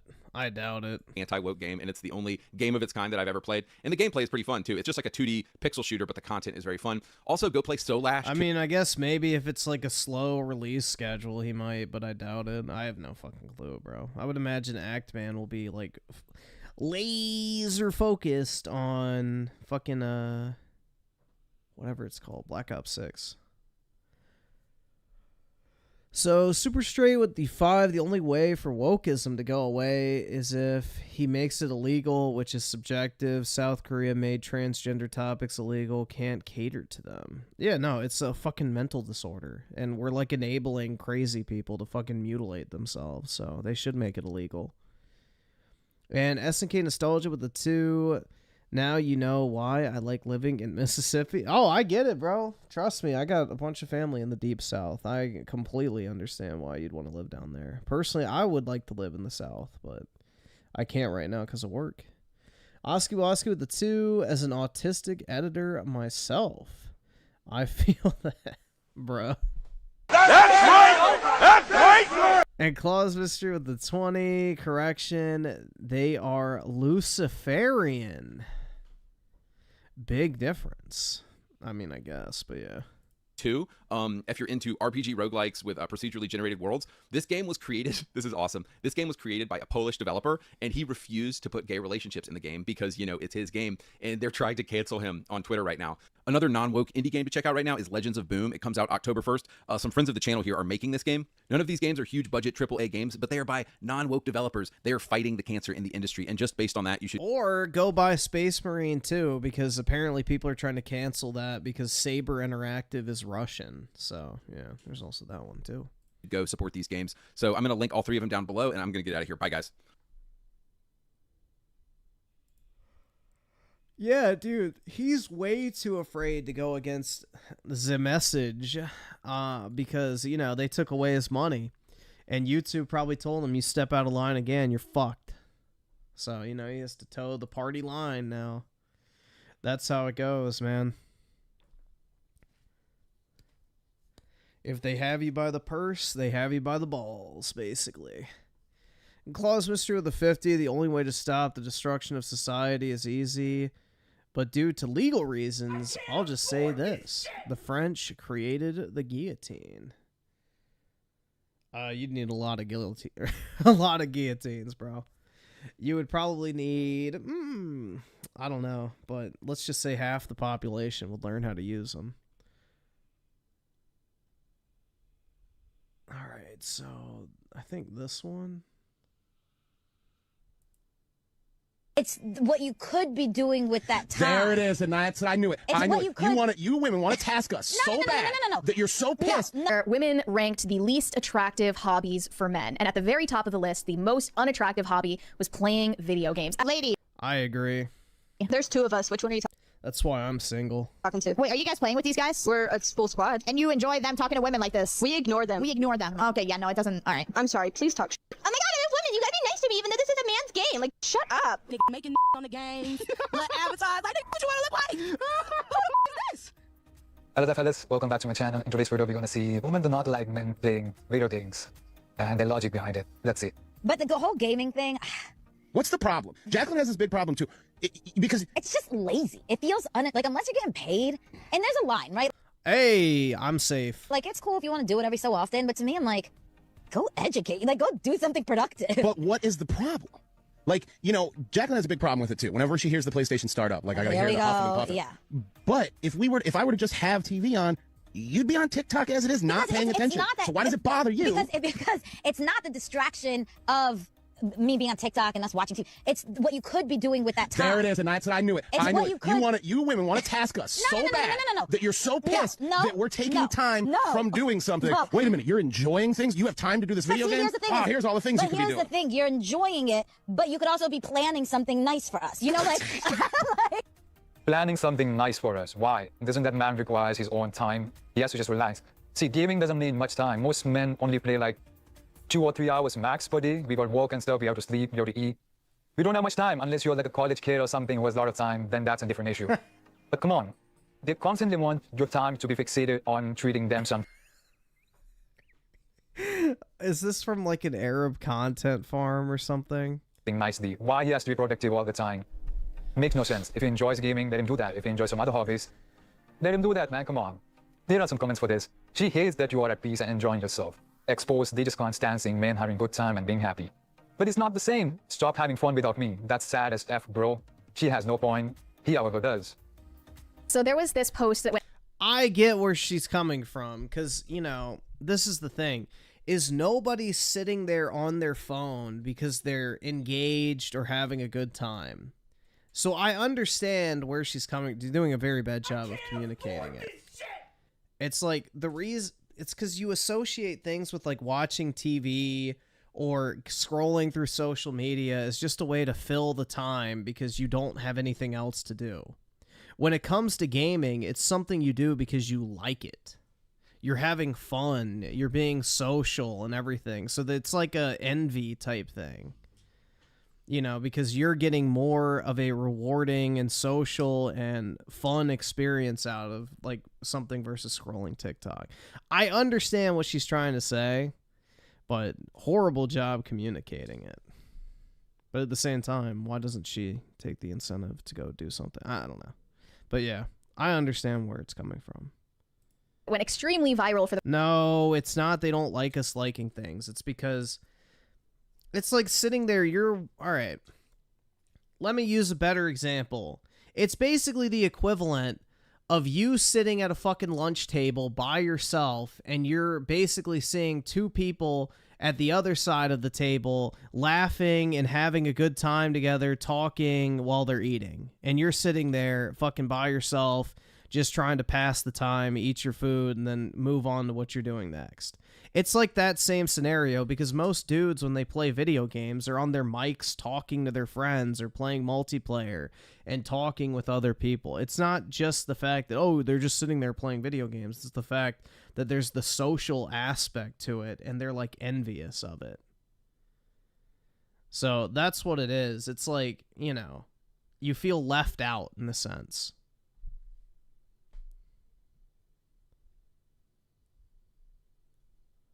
That's what it is. Like, it makes them feel left out. Like, they're not part of the fun, essentially.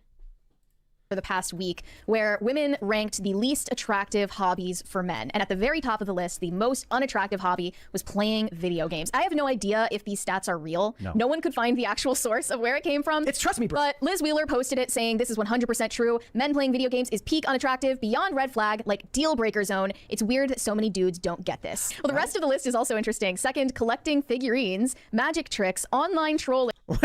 The second is, dude, collecting figurines is way worse than fucking video games, in my opinion. If you walk into a room full of fucking busty anime figures, I don't know, bro. Male or female, I'm hitting the road, bro. Like, say you go over to your friend's house and all that you see is just 100 fucking big titty anime figures all over the place. Are you staying? Hell nah. I don't know, bro. That'd just be a little too weird for me. I'd be like, what the fuck? Like, even if you weren't romantically interested in the person and it was just a friend, you'd be like, what in the fuck, dude? That is creepy. Gambling, building model trains, taxidermy, comic book collecting, and bird watching. So basically, any hobby a man has. Wait, hold on. Let me hear this list again. Deal breaker zone. It's weird that so many dudes don't get this. Well, the rest of the list is also interesting. Second, collecting figurines, magic tricks, online trolling, gambling, building model trains, taxidermy, comic book collecting, and bird watching. Fuck yeah, dude. All right, I'm in the clear, guys. Trading cards are good. So basically, any hobby a man has, they don't like it. let me guess what they like. They want you to waste your time and money on them. That's what I kind of agree with the taxidermy thing. Taxidermy is kind of weird. I've never really gotten the appeal of it personally, but hey, to each their own. If you walk into a room full of fucking, you know, severed animal heads staring at you, that can be a little creepy. They would know one day. You can go out and you can lose your family's rent money or mortgage payment at the craps table as long as you're not at home playing video games. Is gambling a hobby? Yes. Oh yeah, for a lot of people. I mean, you could call it that. Well, it's not really a hobby. It's more of an addiction. But I don't know if you should make it part of your identity. I think magic tricks are attractive, and I think online trolling is the most attractive trait. The most attractive hobby for any man is online trolling. Wait, so she thinks... What type of trolling? Because I have a very different definition of trolling than I think she's talking about. Because real online trolling is not what most women would consider to be attractive. That's for sure. What if you play online poker? Is that gambling or is that video games?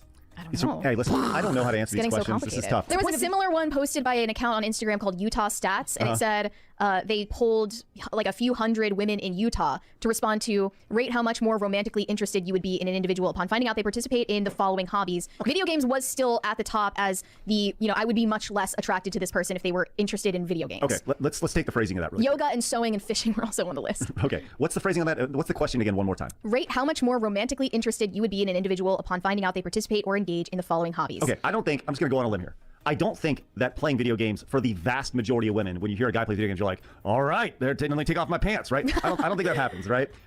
I just want to say one thing about that. All that was mentioned about the unattractive things the women are choosing. If we had a poll similarly for the woman, what we don't find attractive, of course, the basic usual thing, high body count, loud attitude, bad personality, and other traits, which are like very common in modern.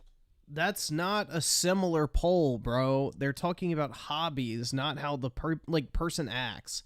Oh my god. This is the typical incel bait content. A woman, you would see this on national news level, like men would be shamed and all that stuff. It's crazy how this works. So in this next clip, there's this woman who was trying. There, let's just see. I'm sure somebody's done a poll. Most unattractive hobbies for women. Men reveal which hobbies for women they find the least attractive. Tarot cards and astrology, 100%. No hobbies, compulsive shopping, social media, traveling, gossiping, reality TV shows, clubbing, being a Swiftie / overly into celebrity culture. Yeah, I mean, that's about right, I would say. Yeah, the tarot cards and astrology, also the fucking minerals and shit. That shit's fucking retarded, too. No hobbies. Yeah, shopping is not a hobby, but, you know. Social media, I agree. Travel, although I don't really care about social media. I guess it just depends on how it's being used. If they're making money from it, I don't give a fuck. But if it's just like, oh my god, I must scroll TikTok 10 hours a day, like, yeah, that's weird. Traveling, I don't really know why that's a bad hobby. I guess because most men are like, oh, that's expensive. I don't want to pay money for that. But yeah, gossiping, it's more of a social thing, not really a hobby. Watching reality TV, yeah, that's pretty cringe. Clubbing, yeah, not a fan. Celebrity culture. All right, so yeah, those are pretty accurate, I would say, for the most part. Trying to protect other women from getting bullied on an online game lobby. We all know what game lobbies are, but it got backfired. Let's see. An activist named Steffi Evans posted a clip of her getting into a spat with who she calls a pick-me Twitch streamer in the middle of an Xbox Live banter. I found out that this woman actually founded a nonprofit activist organization called Unmute.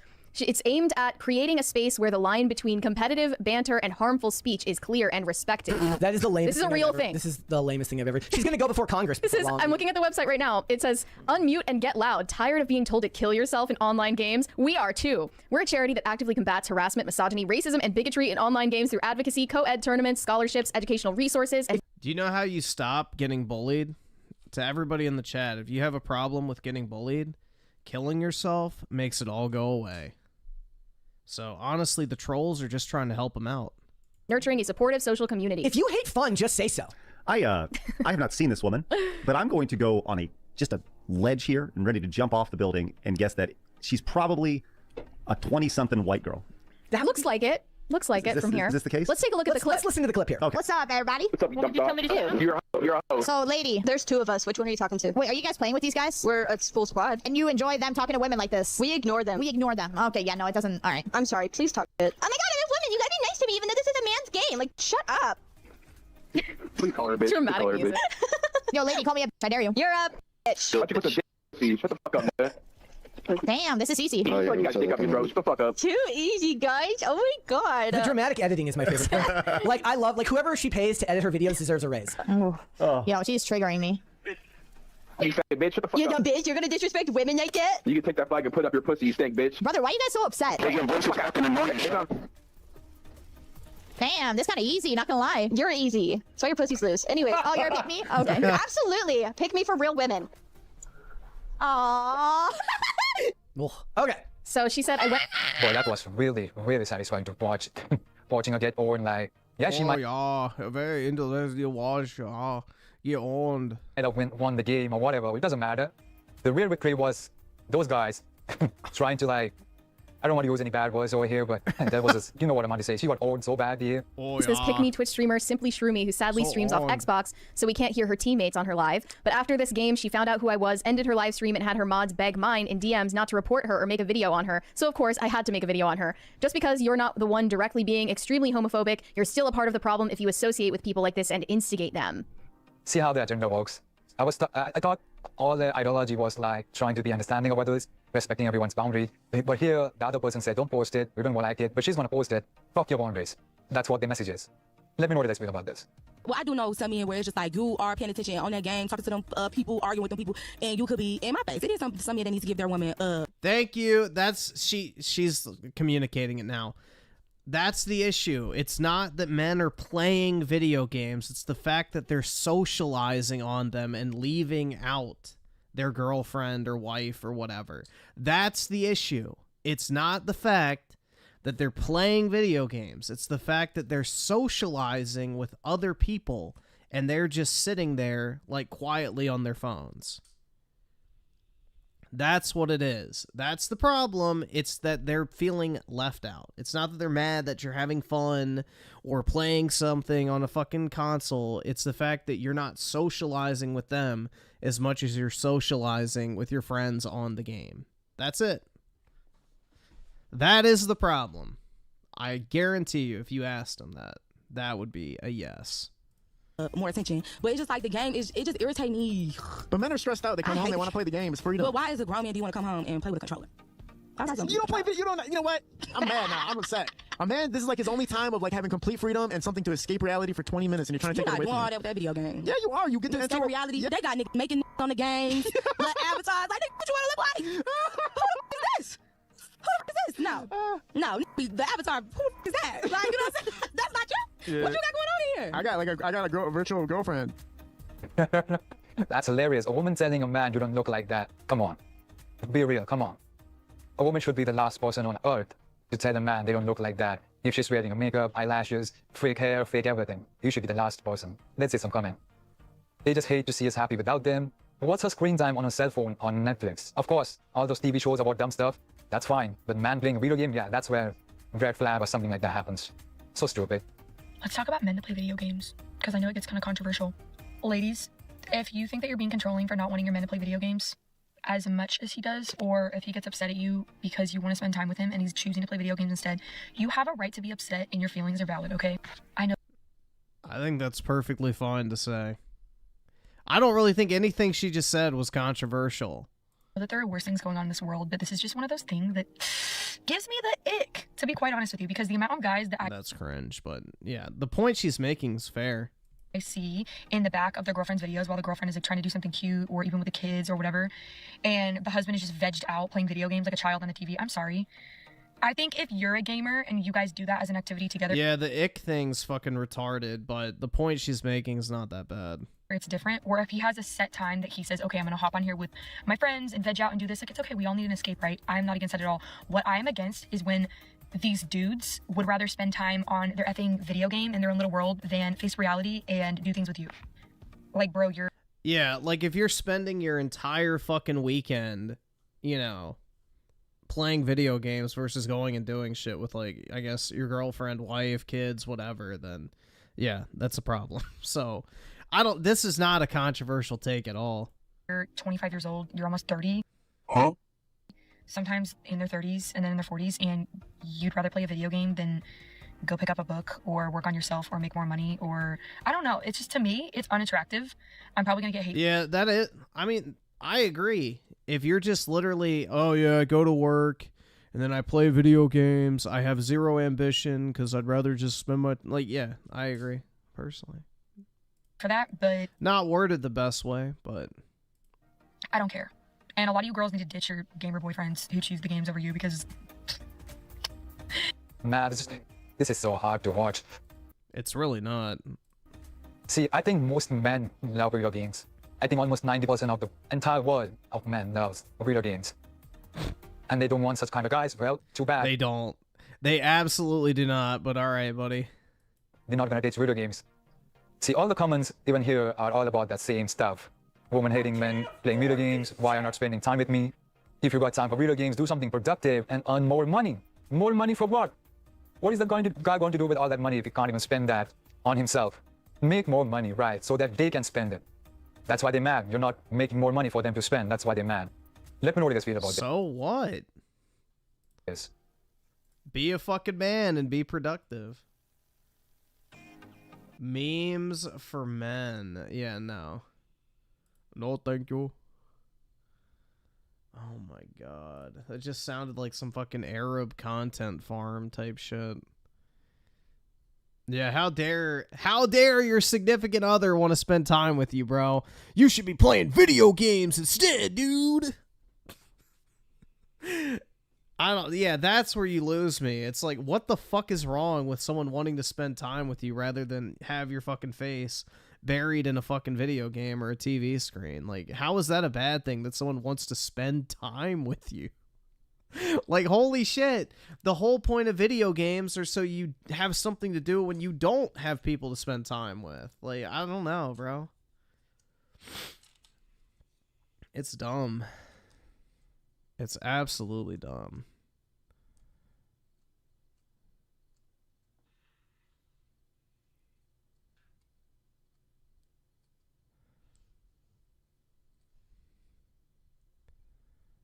Alright, let's see. So 04 Alphatron, the 2 educate. Nah, dude. Starfield 100 hours needs me. Exactly. 100%. Starfield is a much better use of time than literally anything else. And Raging Boar with the 2. Why taxidermy? It is weird. Like, you're basically bringing animals, you're gutting them, you're like dissolving the flesh shot. Like, I don't know. It's not really a very appealing hobby to most people. It's pretty gross. And then also it's weird having like all those dead animals all over the place, like staring at you. SNK Nostalgia with the 5. Find a girlfriend that plays video games. Problem solved. Not hard to figure out. Yeah, especially nowadays. A lot of women do play video games. But yeah, I don't disagree with the point that, you know, you shouldn't be prioritizing video games over your significant other. Like, that's the thing. And that's the reason I'm not in a huge rush to get into a relationship, is because I would have to prioritize that over like live streaming and shit. So yeah, that's what should be expected. If you're in a relationship with someone, they are the priority. Not fucking, you know, Super Mario Brothers 69. So I don't know, man.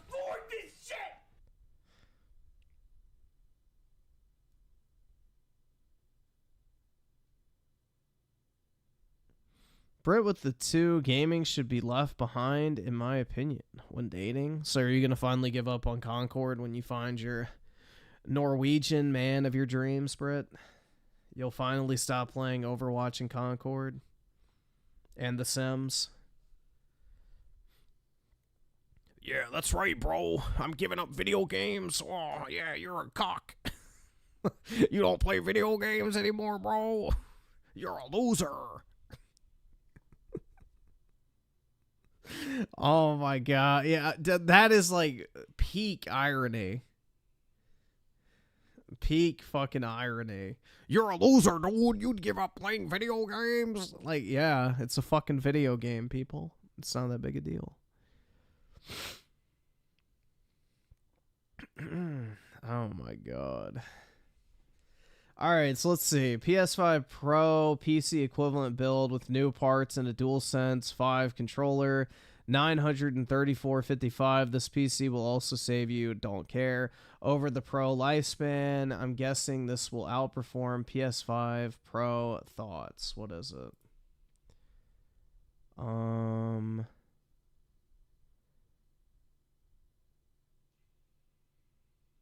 8 gigs? Bro, you need 16 gigs. 8 gigs of RAM? I don't know what the fuck he's doing with that. 2 terabyte. Yeah, that's, I guess, fine. It's probably not the same speed, though. I think, what, they said a 4070? I don't know how much cheaper that is than a 4070. Let's see. RX 7700 XT price. $400. How much is a RTX 4070 is what Digital Foundry said. So that one's $550. So yeah, you'd probably add about $100 more. So yeah. Mid tower case. Yeah, that's not important. 500 watt, 80 plus. Nigga. What the, dude? What type of garbage? No. Absolutely fucking not, bro. If you're building a PC and you put a fucking 500 watt power supply in that thing, you're a dumbass. You are an absolute fucking dumbass. Like, see, this is why this whole argument is so fucking stupid. To be $250 more expensive, you're getting a dog shit rig. You're getting a fucking shitter build. You're just throwing money away. Stop. This comparison shit needs to fucking go away, bro. This is so stupid. This is garbage. You will have to replace this shit if you even think about getting a more powerful GPU.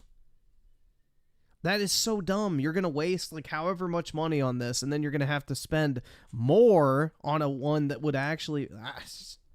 This whole spec comparison shit between console and PC is stupid. It's so fucking dumb. Stop. You're spending more money to get a piece of shit. Stop. Save up your money. Build a PC the right way. And stop comparing it to console. They are different fucking realms of existence. I've said it since 2019, baby.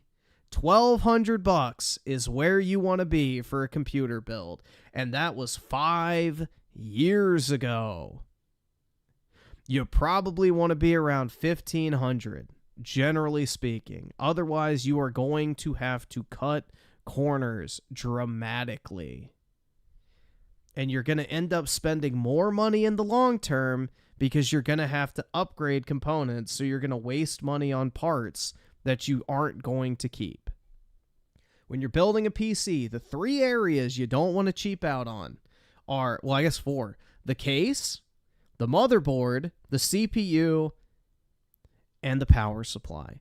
Everything else is easily upgraded. You can upgrade your hard drives or SSDs. You can easily swap in and out a GPU, and you can easily swap in and out RAM. Those are easy areas to upgrade later. The pain in the ass, and where you'll lose a lot of money, is the power supply, the case, the motherboard, and the CPU. I don't understand this, like, encouragement to build a shitty piece of crap computer. You are not going to be happy with this computer long term. You're going to regret you spent $1,000 on it. So, I don't fucking know, man. It's just stupid. I don't like this comparison at all. PC gaming and console gaming are not in the same price range. There is no reason to target a PC build at the same technical specifications as a console. It quite literally defeats the greatest advantage of PC gaming, which is getting better than console game performance. Yeah, I can't see the replies, but I would imagine, or at least I hope so, people are calling them out for that 500 watt power supply, because that is an absolute fucking joke. Dude, back in 2019, a 500 watt power supply was a fucking joke. Like, what? Like 1,000 was what everybody recommended back then. Like, oh yeah, just go ahead and get a 1,000 watt power supply, and then you'll never have to buy another one. Like, that was standard advice 5 years ago. But now we're going back to fucking 500 watts. Like, are you fucking shitting me? This is why this whole comparison just needs to stop, man. It's just so stupid. 750 to 800 is bare minimum. Yeah, that's, bro, people told me in like 2019 that 1,000 watts is like the recommended one. You can go lower, but you might as well just go ahead and spend the extra $30 and get one that you're not going to have to worry about. But yeah, dude, that's crazy. Oh my God.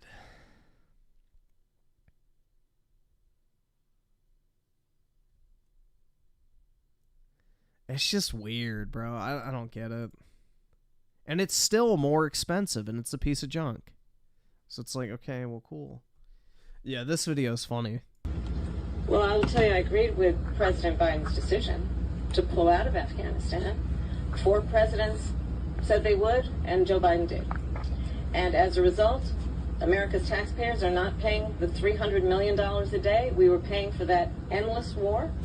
And as of today, there is not one member of the United States military who is in active duty in a combat zone in any war zone around the world the first time this century. What? But let's understand. So where the fuck are we right now?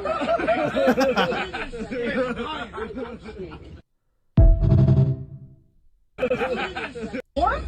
But let's understand. So where the fuck are we right now?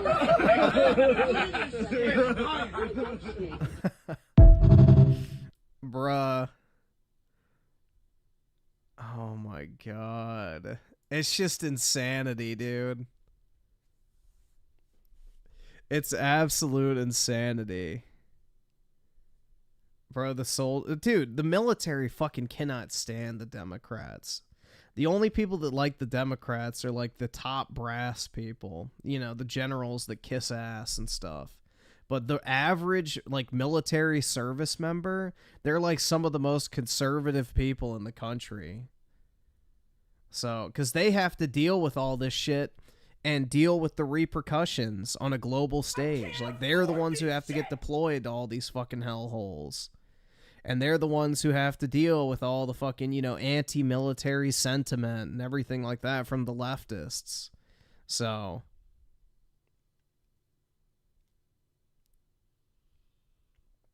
I don't know, man. See, SNK Nostalgia with the 2. Start with a good motherboard and power supply. Exactly. Those are like the 2 things you don't want to cheap out on.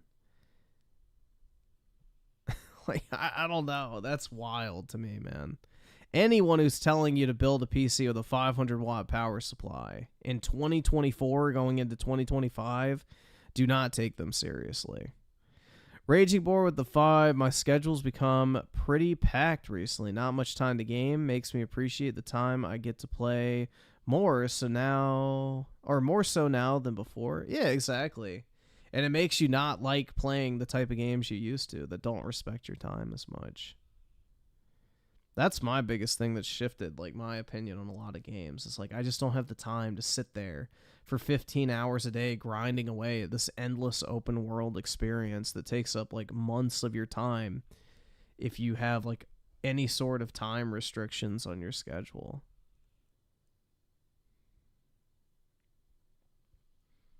SNK nostalgia with the 2 PC future proof it for 7 years is my yeah exactly. I just like this whole mentality of cheaping out on a PC build is stupid. It defeats the entire point of PC gaming. Like the whole point of PC gaming is to get a far better than console-like experience.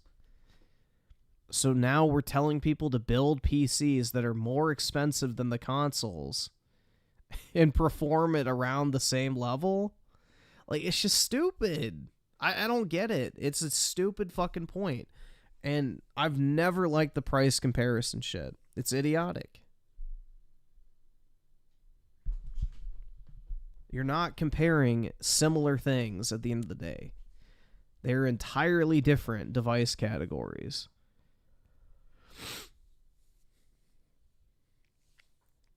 Raging Boar with the 5. I originally had 750 watt PSU Jethro. Wait, recommended a 1200 watt. Now I can overclock my GPU without my games crashing. There you go. Yeah.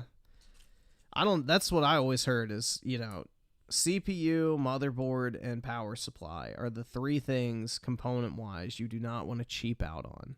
Everything else can be swapped out fairly easily, and you don't have to worry about it at all. Alright, so let's see. Unabashedly looking forward to the PS5 Pro. All 3 of us will be pre-ordering, but I get some people's consternation. The economy's rough. The sticker shock is real. Remember, vote with your wallet. Also remember, others are going to vote with theirs too. Uh-oh. You're not allowed to, bro. The console cheapest in the United States, and it's because it's quite simply the most fluid economy. They need to sell the most units here. They need to do the most business here. But they're going to try to make their money elsewhere too. And unfortunately, these adjustments between currencies are really smashing things. So from a British point of view, European, Australian, etc., I understand the sticker shock. Well, the Australian price is like literally a 1-to-1 pricing with America. So the Australians have a fair price on it, I believe. The Europeans get fucked because they have shitty fucking taxes on foreign, you know, electronic imports. So that's their government's fault. Is much more extreme. And I think the sticker shock for everyone is extreme because we're just not used to seeing things this costly. But it's what I said earlier, too, that I think is really important, is that you have to... Yeah, Greg Miller kicked him out of Kinda Funny because he refused to be a fucking leftist. So, yeah. Really determine this based on where you are in your life. Because Greg Miller is a vindictive, backstabbing, shit-lib, disgusting blob of a human being. Yeah, basically they founded Kinda Funny together when they both left IGN. And essentially, Greg threw him under the bus and, like, forced him out of the company because he wasn't a massive lefty, essentially. Own individual life. And it reminds me of when PlayStation 3 Slim came out. As I've told the story in the past, I had access to PS3 when I worked at IGN the entire time. I used to bring one of them home with me, and I kept one of them at home with me, you know, the fat PS3s, but I never bought my own. I refused to buy one until it was $300. I didn't have a lot of money. And to me, I kept saying, I'm like, the value of the PS3 to me is $300. When the PS3 Slim came out in 2009, went to EB, bought one, and got it for $300. That's where I was in my life. That's what I was willing to spend on it. That's what it was. I simply wouldn't have bought a PS3 for any more money than that. You might be in a similar situation in your own life. In fact, many of you are. Money's limited. You live paycheck to paycheck. You have families and other obligations, and you simply can't afford these things. You have to determine where you are in your life. Just like when someone has a great year or a great career or a great, you know, job for years and goes and buys a Beamer or something like that, while the other person drives a Ford. There's nothing wrong with that. It's that some person is at a different place in their life buying a different set of, a different luxury for a different set of expectations. I just think it's important to determine that these things will change for individuals over time. And as I said, even for PS4 Pro, from a use case, it changed for me over time. But I do understand that the economic reality for a lot of people is not reflected in increasing wages. And that's an economic problem, dude. That's not a games industry problem. Yeah, that's a Bidenomics and camel toe problem. I think in games... Yeah, don't be mad at the PS5 Pro. Vote for Trump instead. There's your solution. If you think things are too expensive, don't rage about it on Twitter. Reflect it in your voting patterns. Used to, for a long time, frankly, not paying a lot for things. And I've said that over and over again. People don't like to hear it, but it's just true. You know, the game, especially adjusted for inflation, but even in real money, dude, people were paying $200 for an Atari 2600 in 1982. And then they were paying $300 for a PS2 in 2000. It doesn't even make any sense. Things have always been kind of skewed in one direction. And I think we haven't had inflation this bad in the entire history of console gaming. Maybe in the very, very earliest days in the Carter era, right? When you had television and all of that kind of stuff too. But we've not experienced the necessity in some sense of these corporations publicly traded and beholden to boards and shareholders. Thinking Trump is going to change anything regarding monetary policy is delusional? No, it's not. He literally gave people a larger standard deductible as part of his tax bill. Do you know what that means? That means that people were taking home a greater share of their income without having to pay income tax on it, which equates to more money in your bank account. That quite literally is a direct benefit to pretty much every single person in the United States that makes money. So, I don't know what you mean by that, bro. Also, lowering the corporate tax rate where most small businesses under a corporate structure are LLCs, that reduces their taxes as well, not just for big companies, but... And things like, we don't need to get in the whole fucking thing, but no, it's... That's just false. But anyway. There's, unfortunately, in some sense, to have to say, we need to extract more value. Not the regular American only. No, you fucking dumbass. The rich people don't give a fuck about the standard deductible. Do you know what the standard deductible is? It was $8,000. So your first $8,000 of money that you make at your job, you do not have to pay federal income tax on, okay? Are we clear on that?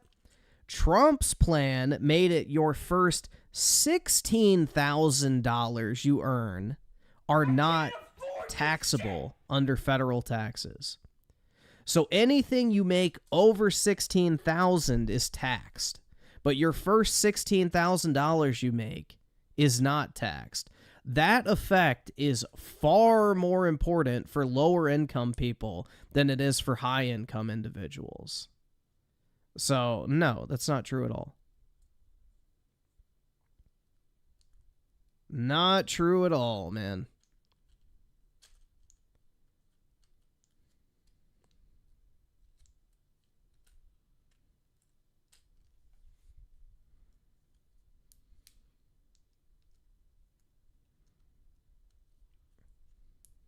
Most people have no idea what they're even talking about. I don't know, bro. The amount of financial illiteracy is quite sad. Let's see. Sepharix with the 5. Alright, yeah, we can probably check that out. SNK Nostalgia with the 2. My father and I built a Windows 98 PC in 1999. Still runs. That's pretty cool. Yeah, I don't have any, the old... my parents had old computers. I don't know what the hell happened to them, but I don't think we have them anymore. My dad had some of the first, I guess iMacs. Not really the first iMacs, but, the first ones that came in, the, I guess, aluminum chassis. The silver ones. We had, 2 of the first of those, which was kind of cool back in the day, but I don't know if he still has them or not. I think we got rid of them.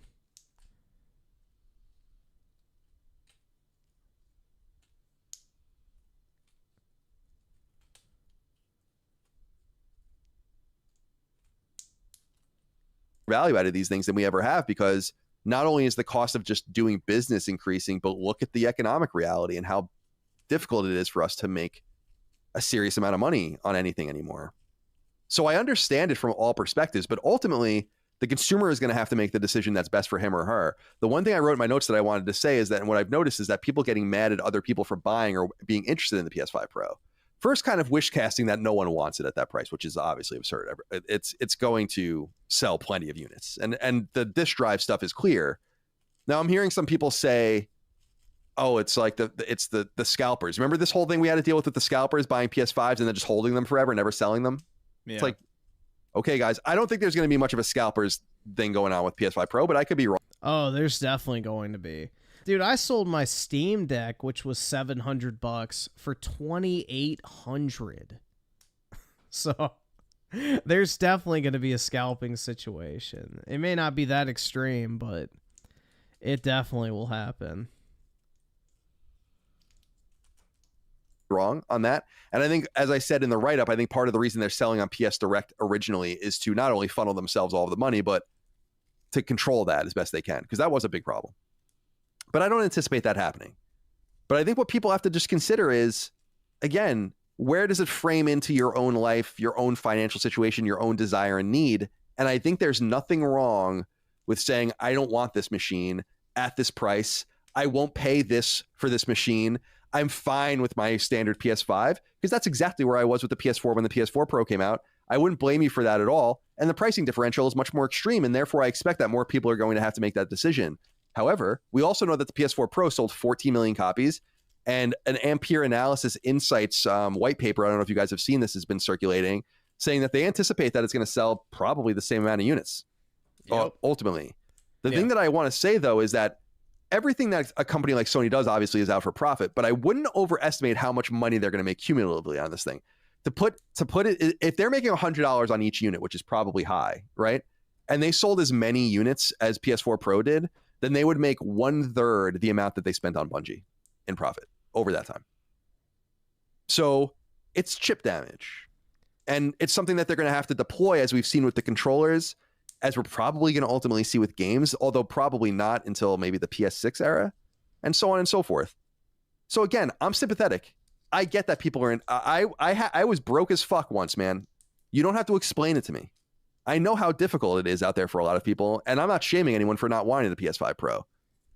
I'm also not shaming people that have them. Yeah, exactly. That's the thing, bro. It's like nobody's out here saying that, oh, if you don't buy the PS5 Pro, you're a fucking piece of shit. But we are hearing that if you do buy the PS5 Pro, you are a piece of shit. So it's very interesting. It's obvious envy. Like, that's what it is. It's jealousy and envy and, you know, anger. You're angry at the wrong people, bro. Be angry at Joe Biden and Camel Toe. They're the ones who made the fucking economy a piece of shit. So it's not anyone else's fault but them. So I don't know, man. It's not Sony's fault. It's not my fault for buying one. It's the fucking overarching, you know, I guess political / economic environment in which we live. So the only way that's going to change is if you actually vote for somebody who's going to change it. And yeah, it's just stupid. Raging about a fucking console price on Twitter is like the least constructive way to spend your fucking time. The money, but don't want to spend it on that. That's like me with a lot of things. Where I'm like, I'm just not paying that. No, I am not paying $22 a month for Netflix. Bye. You know, everyone makes those decisions every day. So it's okay to make those too. But here's what I wrote in my notes. Vote with your wallet, not mine. Right. You know, like we each have to kind of cast the vote ourselves. And I highly, Dustin said it, highly encourage you. Do not, if you have a problem with this, do not pre-order it. Do not buy it. And send them the message that will hurt them the most in their pocket. I just think the unfortunate reality, and maybe it'll play out differently, Chris, but I think the unfortunate reality for people that want to play that kind of market game is there are still too many people interested in buying it. So yeah, I just think it kind of is what it is. But I get it. I totally get it. Sticker shock, a little bit of arrogance, a little lack of competition. But really, it's about your individual wants and needs. That's it. Yeah, and I don't like the shaming that's going on.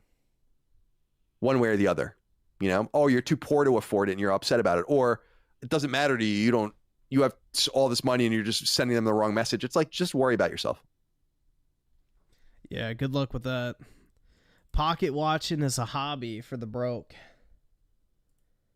So the poors love to pocket watch because they don't have any money of their own to worry about, and that is the unfortunate reality. And they get angry at you for buying and enjoying things that you're interested in. It is unfortunate, man. But that's the way the world works nowadays.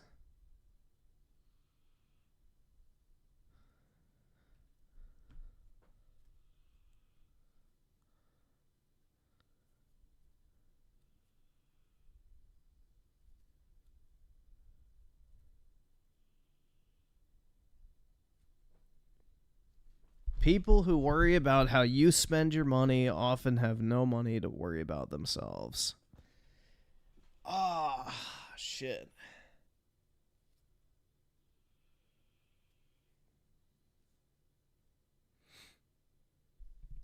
Those who preach the loudest have the most to hide. I don't even think it's that. It's just, you know, they're angry at the wrong things. It's stupid. Rather than being angry at the cause of their misfortune, they'd rather be upset at those who are not misfortunate. It's just misplaced anger at the end of the day. It's dumb.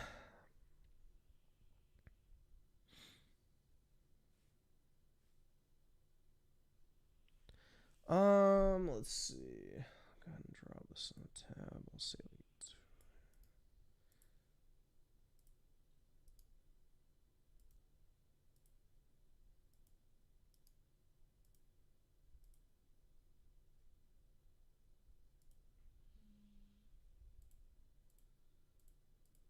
The pink sauce ain't made one sale this month, not one single sale. Chef Pay's pink sauce has officially failed. In a series of update videos, she reveals her pitiful sales figures. They gonna send me a check for. Who is this? Is this? I don't know anything about this, but should I? Admitting she's clueless about the product. I don't know what's going on with the pink sauce. I don't know where the pink sauce at. Whilst being in denial, Ew. It'll make a comeback. The pink sauce will soon be a globally distributed product. I don't know how it's gonna happen. The fact that she experienced any success now seems like a miracle, as by Chef Pay's second Eating in the shower. video, she was already facing problems. In its very first showcase, the sauce had a vibrant appearance, but in the TikTok that followed, the pink was slightly different. The color has changed so much. 2 days later, it was back to a darker pink, but 5 days after this, it was lighter than ever before, creating instant suspicion amongst potential customers. Why does it keep changing colors every video, whilst the sauce's consistency was also inconsistent? In some videos, it was thick, sticking to the food like glue, whilst in others, it was watery, dripping off any food it was put on. The fact that the consistency has changed so much really concerns me, although as shown in the very Yum, food coloring. same comment, people were also incredibly curious. Why was it pink? How did she make it? Most importantly, what did the pink sauce taste like? Chef Pay's friends all seemed to love it. This is definitely a 10 out of 10. But she didn't describe the flavor, building irresistible intrigue. Honestly, it has its own taste. If you want to taste it, buy it. It goes on sale tonight. People had gotten to the point of demanding she sell the products publicly, as Chef Pay had held off for ages to ensure the sauce was perfect. We are doing quality testing to ensure that we get the best quality out to you guys to have minimum to no complaints. In a different TikTok, she included an inspirational soundbite stating, the biggest thing you have to worry about is making sure your quality stays up, creating expectations that the sauce would be incredible. But as she announced her first drop of 100 limited bottles, the top comment hinted at the sauce's next problem. Is it approved by US Food and Drug Administration? Well, to put it simply, no. Who cares, bro? If you're ordering sauce from somebody on TikTok, you deserve to be poisoned. In fact, Chef P didn't even understand what it was. What do you mean FDA approved? I don't sell medical product. The pink sauce don't contribute to your health. Thinking the F in FDA stood for pharmaceutical. People are really out here buying and eating pink sauce from a woman who doesn't even know what the F in FDA stands for. To silence the backlash, she'd host a live stream titled The FDA is at my house. It is safe. We are taking the precautions. Although people found this strange. Comments read that's not how the FDA works, as the FDA don't do house calls, forcing Chef P to admit she was lying. Turns out she'd been visited by Florida Health Services, which seemingly failed to make the product safer. The bottles had no nutritional info or list any of the ingredients, which Chef P still didn't disclose, even after being asked. I can't tell you the ingredients that I used to make it pink, but it's pink. At a different time, she even lied about ingredients, claiming it had no garlic. I can't tell you the ingredients I used to make it pink. It's called food coloring, dumbass. The pink sauce contains 0 raw garlic ingredients. Although in a video of her making it, you can see raw garlic floating in the mix. People therefore stated, okay, but for real. It's so annoying how if you dare enjoy something, you're part of the problem. I had some nerd crying at me for buying Space Marine 2 Ultra Edition, so I bought 2. Nice. Yeah, it's pitiful, man. People are just miserable fucks, and they try to make everybody else miserable as well. Let's see. So Raging Boar with the 5, by the way, bought 4 Slim drives, arriving Monday from Walmart. Very nice. Gaming. And SNK Nostalgia with the 2, going on another vacation first class every year. Sounds good, bro. That's the way to do it. Yeah. I flew first class once and it was nice, but only the one time. I've had to do economy every time after that because, you know. I can't afford this shit! what herbs are in the pink sauce because, like, I'll get some, but I don't want to have an allergic reaction. No ingredients listed sounds like a lawsuit waiting to happen if someone has an allergic reaction, forcing Chef P to reluctantly oblige. I've been seeing all the shady comments. There will be nutrition facts. Calm down. No, you kind of literally have to tell us how you made it pink, to which Chef P responded, I don't have to do anything. Of course, my package will have nutrition facts. This was confirmed as she sent her first shipment, but the top comment predicted there'd be shipping problems. Hey, I deliver for USPS, and we kind of just shove packages into the mailbox or log boxes. These things are probably going to overheat and curdle or explode, which turned out to be perfectly accurate. Oh my god. Look at this! It don't even say pink sauce on this bitch. The sauces had been sent in the middle of summer, and after taking 2.5 weeks to arrive, many had fully exploded. And this is, no ma'am, we're not trying this with this. It stinks. The bottles that didn't explode were still extremely bloated. I'm just a little worried about it being swollen. I don't know if it's considered swollen or not. In which case the pink sauce became completely rotten. It was because the product contained milk and honey, which grew so much bacteria it expanded the bottle. So no doubt by the time you receive your pink sauce, What the fuck? Milk and honey? the milk is already spoiled, so you're basically just buying poison. A food safety expert stated, in some cases, raw honey can cause botulism, an extreme case of food poisoning. So it's no surprise that some people are reporting that they got violently ill after eating the pink sauce. One person claimed it sent her to hospital. Y'all really need to stop buying these pink sauce from that. Yeah, because if you put bacteria in honey, then the bacteria grow at like an insanely accelerated rate because they use sugar as fuel. So yeah, that's pretty wild. Girl on TikTok, look where I ended up. Explaining the pink sauce gave her real bad food poisoning. It seems to be the oil that she put on that sauce didn't sit well on me, whilst a Reddit user posted a similar story. My 13-year-old daughter bought a bottle of pink sauce online without my knowledge and is now in hospital. I can't even think straight. Chef P responded by claiming that these weren't real. People making fake reports saying that they were getting sick from the pink sauce. However, they never even made a pink sauce purchase. But with incorrectly listed ingredients, this certainly could have happened. For example, the bottle's label misspelled vinegar as vinger, which could have just as easily been a misspelling of ginger. Another person noticed her using a white mayo-like substance, which also wasn't listed. She is using something that's not here to give it that particular color and consistency. But the problems with the label only kept on going. There is nothing on the label about refrigeration, nor is there expiration date on the label. In addition to no expiry or refrigeration warning. God, there's no expiration date.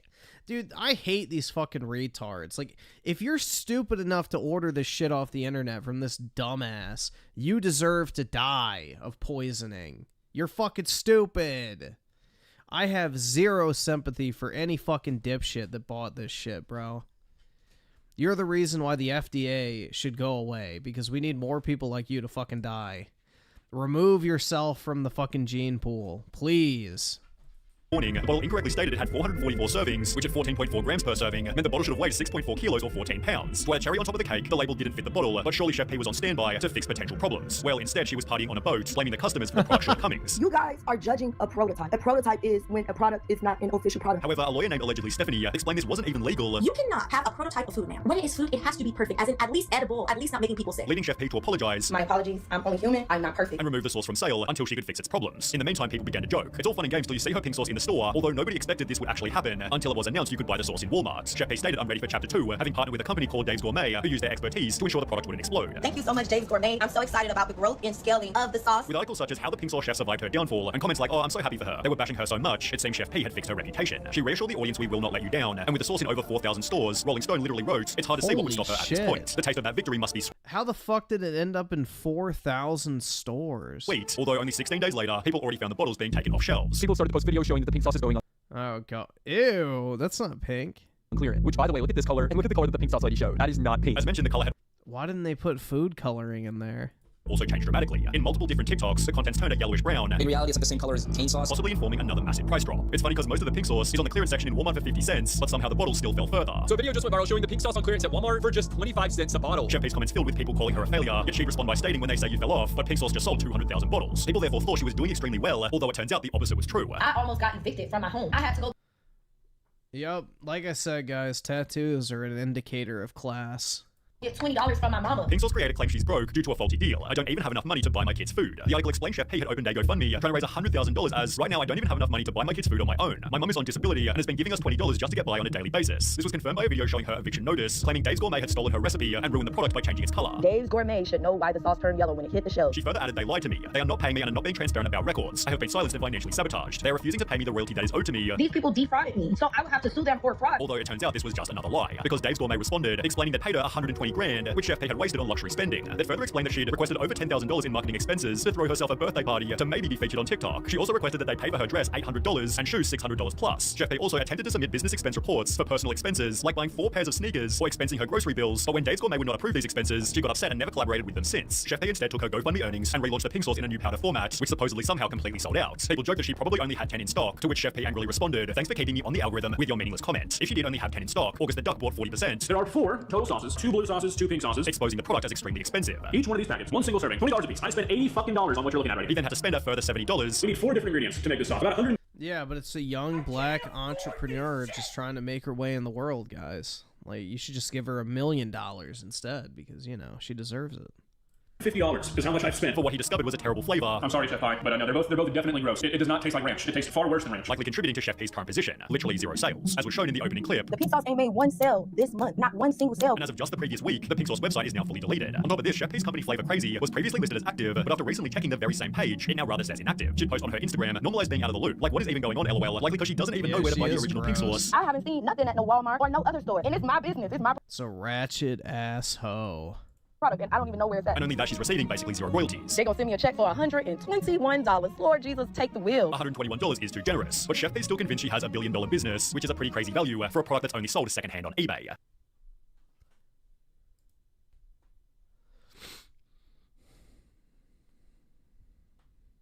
That's my type? Yeah, the type that I completely avoid.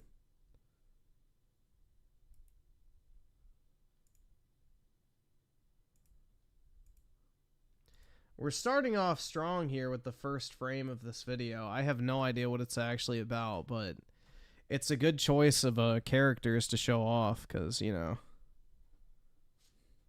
for obvious reasons. You know, times have changed. There's something undeniably different about my Sims 2 characters getting hanky-panky versus Abby and Owen's romantic scene. Oh, how romantic. Thank God I'm blind. But hey, don't get it twisted, yo. Looky here, I can't whistle, by the way. People love to make the discourse around sexualization in gaming a vessel for their socio-political ideologies and agendas in the ever-raging culture war, or whatever. I wanted to make this video for the good part of a decade now. Not because I wanted to posture any sense of moral superiority or virtue signal an ideal that I demand everyone else share with me. No, I don't want to quote-unquote censor games. Instead, I want to offer an alternative view that I don't see in this discourse very often: accessibility. Without making mountains out of anthills, I will briefly explore some of the initial concerns around sexualization in gaming. I'll unpack the differences I see between attractiveness and objectification, and I'll Is he gonna go the route of, oh, wow, sexualization prevents people from playing games, so therefore it's bad? Is that what we're hearing? Oh, God. explain why it relates to accessibility. Lastly, I'll share with you a rather obvious solution. Look, if you crank open a game and the first question that comes into your mind is, where's the damn wife? This discourse probably isn't going to be for you, dude. I genuinely don't believe the problem lies in a character's innate attractiveness. Real gaming. Right here, guys. Where's the damn wife? This discourse probably isn't going to be for you, dude. I genuinely don't believe this is peak gaming right here. Like, look at that. You got the thing for the sophisticated men of intelligence and good taste over on the right. And then you have the woman for the Cro-Magnon type motherfuckers who are like, ooga booga, big titty. But yeah, there you go. You have the high IQ choice and the low IQ choice. But we can all agree that the game it comes from is complete and total peak.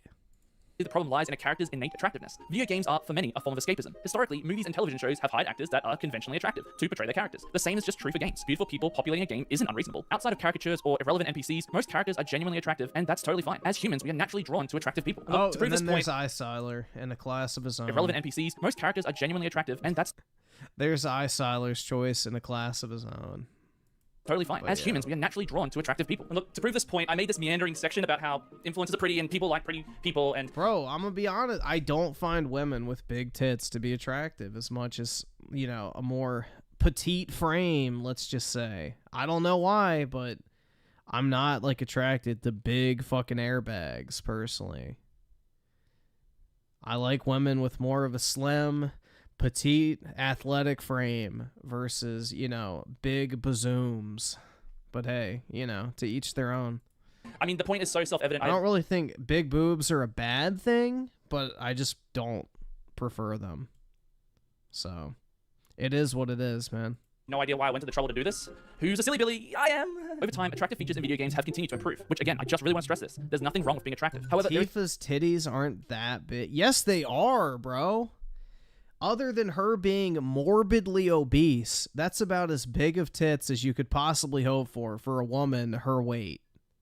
Now, if you want to make her, like, morbidly obese to the point where she's like, I'm voluptuous and that type of shit, then yeah, then she could have massive fucking milkers that slap her fucking knees. But yeah, for a woman built like the way Tifa is in Final Fantasy, her tits are about as big as they come. Now, if you want to talk about obesity, then that's a different story.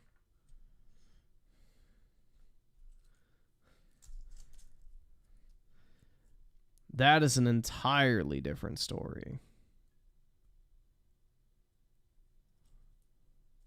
Mercy's breasts. Yeah, they're a good size. Let's see. So, 04 Alphatron with a 2. People be lazy. I make my own sauces. These people dumb. Yeah, if you're dumb enough to order TikTok sauce, then, you know, you deserve to die. Plain and simple. Death by food poisoning. Super straight with the 5. You're stupid if you buy food off the internet from random people who's not FDA approved, especially from someone who said she doesn't know what that is. Yeah, exactly. Or somebody that dumps obvious food coloring into their food just to make it pink. Either subscribe, donate, or get the fuck already out. That's unhealthy as shit. Either subscribe, donate, or and get the fuck out. Nostalgia with the 5 get the membership. Either subscribe, donate, so or get the fuck out. It's very kind of you. Either subscribe, donate, or get the fuck out. Either subscribe, donate, or get the fuck out. All right. No, dude. No. All right. Are we really going to have this debate? Hold on. Let's go back. What time are we at? 2:18. Where was it? I genuinely don't believe the problem. All right. Stop.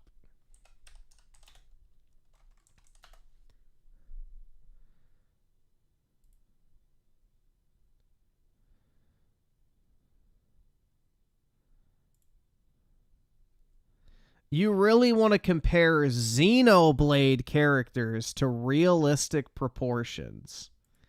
Is that really what we're doing here? Xenoblade characters with realistic proportions. I'm trying to find a high-res picture. Like, bro, that is literal anime. That is literal fucking anime, bro. No. Like, you cannot compare fucking hentai to a realistic body type. That is... I'm not even going to pull it. It is stupid. No. Absolutely not. We're not going to compare hentai body standards to, like, an actual realistic framed person in a video game. Like, these are realistic builds for women. Hentai balloon tits are not realistic at all. Oh my god. No. Absolutely not. However, there is a transient difference between a character looking attractive and a feeling like they're made with the sole intention of sex appeal.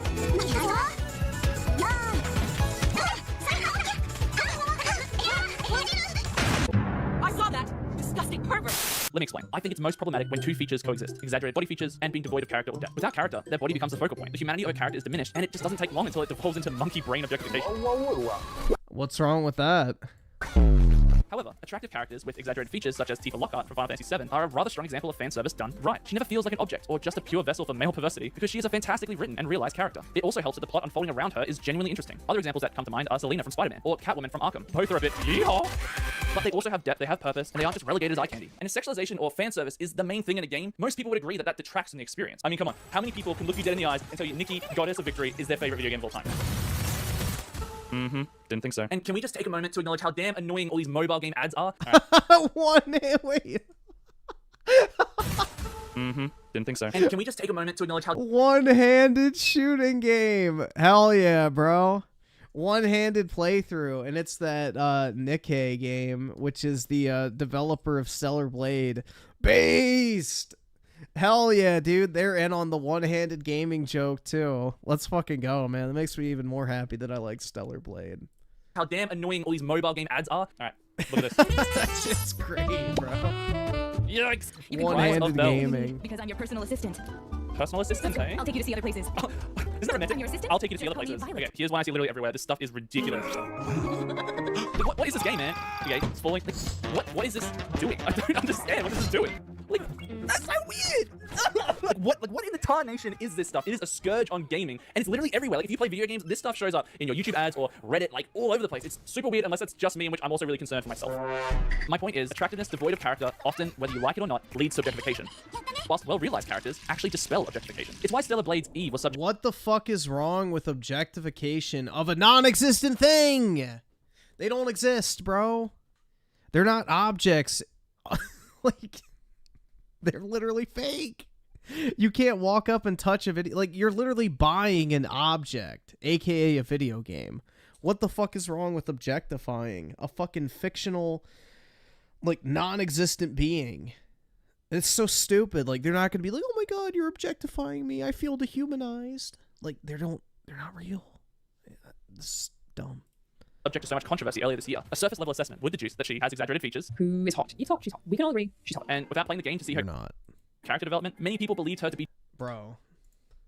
She has exaggerated features. Who is hot? The fact that people simp for her is a massive, just, mystery for the ages to me, bro. She is just... I've never found her attractive at all, but, you know, people like her because she has... Take a guess. What is it that the low IQ individuals love more than anything else, bro? A very low IQ person. What is it? Is it bazooms? If you said yes, then you're correct. And without playing the game to see her character development, many people believed her to be just another object of the male fantasy. Articles flooded in criticizing the character before the game's demo was even launched. And unbeknownst to most initial critics, Eve was actually modeled after a Korean model, undermining or at least complicating the assertion that Eve is only created for sex appeal. She's based on a real person. Character models aside, it needs to be noted that the gameplay in this game is actually really freaking good though. That was sick. And if I understand this correctly, most people come into these games looking for great characters, a good story, excellent gameplay, and fan service just kind of acts as icing on the cake, you know? It's not necessary, nor is it what they ask for, but if it's not overpowering, then it's fine. And look, I'm by no means saying this is everyone, but if the main reason you come to a video game is for sex appeal or fan service, then I guess we have different priorities in what we want from our video games. This brings us to an obvious point. In all forms of media, it's no secret sex sells. This is a really well-known phenomenon. Hell man, I remember hitting up So Fresh, the hits of autumn 2009. Woo! They had your CD, right, which had all your songs, but then they also had this DVD that started coming with it, which had all the film clips on it. I'm pretty sure that those music videos in tandem with SoulCal, the Four's character creator, speed ran me into puberty, dude. Sex sells. It demands attention, it stirs publicity, and it absolutely gets people talking. If you don't believe me, just look at the visceral reaction that Fable trailer garnered because the girl did— Dude, no one wants to look at ugly people. It doesn't matter that she's not sexy. It's the fact she's ugly. No one wants to look at ugly things other than leftists because it makes them feel better about themselves. Didn't meet the constructed ideal. I can guarantee you people would not have been as mad if you just made that fairy look something like this. And it's fair to say that in gaming, a disproportionate amount of sexualization— Yes, why would you want to look at something ugly? Why would you choose to look at something ugly in a fictional piece of work? I don't want to look at something that's gross, personally. And depicts women. But I think a better solution is to sexualize men more. But seriously, if there is a major issue around Sexualize men more? What fucking video game on planet Earth has a fat guy? Or a guy that's not completely fucking ripped and shredded? Literally every single fucking male, like, character in a video game is, like, literally the ideal male form, and nobody says a fucking word. Objectifying women in video games? I say go ahead and objectify men too. It's not like we can change the fact that sex sells. No! No, he's not being sarcastic. He's being serious. We watched this video before. He's, like, unironically thinking that men are not sexualized in video games, which is fucking wild. And companies are going to use it to sell products. So why not level the playing field a bit? So due to the disproportionate amount of female sexiness, why not just even the playing field and sexualize men a lot more? Why not have more voluptuous Clive Rossfield man boobies in games? Oh boy, yeah. Let's get more of the Timothy Chalamet as a pretty boy edgelord puppet vibe. Heck, some might even consider Spider-Man in his Spidey suit a form of fan service. Just look at those deltoids. Yum yum yum. Whilst this would certainly satiate some naysayers for sure, and on the surface promote equality, I'm unsure if it's a legitimate fix. Dude, how many fucking neck beard, like, you know, slob, soy cucked looking men are in video games? Almost none. On this topic, I actually wanted to quickly show you this clip. It's a clip from Fortnite, so don't click off, stay with me for a moment. Now, as any culture gamer might know, there is a myriad of emotes in this game, but I didn't know this. But some emotes actually change depending on what sex the player is playing as, right? Here, look at this. Did you see that? Did you catch that? Look, rewind the tape. Right there. Right there. Look here, boy. My legs are wide open. I ain't about that life. I just think it's rather curious that this particular emote would be censored for female skins and not male skins. Like, don't get me wrong, I'm not losing any sleep over this.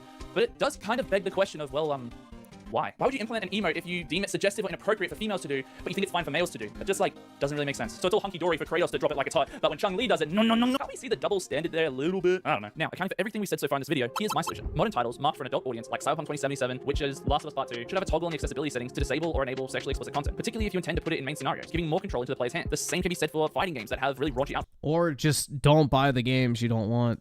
Why not give me alternative outfits that I can toggle on? If I was to play Stellar Blade, I'd probably play it in this cool sports attire. It's great that I've got that option. For the more intense stuff, I'm pretty sure 2077 has a variant of this sort of thing. If I'm not mistaken, I think they called it streamer mode or something, and they implemented it so people wouldn't get demonetized. And I think that's actually kind of good, because it makes the game more accessible to a wider audience. When I get some free time, I'd like to experience a dense... It doesn't make it accessible.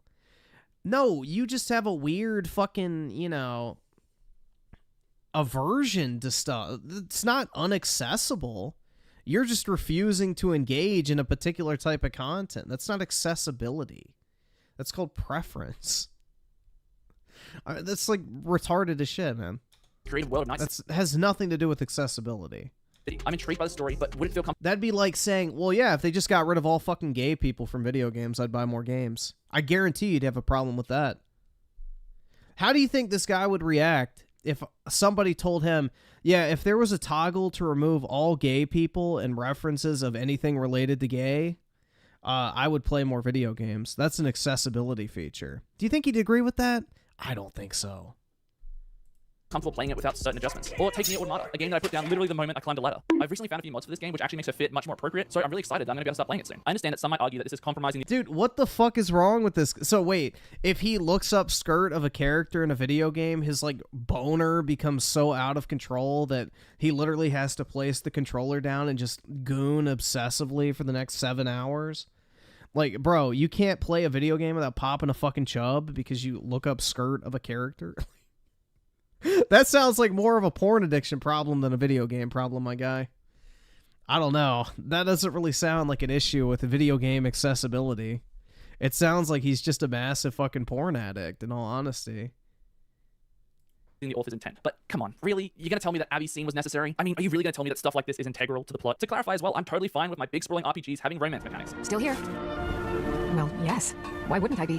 Are you interested in me? It's settled then. Brief as life can be in Skyrim. At least we'll have each other. Oh, who would have thought talking to girls would be that easy? Wow. And look, I understand that no matter what I say, no matter how many caveats I put into this video, some people are going to be pretty ticked off about what I'm saying here. I just want to remind you that I'm not talking about censorship. I'm just talking about accessibility. The reality is that not everybody wants sexual... That's not accessibility.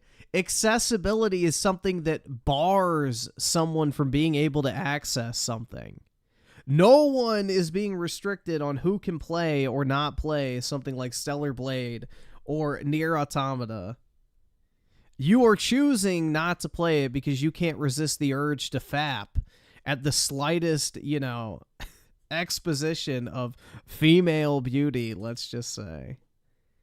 The female form is so irresistible to you that you literally can't stand to even look at it for 10 seconds without getting the urge to masturbate.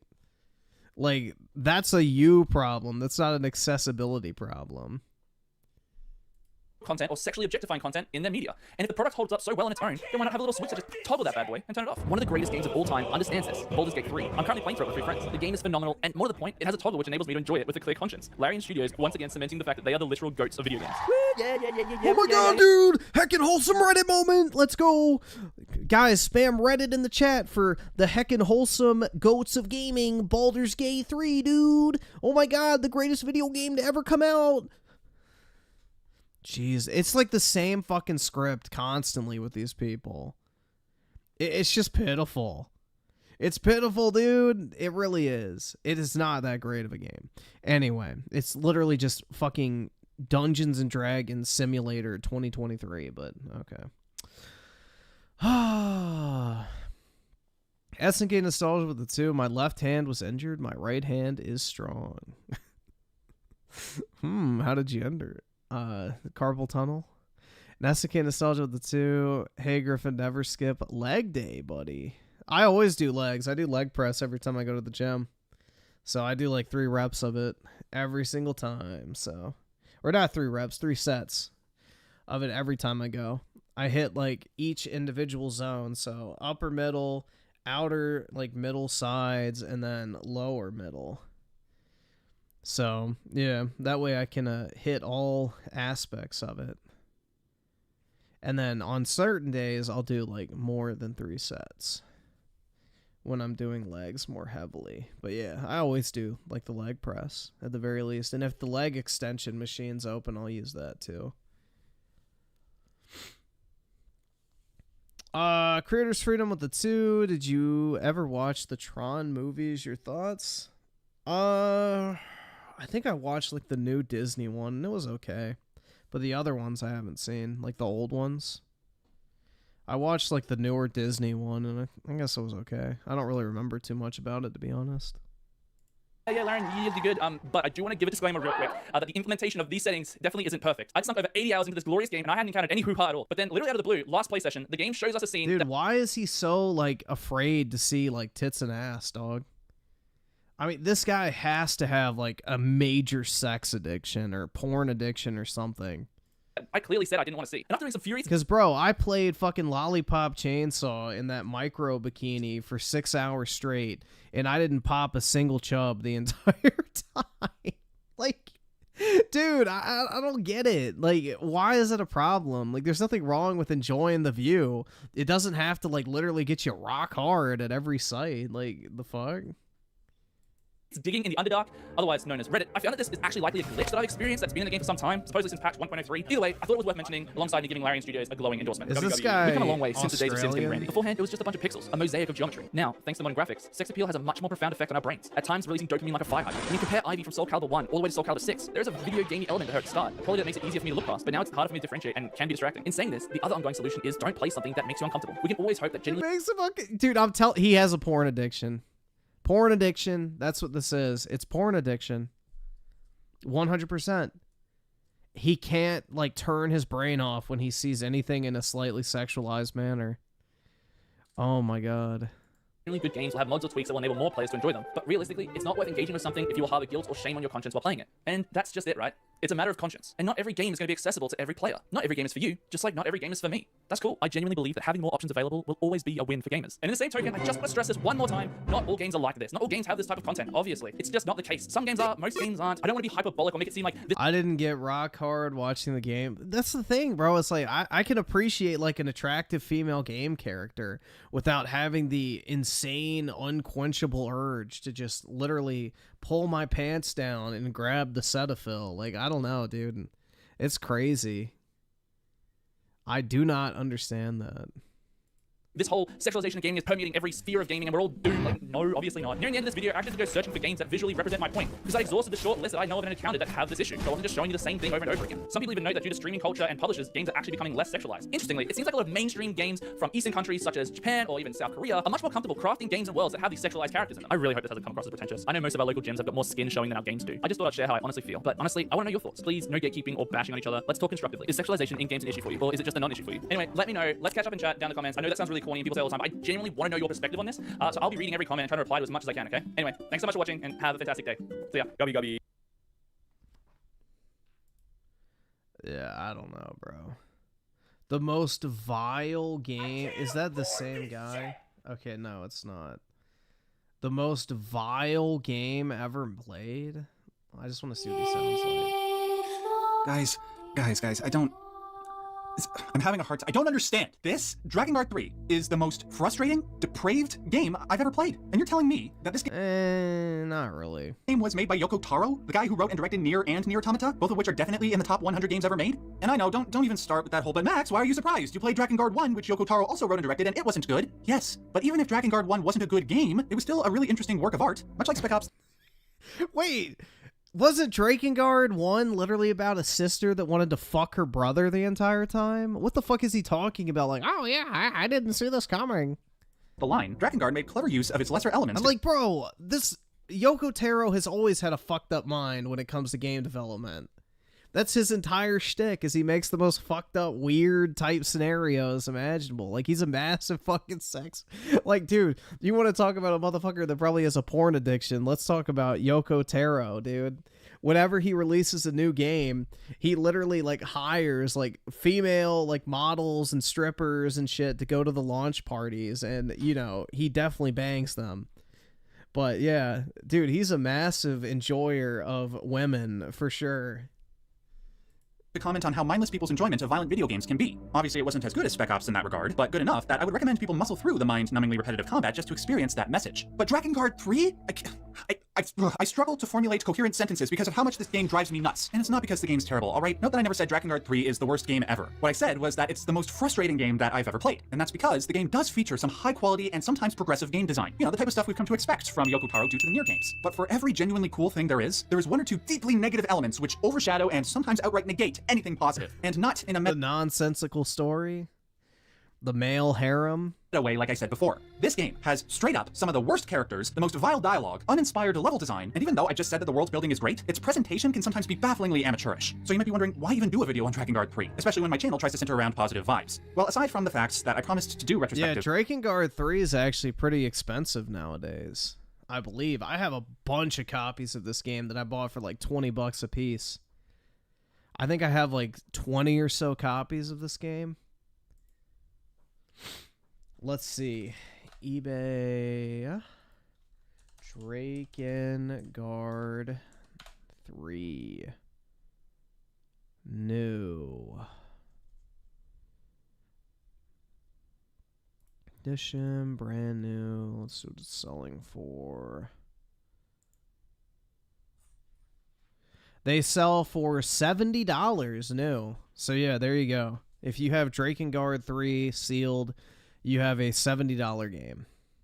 Congratulations. So yeah, what? I'm up 350%. So gaming.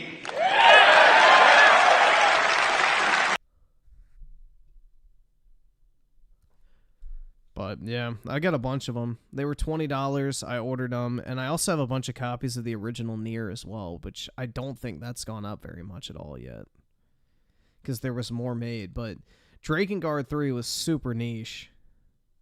Came out at the very end of the PS3 generation.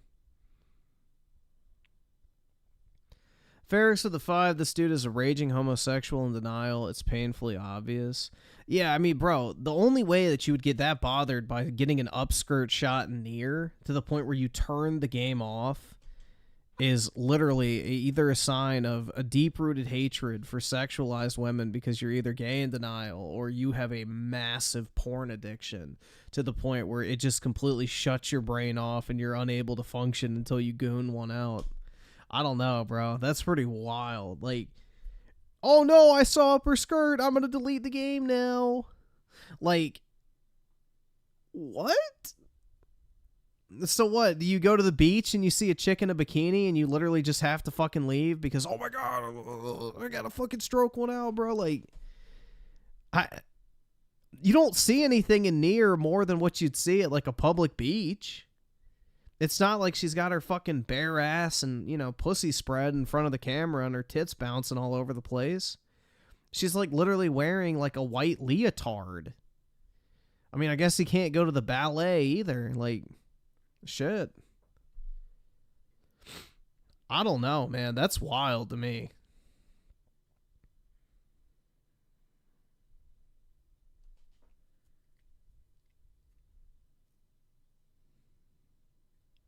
But yeah, we don't really need to watch a Drakengard video. But yeah, that game is funny as shit. If you guys have never played it, you should definitely check it out. It's funny.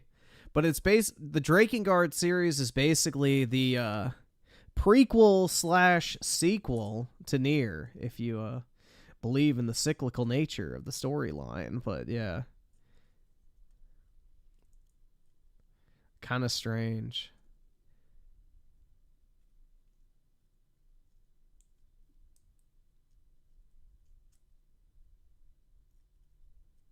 Yeah, basically the connection with Nier is they use magic to summon a city from the future, which is in the Nier universe, which introduces magic and dragons to the world. And then the dragons... Now, what was it? Fuck, I don't remember. It's like God sends a plague down, the plague gets transported, and then it infects the world of Nier, which causes the need for humans to separate from their souls, which creates the events of the first Nier game, and then Nier Automata comes around, and the androids develop dragons to fight against the machines, and in creating those dragons, they get sent back in time to the original timeline of Drakengard and the events of Drakengard. It's like some cyclical bullshit thing. But yeah, it's the most nonsensical, garbage fucking story that only Yoko Taro could make. And yeah. It's, as usual, just wild. You can there's like a 7-hour lore breakdown video of it if you're interested. Like, I'm pretty sure it's like 7 or 8 hours, and the guy like tries to make it make sense, and it somewhat does, but I don't remember all the finer details. Oh, dude, he's definitely on some shit, man, for sure. Absolutely. I mean, he's very eccentric. Like, he walks around with his Emil head on all the time. Like, anytime he goes out into public, he always wears like his Emil head mask, so nobody can see his face. So yeah, he's very eccentric and out there for sure. But that's what makes his game so interesting to experience, because you quite literally will never play one like it. I'm pretty sure he's shown his face before.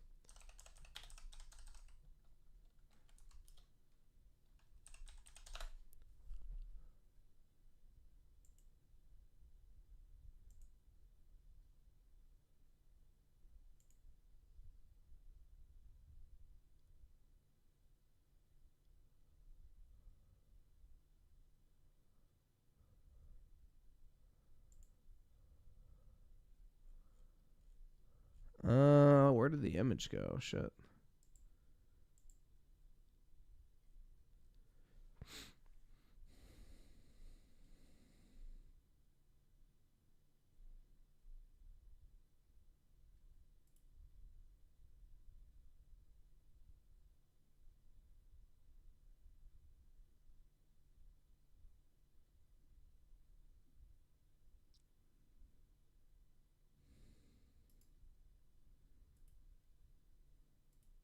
Pretty sure this is him.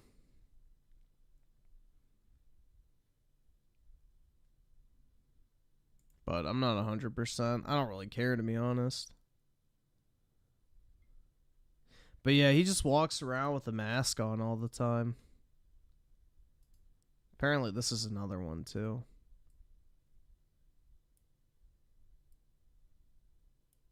So, yeah. But yeah, he wears his Emil mask all the time.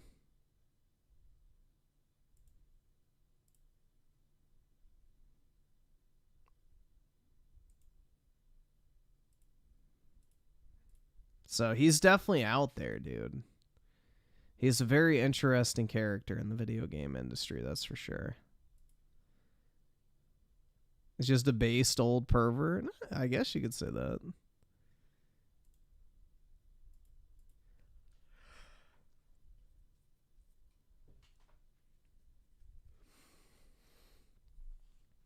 Let's see. SNK Nostalgia with the 2. Griffin, you should buy and sell Neo Geo cards. If I knew more about him, I would look into it, but maybe. I don't know. I like to focus on stuff that I know, because then I don't really have to do a lot of research. But I can look into it. But I typically like to buy stuff that I have firsthand experience with, because it gives me a better feel for the market, because it just kind of is like natural information. No. There's way more demand for video games. No. Nope. Trading cards are way more niche than video games. Video games are way more collectible, way more mainstream, and have way more sales volume. I guarantee you I could sell a $1,000 game way faster than a $1,000 card. The market for video games is huge, guys. It's fucking mad. Like, go look at the biggest trading card channels versus the biggest video game channels. It's not even close. Like, the amount of people who make video game related content, who get popular talking about obscure, like, hold on. Where was that video we just watched?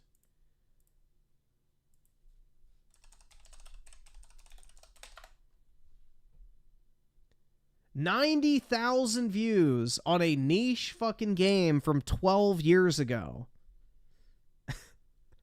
Like, bro, if I made a video about a trading card set, I would be lucky to get maybe 10,000 views.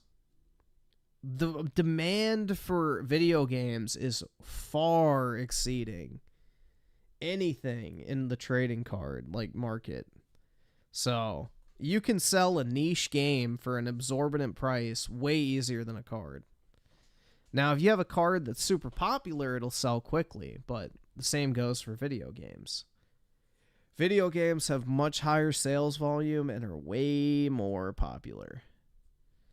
So, it's just trading cards are way easier to sell, grade, and ship. So, it just depends. I mean, you can have success in any market, but video games have way more volume. It's not even close.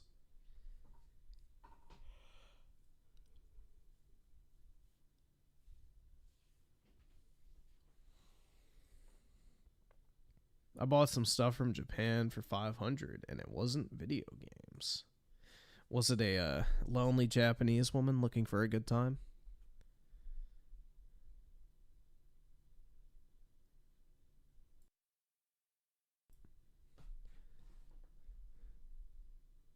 Well, graded games are a different thing.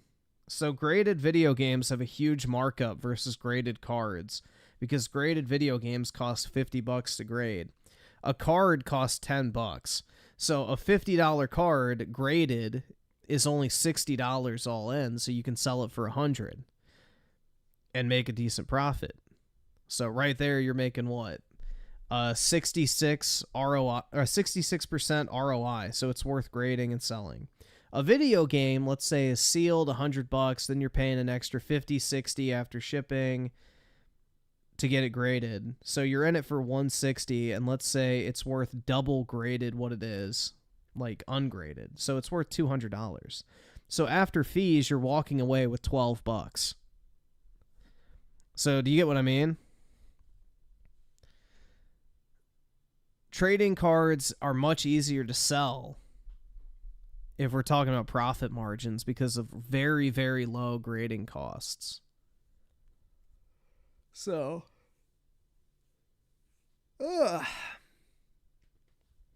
so that's the benefit. But if you have ungraded video games, they sell very, very quickly because you can charge closer to market value. All right, we'll see what this is. Out of all of the places I offered to take you, Oh my god, what the fuck is this shit? you really want McDonald's? Bro, I only eat McDonald's. Are you serious? Some What in the fuck is this slop? people think it's a challenge, but that's just my life, bro.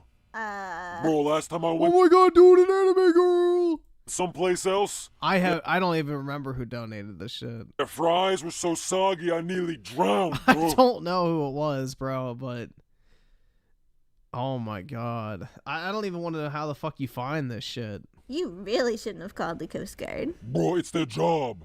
Guys, I just did a lap around the building. Are we sure this is a McDonald's? It better be, because I'm hungry, bro. It sure is. They renovated the place. Are you sure they're finished? Why is everything gray? This is what Redditors want? Yeah. That's their ideal woman right there. Bro, Not real and plastic. I'm gonna be real So she can't fight back. with you. I just thought I went colorblind. Come on, guys. Doesn't it look super cool and futuristic? The future's supposed to be chrome and shiny, not dull and desaturated. Just order your food. Bro, what's this? In the future, everything is self-checkout. Wait, there's no cashier? Who am I supposed to take out my frustration on? Yeah, how can you be a public menace without the public? Bro, if I don't get some customer service, I'm hopping the counter. Ah, I knew it looked like a prison. Alright. It's your boy who ordered the McBeatdown. oh no, it's Student XJ What time. in the fuck? Oh, it's you, Turskit. Do you know how many mumble rap songs shout out to my MySpace. I wrote about our breakup. Please don't make it weird. I'm buying dinner for my friends. Yo, I bet it's your night to cook, isn't it? Nuh-uh. And I wouldn't have come here if I knew you still worked here. Well, if the three of you had the collective brain power to use an iPad, It's still not I wouldn't be here. Can we just Oh order my our food? God. All right. I don't know how much more of this I can take. I'm gonna speed it up, but holy shit, this is horrid. Okay, stop playing. This is the hippo you replaced me with? I thought you weren't a thang anymore. Hey, we ended it on good terms. It was entirely my fault for not realizing he was still married to the streets. And that's a marriage I can't annul. Wait, you dated the cashier? What does he have that I don't? What can I say? There's something about short-tempered guys with criminal records that... Yeah, dude, the amount of anime porn brain rot in society is just sad. really gets a girl going. You're literally describing me. Bro, I know you guys got like the dollar menu, but do you have like anything cheaper than that? All right, you're not gonna like this, but the dollar menu's gone. All we got is the a lot of dollar menu now. Bro, fast food has changed. Hey, fast food's supposed to be fast and cheap. Yeah, I'm sure you find that relatable, but we're a fine dining establishment now. We're out of your price bracket. You're still selling the same food. Yeah, but you know you're still gobbling up the slop. If you're gonna be rude, we're not gonna eat here. Let me get a Happy Meal, and can I get one of those fountain drink cups filled with seed oil? Ooh, don't forget my toy. All right, but we're all out of girl toys. We only have boy toys. That'll work. All right. And since you didn't pre-order online, there will be a 3-hour wait. But there's no one else here. Exactly. Your boy's not making it. Why not? All the automated food machines broke, and I can't fix them. Bro, I don't understand why they would fire Ronald, but then still hire a clown. Bro, there's no McDonald's left? Bro, I'm gonna starve. Yeah, but you know, even if we had food, you couldn't afford it. Bro, how could this happen, bro? McDonald's I knew's gone. Don't be upset, Hippo. We'll always have the memories of the great times we had here, but that place is gone now. You have to let go of McDonald's, just like I did with my toxic relationships. All right, but you know we had a future brighter than my bling. You're right, bro. I'm not loving it anymore. I'm just accepting it. Let's go home, and I'll cook you a super special homemade meal. You're gonna cook? Bro, you still got a trash can I can eat out of? Ugh. Bro, they got Burger King in here. Oh my god. Yikes.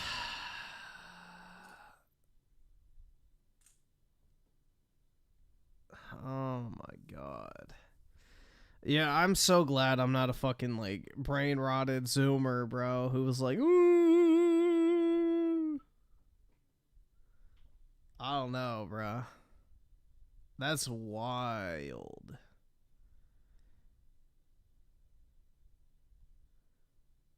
Griffin's girl is in the shorts. What, the fucking anime hoe?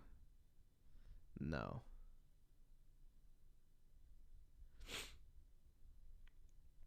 I only play old games so I could make this YouTube video and be a hashtag totally relatable gamer girl, dude.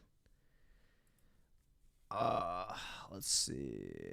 Oscu the 2 Cryonicles responsible for this dog shit. Oh my god. Groovy! Jesus. That goth chick still, yeah, she's still there. Gross. She has like a massive leg tattoo, which is probably more than that too, but I can't see the rest, and I don't want to. A hot gamer girl? Was she hot? Let's see. Hey guys, do you ever just want to, or even? Yeah, she's pretty attractive. All right, we'll watch this. If you spit.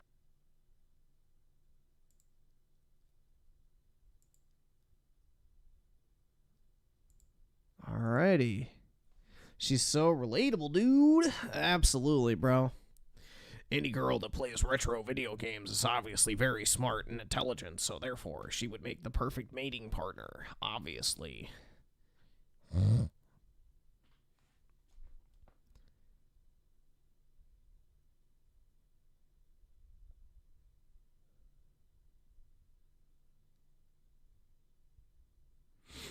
Let's see. Chronicle with the gift of membership. Bro, that's the least you could do for making everybody suffer with the McDonald's goth anime girl, whatever. They always ask Zoomers, why are you never nervous? But when Zoomer gets serious, oh no, racist genocide. What? Most fucking kids nowadays that do like job interviews and stuff are afraid to look people in the eyes. Like they have insane like social anxiety and shit. It's crazy. On my officer again, we're gonna add an additional card. Do you understand that? Do you Police brutality! Shut up. Did you eat too much watermelon last night? Is that what it is? The more you raise hell, the less we do, and you're not going to see nothing until you get your book in. On May 25th, 2022, officers responded to the local target in Athens, Georgia in reference to a disorderly man. He was yelling racial slurs to people inside. The longer the video goes, the worse he gets. You'll see what I mean. Sounds like a typical day. 10-4 contact. What's going on, man? I'm looking, you know, State Navy vet. I'm looking for those little mobility scooters. Okay, hold on just a second, okay?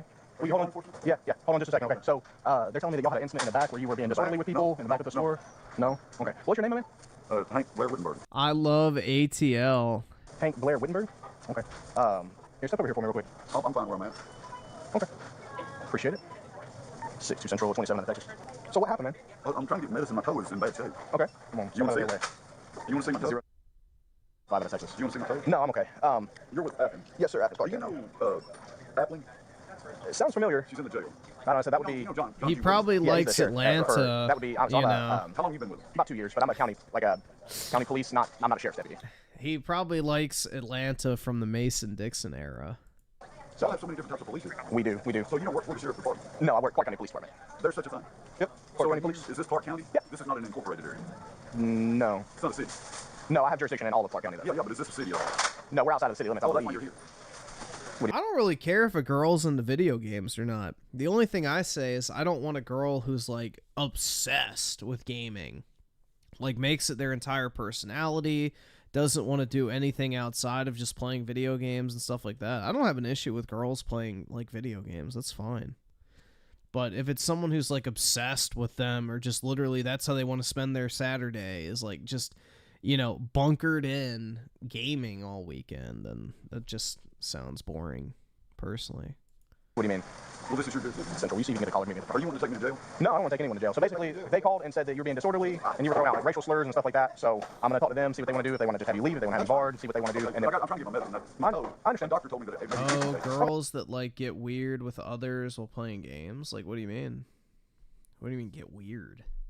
Yeah, including the foot. Okay. Can I show you this? No, I don't care to see it. It's okay. You trust me that it won't kill you? I mean, I understand that your foot's probably hurt. No, it's like, there's a hole in it that's big around. That sounds... United States Navy veteran. Did you serve? County Police. Did you serve? No. Thank you for your service. I appreciate it. As a county police for 2 years. Yep. Oh, just over 2. How old are you? 30-something. Okay, 32. you don't know how old you are. 51st Basic Police Officer Academy, 1992. That's impressive. Is it impressive? Because you were in diapers at the very best. Probably, yeah. Were you born in 92? Yeah. You were in diapers? Yeah. Okay, young. Are we done? No, not yet. Well, let me leave. No, not yet. Take me to jail. Like flirty and shit? You mean like talking shit on the mic? What's wrong with that? I don't know, bro. Bro, like that's the thing. As long as it's just fucking gaming talk, who gives a shit? That's not a big deal. I don't know. I mean, bro, every single dude that plays video games that hears a girl on the mic, like, tries to rizz them up in their own autistic sense, whether they're doing it ironically or unironically. Like, it's just fucking gaming talk. I don't know. That's not that big a deal. No, not United States Navy veteran, and don't you forget it. Okay. Oh, okay. Let's not go there, okay? If you don't like it, take me to jail. Take me to jail, bud. If you don't like it. What are you going to do? Okay. I need you to stop being disorderly in public, please. Okay. Take me to jail. Let's take him for disorderly. Okay, we got kids in the store. Are you going to stop? I'm sitting here trying to get medicine for my toe that might be cut off. Okay. Well, you're screaming out racial slurs with a whole bunch of people around and kids. And what was that? I was talking to this. And I'm asking you, what did you just say there? What did I say to you? You have no issue saying it, so go ahead and tell them what you said. I'll tell you right now. If you throw out another racial slur with people standing here, you're going to go to jail. So stop. Okay. Yeah, those charges will be dropped so quickly. Who's our caller and do they want him barred? No, you're going to stand right here. No. Are any of you authorized representatives of the store so you can bar somebody? I need one of you to do so, please. He just spit in my face. Oh, okay. On top of that? Yeah. See, that's where he made his mistake. Prior to that, he would have been fine. He probably could have sued the county and made some money. But yeah, the second you spit, you're done. Unfortunate. Police brutality. Police brutality. I got my stuff in there too. I got a chair and a phone charger. Police brutality. Have a seat. Wait, police brutality? I'm going to search real quick. Okay. If you spit on my officer again, we're going to have an additional charge. Do you understand that? Do you Police brutality? Shut up. I just need one person to tell him that he's barred from the store and how long for. We recognize up to 2 years. So I need any representative to do that. So let me ask you real quick. If I put you in the car, you got anything you shouldn't have shoved up your ass or anywhere else? Perfect. Not right now. You better hurry. Do you have anything I can wipe my face off with? Yeah, absolutely. Do you have your ID with you? That's fine.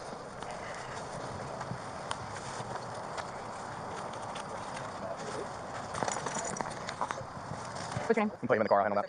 Thank you. Shut up. Okay, just let him know how long he's barred for. Hey, I'm gonna tell you, as a protection, you will be barred from this location for approximately 2 years. Thank you, ma'am. All right, buddy. So when you spit in people's faces, you get what we like to call a spit mask. Okay. You gonna stand up? You have his ID, right? You gonna lose my head? Make keep that head. So this happens when you spit in people's faces. Yeah. See, your nose is not covered. You can breathe. Sit down. Sit down. Hey, Captain. This lovely gentleman just spit in Officer Young's face. I'm gonna get my hand sanitizer. So he's spit mask for now. Come on, I got some hand sanitizer to wipe my face off with. Does he have any other property that needs to go with him? Where in the store is it? I'll go grab that. Yeah, that's fine. I just need to get him out of here. Yeah, if you will. We can lock his stuff in property. That's what I was gonna say. I'll submit it into evidence for property. That's fine. It'll go into evidence. Yeah, the only way I'd ever let somebody spit in my face is if she's hot. All right. Otherwise, fuck that. Yeah, it wouldn't mind. It's all good, Adams. Thank you, man. If it's unopened, I'll buy one. I'm on the way out. You sure? I appreciate it, man.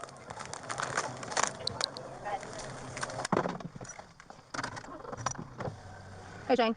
Oh, we're taking him. He just spit in Young's face, so he's going. Yeah, you might look and see if you've dealt with him before. Everybody else has. There's 6 tall on him in a month. So, yeah, now I know what he looks like. Okay. What he looks like, too. All right, we got him. Thank you, guys. Are you going to spit on me? Hey, Rick. Hang tight. Will you come and help me seatbelt him in, please?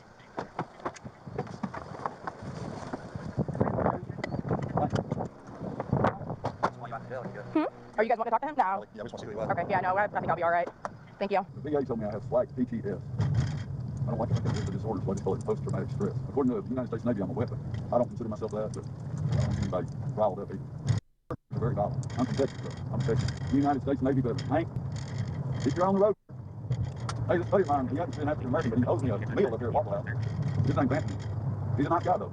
Black as ace of spades, but he's not a like you. He's a nice guy. I gave him $100 and he gave me a ride. He said, Hank, come on back to Waffle House anytime you want to eat. Friend of mine, Anthony. He's not violent, though. I don't know why. He's just not. He's just one of them good old boys. Southerner from the South. He's not Yankee trash. And he's not, you wouldn't call him a face. Of course, he would give his name. But since you don't give your name, I can't call you by name, so I'm guessing you're just generic. Plain. But I'd love to know your name and badge number. And believe me, I'll know it before it's over with. And my lawyer will know it before it's over with. Did you hear that? Did you hear that? I'll call you by sergeant or patrol or whatever you want me to call you. I just need to hear it come out of your mouth. I don't even need to know your name. Is it patrol? Is that how? I can't hear your head. I need to hear your voice. What is your title? What is your title? Patrol? I can't hear you. Cat, got your tongue? Did you eat too much watermelon last night? Is that what it is? Or did that poor mama of yours train you to be violent? Okay, patrol. Too patrol much officer. watermelon. No, but for sure, we'll just call you patrolman. Oh, I forgot your one. With no military experience. Yankee patrol officer. Trying to get Brian Kemp reelected. Oh, you're a, I'll let everybody, what's her name? Oh, you're a Purdue guy. What's that lady's name? Will you have a deputy meet me in the Sally Port, please?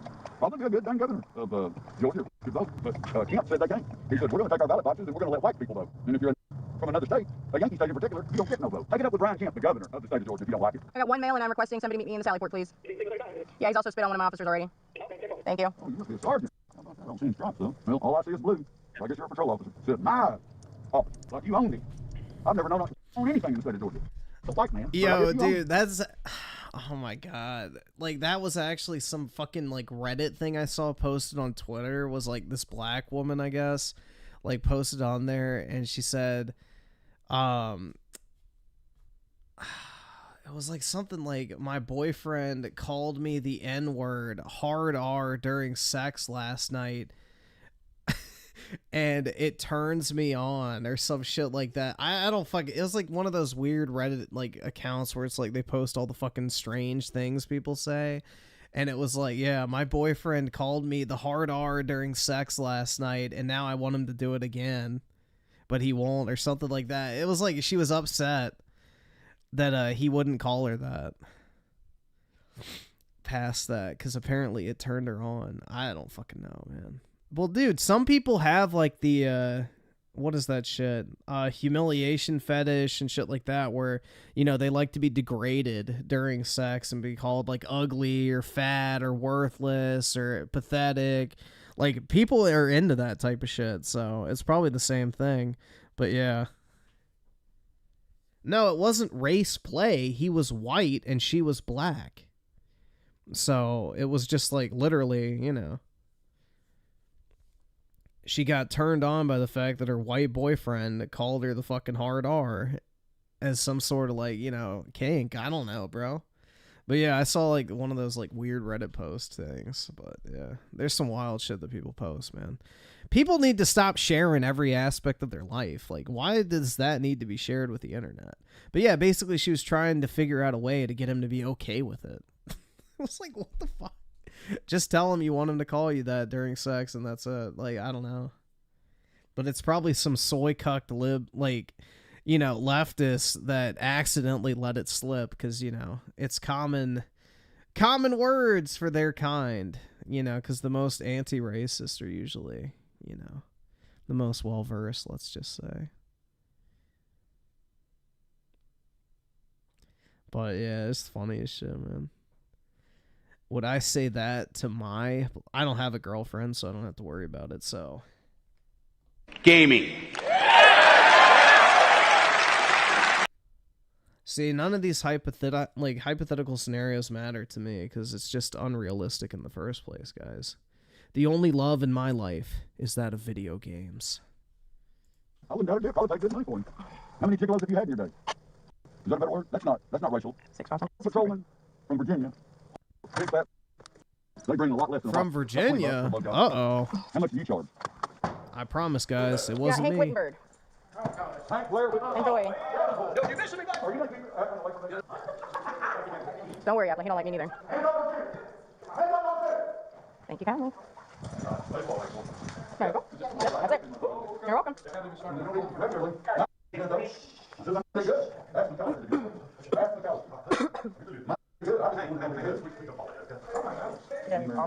Oh, he's been mouthy the entire time, the whole ride over.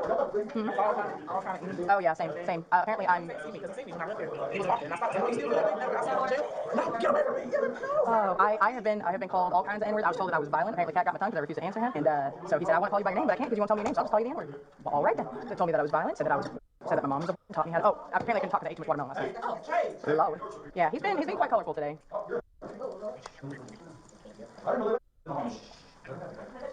Be real dumb.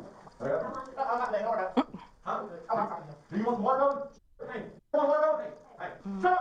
Hey, stop you talking to that. Y'all gonna have to call EMS out here. I'm not taking him to the hospital. And she said, Disorderly conduct, I didn't tell, and simple battery on law enforcement for spitting on one of my officer's face.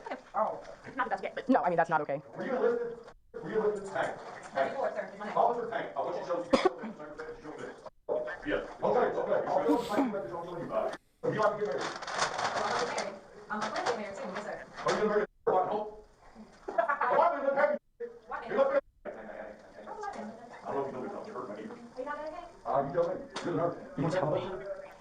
Nah, all my grandfathers are dead, bro. They have been for a long time. Who's they? Okay,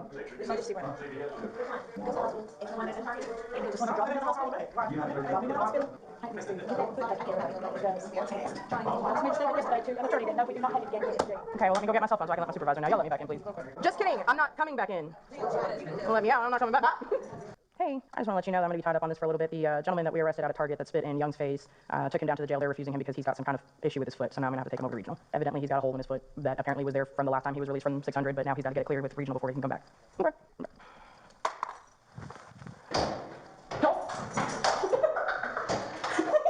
I thought we were friends. Give my foot. I give my foot. We don't. So you. Yeah, I don't think nobody else. All that. But the more you raise hell, the less we do for you. You're not going to see nothing until you get your book in. You want me to tell you what? I don't give a fuck what you say. Question. I don't answer this. You know what? And guess what? Shut this door. Leave. You can go. Come on. Never mind. I'll come back and get cuts later. The suspect was booked for simple battery on Leo and disorderly conduct. What do you think about this incident? Comment below. If you enjoyed the video, leave a like and subscribe for more. And now he's going to get beat up, and then he'll get off completely and be able to sue the police department. So, congrats. Because shit talk does not justify the cops beating you, which is what that fucker was going to do. So, yeah. He will be walking with the charges at the very least, and he might actually have grounds to sue them. So.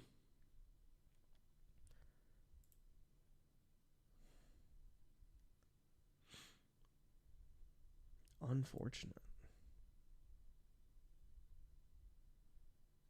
Oh, here we go. Let's see. I miss the Xbox 360 era.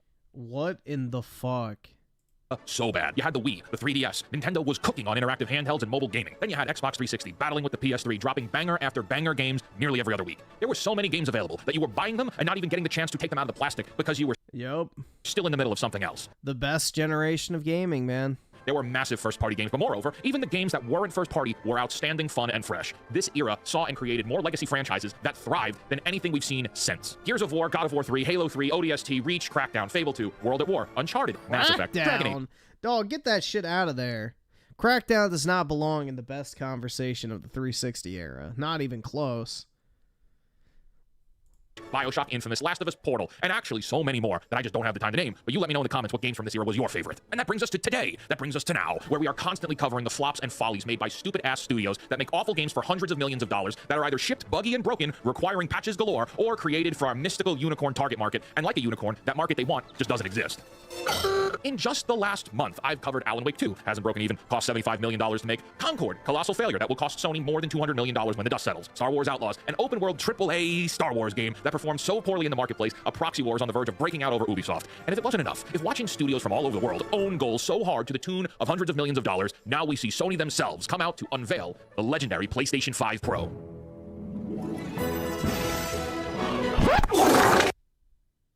$700. The video game industry is run by morons. Hello, my friends, and welcome to The Pondering. I am the real-life Fake Wizard. If this video brings you any value at all, I invite you to subscribe to this channel, where we're posting new videos nearly every day. So Sony releases Concord, pulls it off the market, offering refunds to buyers, taking a black eye in the greatest live service video game failure ever. Then, a week later, sees the release of Astrobot, a cute platformer that has all the elements you've seen in 3D platformers before, but hyper-fine-tunes them to the point where it's a near-perfect game. Like, we're so back. This game is great. And instead of riding the wave of that success, they do a press conference for... Yeah, but Astrobot's not selling well. That's the problem. Astrobot is not selling. So, I don't know. Like, it'll be interesting to see if Sony announces sales for it, but it only sold 12,000 copies in Japan.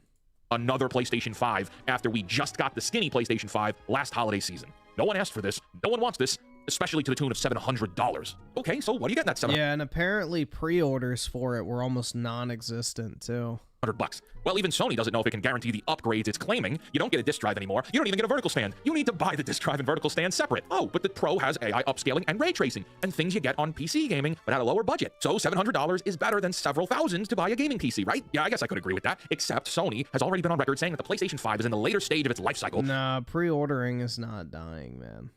Pre-ordering is actually more prevalent than ever. Believe it or not.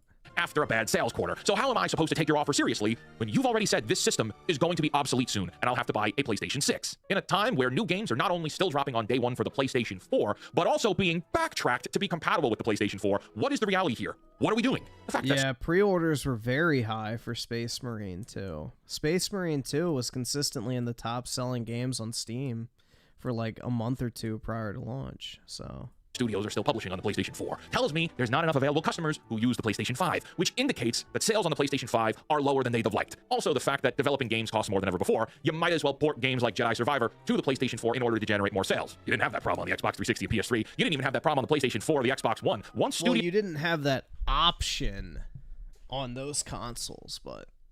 knew that players had the newer systems, they discontinued publishing on the outdated models. So on top of all that, Sony thinks that the marketplace desires to buy a $700 console. Okay, if you just bought a PlayStation 5 last holiday season, like me, why would you care to buy another one now for even more money? Gaming is not cheap. It has never been, but it's more challenging to buy. Gaming is not cheap? Yes, it is. Dude, gaming is cheaper than it's ever been. Games and consoles now because the cost of living is so much higher than before. That's objectively false. Gaming is at the cheapest price point, like on a game cost average, than it has been in all of gaming history. Like, if you adjust for inflation, like PS1 games are like $100-something nowadays. So gaming is dirt cheap compared to what it used to be. Like, I don't understand. Who is this for? If you already have a PlayStation 5, then you're playing a PlayStation 5. Does AI upscaling matter that much? Does it matter $700 worth of upgrading? I'm sure there are a few of you in the comments who will scream at me, yes it does. But understand... SNK nostalgia with the 2. Space Marine 2 is the Gears of War we want. Exactly, man. 100%. But Microsoft will not get that message. You are a minority in the marketplace. They'll bring back the Gears of Horror storyline with Kate Diaz. After they, you know, member berry everybody with E-Day. Average person is either in the user base already or not, and a $700 console is not an entry price point for new users. And those who aren't in the user base looking for those ray tracing and special features are going to look at this, look at the facts, and claims that the PlayStation 5 is ending its life cycle soon, and they're going to go, okay, I'm going to save a few more weeks, and I'll just get a gaming PC. You can get a Costco bundle on Black Friday for $2,000, and that shit will be a rocket ship that lasts forever. And you can upgrade a PC forever. Well, what kind of upgrades does the $700 console get? Oh, the disk drive for $80 that should have been built into the $700 system. That upgrade? And that transitions us into the discussion that Sony and Microsoft are desperate for you to stop buying discs, because they want you bought into their subscription services. And then you get companies like Ubisoft saying, customers need to get comfortable not owning their games. Well, believe me, Wait. Do we have another Some Ordinary Gamer situation where he's advocating people to go buy a PC and then says that they don't want you to buy discs, which is bad, but meanwhile you're promoting PC gaming? I don't fucking know. It is what it is, man. Ubisoft, I'm sure we're all fine. It's the same script. Spending $110 on generic Ubisoft 7, the Schlurpo cometh. Uh-oh, too soon? But no, distributors want you to subscribe to their live services because it gives them control and ownership. This is not only a negative to the consumer, but it's anti-art. Did you know that there are games now from previous eras that cost hundreds of dollars, if not more, because of discontinued licensing? And because those licenses ended, you can no longer find those games. Transformers, Marvel, even Godzilla from the PlayStation 4 costs upwards of $200 to $300, all because licenses ended and those games no longer have any digital downloads anywhere. So the only way you can access that media now is through the physical editions of the game, which also means when everything goes fully digital. So you shouldn't go to PC, got it. You only have a subscription service because you're not buying games anymore. Once those licenses go away, so does the game forever. This is certainly a serious topic worth a full video on its own, but Sony certainly plays into the narrative of reducing your access to physical media by stripping the console of a disc drive, only to sell it back to you for $80. Not that it would matter much anyway, because PlayStation 5 has hardly any exclusive games anyway. Look at this list of guaranteed games that get special treatment with the PlayStation 5 Pro. Horizon Forbidden West, and you get better hair and skin in cinematics. Spider-Man 2, you get better detail on trees and procedural cars. On Demon's Souls, we see no specific enhancements outlined. How thrilling. I'm all in. What about the other third-party games like Alan Wake 2 or Final Fantasy? Yeah, wonderful. Games that already played wonderfully on the skinny PlayStation 5 from last year look unnoticeably or fractionally different. No, Final Fantasy is definitely not like, all right, hold on. Let's go back. I want to use the correct term. So we see no specific enhancements outlined. How thrilling. I'm all in. What about the other third-party games like Alan Wake 2 or Final Fantasy? Yeah, wonderful. Games that already played wonderfully on the skinny PlayStation 5. No, Final Fantasy, as much as I love that game, it does not play wonderfully. It has massive visual problems and does not run great, so no. Final Fantasy VII Rebirth is in desperate need of more powerful hardware. From last year look unnoticeably or fractionally different. That's worth $700, and it also triggers the point again. If that's what matters to you, if the ray tracing and this upscaling is what matters, the PC gaming becomes a better option. Ragnarok is coming to PC this month. Final Fantasies are all going to PC. Alan Wake 2 is on PC. Hogwarts is on PC. Horizon is on PC, and that's a first-party title too. I do not see an upside to buying this console, and I think Sony has made a critical error releasing this information now after taking such a massive loss to Concord. But don't worry, I'm sure Xbox and Microsoft will find a fantastic way to squander this opportunity too. Because you want to talk about bad leadership, look no further than Phil Spencer, and that's a shame because I really like Phil Spencer, the guy, the man. I believe he absolutely means well, and I like the guy personally, but I can't stand his business decisions. You like him? Dog, he lies every single time he opens his mouth. The Xbox One was terribly managed, and the Xbox Series X is an embarrassment. I bought a Series S on launch day because I was bamboozled by the Bethesda buyout, but all that got me was Starfield, which was, well, boring! Gears of War turned to shit. Fable 4 looks horrendous. Crackdown 3 was embarrassing. Halo isn't nearly what it once was. Avowed is going to be 30 FPS to make sure it doesn't overheat the Xbox Series S. I'm curious to see how Indiana Jones is going to do with sales, but considering even as an Indiana Jones fan, I have zero desire to play this game. I can only imagine how everyone else feels. Oh, and Hellblade 2 is maybe 4. He's redeeming himself a little bit here. He's calling out the micro slop, so I will agree with that. He has good taste when it comes to the individual games. He's a fan of Rebirth, and he's calling out all the X slop that Microsoft has been putting out. So we got a little bit of redemption here. 45 minutes long, and I know before you come into the comments there are many studios involved on these projects. It's unfair to blanket all the blame on Phil, but let's be real, Xbox owns or has a critical say in what happens in the studios that make all those games. But don't worry guys, Nintendo is going to come in swinging with the Switch too, right? And we'll get another 15 or more years of the same Mario, Zelda, and of course Pokemon, which specifically won't do a damn thing to make the game run or look any better. Scarlet and Violet may have sold 25 million units, but that game was disgusting to look at and borderline unplayable. Dude, Scarlet and Violet is the worst generation of Pokemon, hands down, and it's not even close. But okay, Nintendo, I didn't really like Scarlet and Violet. Can I play the original games on my Switch? No, you can't. Well, why can't I? Screw you, that's why. Nintendo, I will literally give you $70 cash money right now for red, blue, yellow, gold, silver. Cash money. No. No, it's... Okay, well, I guess I'll play the emulations then. Friends, I'm aware that this rant is going to piss off a lot of you. That's okay. There might be diehard Sony, Xbox, Nintendo fans, insufferable PC Master Race people in the comments. That's fine. You're not going to change my mind. I'm not going to change your mind. And I'm not trying to. That's not the point of this video. I'm not saying one is better than the other. I don't give a damn about stats and GPU and processor horsepower. I care about gaming as a medium, a creative outlet, and a business. My point is, and something you should actively be considering, is no matter which of these companies you vouch for, they're all run by human beings, and those human beings are flawed and stupid. I don't care what system you play on. I just care that you can. I also care that games cost too much to make, are unsatisfying in the modern era, and require copious dollars of investment to get access to. A $70 price tag for a game that disappoints you because it was made by devs who have zero creativity in them on a system that costs $700 because the suits are trying to squeeze every penny out of you. Yeah, Mark Absolutely Cerny does absurd. not The PlayStation 5 Pro might be for you. Great. He's very Enjoy it. More weird. money, your choice. But from an objective position, Sony just showed they're more interested in milking their loyal fan base than delivering real value. My friends, I want to thank you for joining me for this pondering video. If you would please like the video. If you're Dude, they've always been more interested in milking the loyal. That's the entire point of a company, is to milk the fan base, essentially.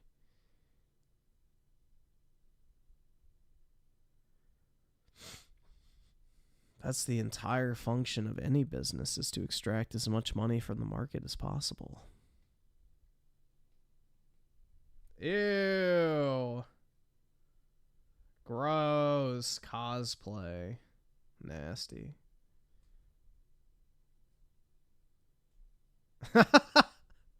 That's actually funny.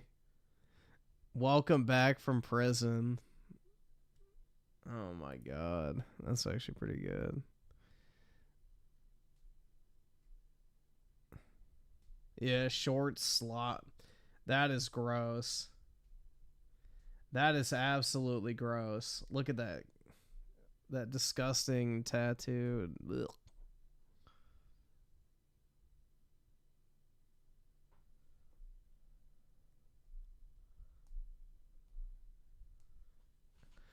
SDK Nostalgia with the 2. Mark is Hannibal Lecter. Yep, we would love to have you for dinner. The question that ended the whole debate. This is the question that every single person living in America should be asking before they vote. So she just started by saying she's going to do this, she's going to do that, she's going to do all these wonderful things. Why hasn't she done it? She's been there for 3.5 years. They've had 3.5 years to fix the border. They've had 3.5 years to create jobs and all the things we talked about. Why hasn't she done it? She should leave right now, go down to that beautiful White House, go to the Capitol, get everyone together and do the things you want to do, but you haven't done it, and you won't do it. We're a nation that's in serious decline. We're being laughed at all over the world. They don't understand what happened to us as a nation. We're not a leader. I just ask one simple question. Why didn't she do it? This is the question that every single person living in The thing he should have followed up with, too, is when you look at your situation right now versus 4 years ago when I was still in office, can you honestly say that you're in a better place than you were when I was in charge? And if the answer is no, then you need to vote for me. That would have been the fucking kill shot, but, you know. It's Trump, and he's not going to be super well rehearsed, and I don't know. That's always the irritating thing about Trump, is, like, you have these opportunities for him to, like, just fucking absolutely chrome the fucking dome of anybody he's going up against, and he just doesn't like to rehearse or do, like, canned lines, which I understand, but it's like, oh my god, bro. Please! Please, just fucking say it, but yeah. No, he definitely has the better sound bites from that debate. Nobody gave a fuck what she had to say, because it was all just a bunch of rehearsed dog shit.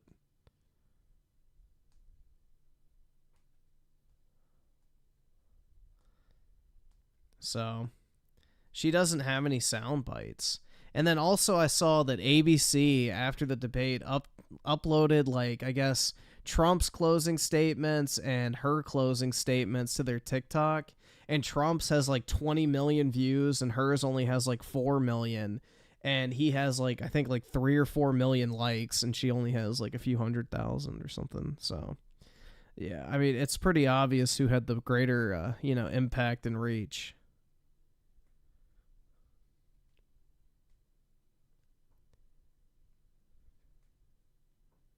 Well, dude, the media tried to spin it that Biden had a good debate.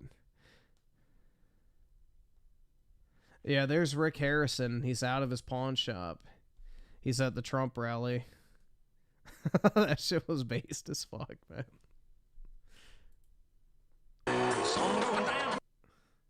Rick Harrison at his pawn shop, bro. All right, well, I was literally like 10 minutes ago, they said, you want to get on stage and talk? I'm sure, why not? Usually, like in the immortal words of Mark Twain, I think he said once that it usually takes a few months to prepare for an impromptu speech, but I literally have 10 minutes. But I just want to say, Donald Trump, I mean, I've met him plenty of times. I've had dinner with him. I've been to the White House. He really is that good guy. He's not what the media over there portrays him as. He's a man that really, really cares about normal people, okay? You have the Washington establishment, and we're just the plebes. We're the poors. They don't want to even talk to us, and whatever will appease them. Trump really wants us to do well. And, it's just... And, you get Kamala Harris, who will say anything that she thinks will get her elected. Not once. I'm guessing that's the video and not me. Not once in the history of the world has a country been taxed into prosperity. Okay? It just doesn't work. Socialism doesn't work. Show me one spot where it works. It works nowhere.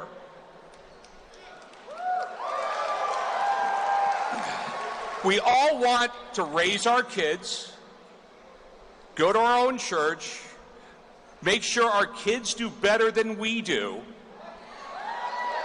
Okay, and the government just get the hell out of the way.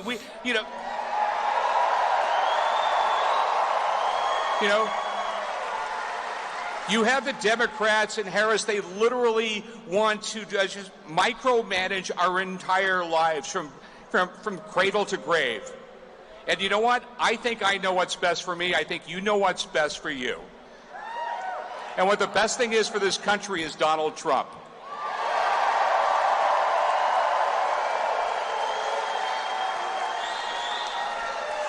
I mean, if we have 4 more years... The worst part about Rick Harrison is the first part, or that part of his surname is shared with Kamala. Yeah, I mean, that's a pretty common name. This insanity, and I love it when Kamala Harris says on day one she's going to do this and this and this. When, so just do it. You're there already. Good luck with that. I mean, like, literally, you could go into the White House and do it, and Biden wouldn't even know you were doing it. Like I said, literally, we have fentanyl, we have, criminals, everything. My son died this year from fentanyl. Okay, and it's, there's a lot of blame to go around. But part of the blame is the Biden administration. They're letting it into this country. Why they're letting it into this country, I have no idea. But in their crazy mind, they think it's somehow going to get them votes. That's literally how crazy they are, and they don't give a damn about the American people. They just give a damn about staying in power and letting the swamp go on and on and on. Nah, Rick has, I think 8 kids or something crazy like that. I don't know if it was his son from the show. The day after my son died, Trump called me. Biden didn't. He's an amazing individual. He's a brilliant man. I have had dinner with him, and he has talked about business deals he did 40 years ago and tell you everybody involved in the business deal, what every single person met, okay? And then ask me what about all my kids and know their names. He's a brilliant man that loves this country. I love this country. I love this town. I've lived here for... No, it's not his son from the show, Adam Harrison. So, no, it's not Corey. It's Adam Harrison. Died from an accidental overdose. 43 years I've seen this town grow up. It's the greatest city in this country. Sorry, all the other cities, but it truly is. And this city is going to get Nevada to vote for Trump, and we're going to take the White House back. Thanks, everybody. Yeah, it wasn't Corey.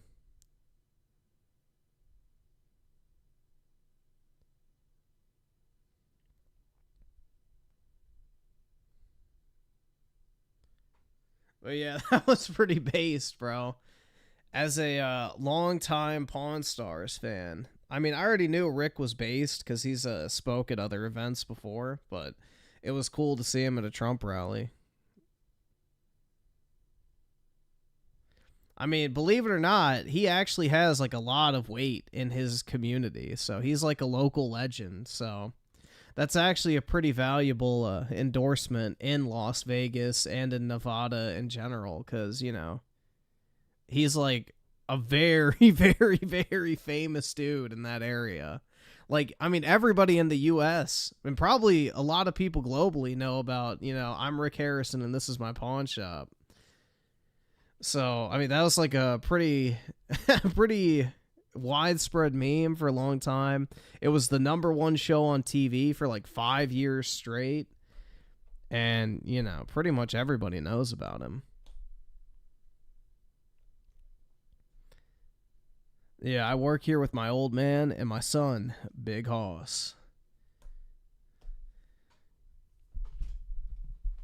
So that's actually a pretty valuable endorsement in that area, especially in Vegas, which most likely Nevada's going to go red this time. So GG's.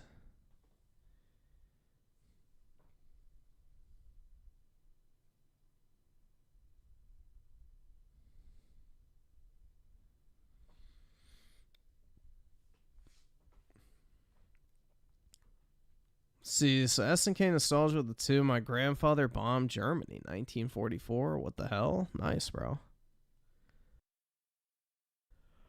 Alright, I'm going to go ahead and hop off, guys. It's 7 o'clock for me, so I've been live for like 6.5 hours, so I'm going to probably try to go get some sleep and then start my day.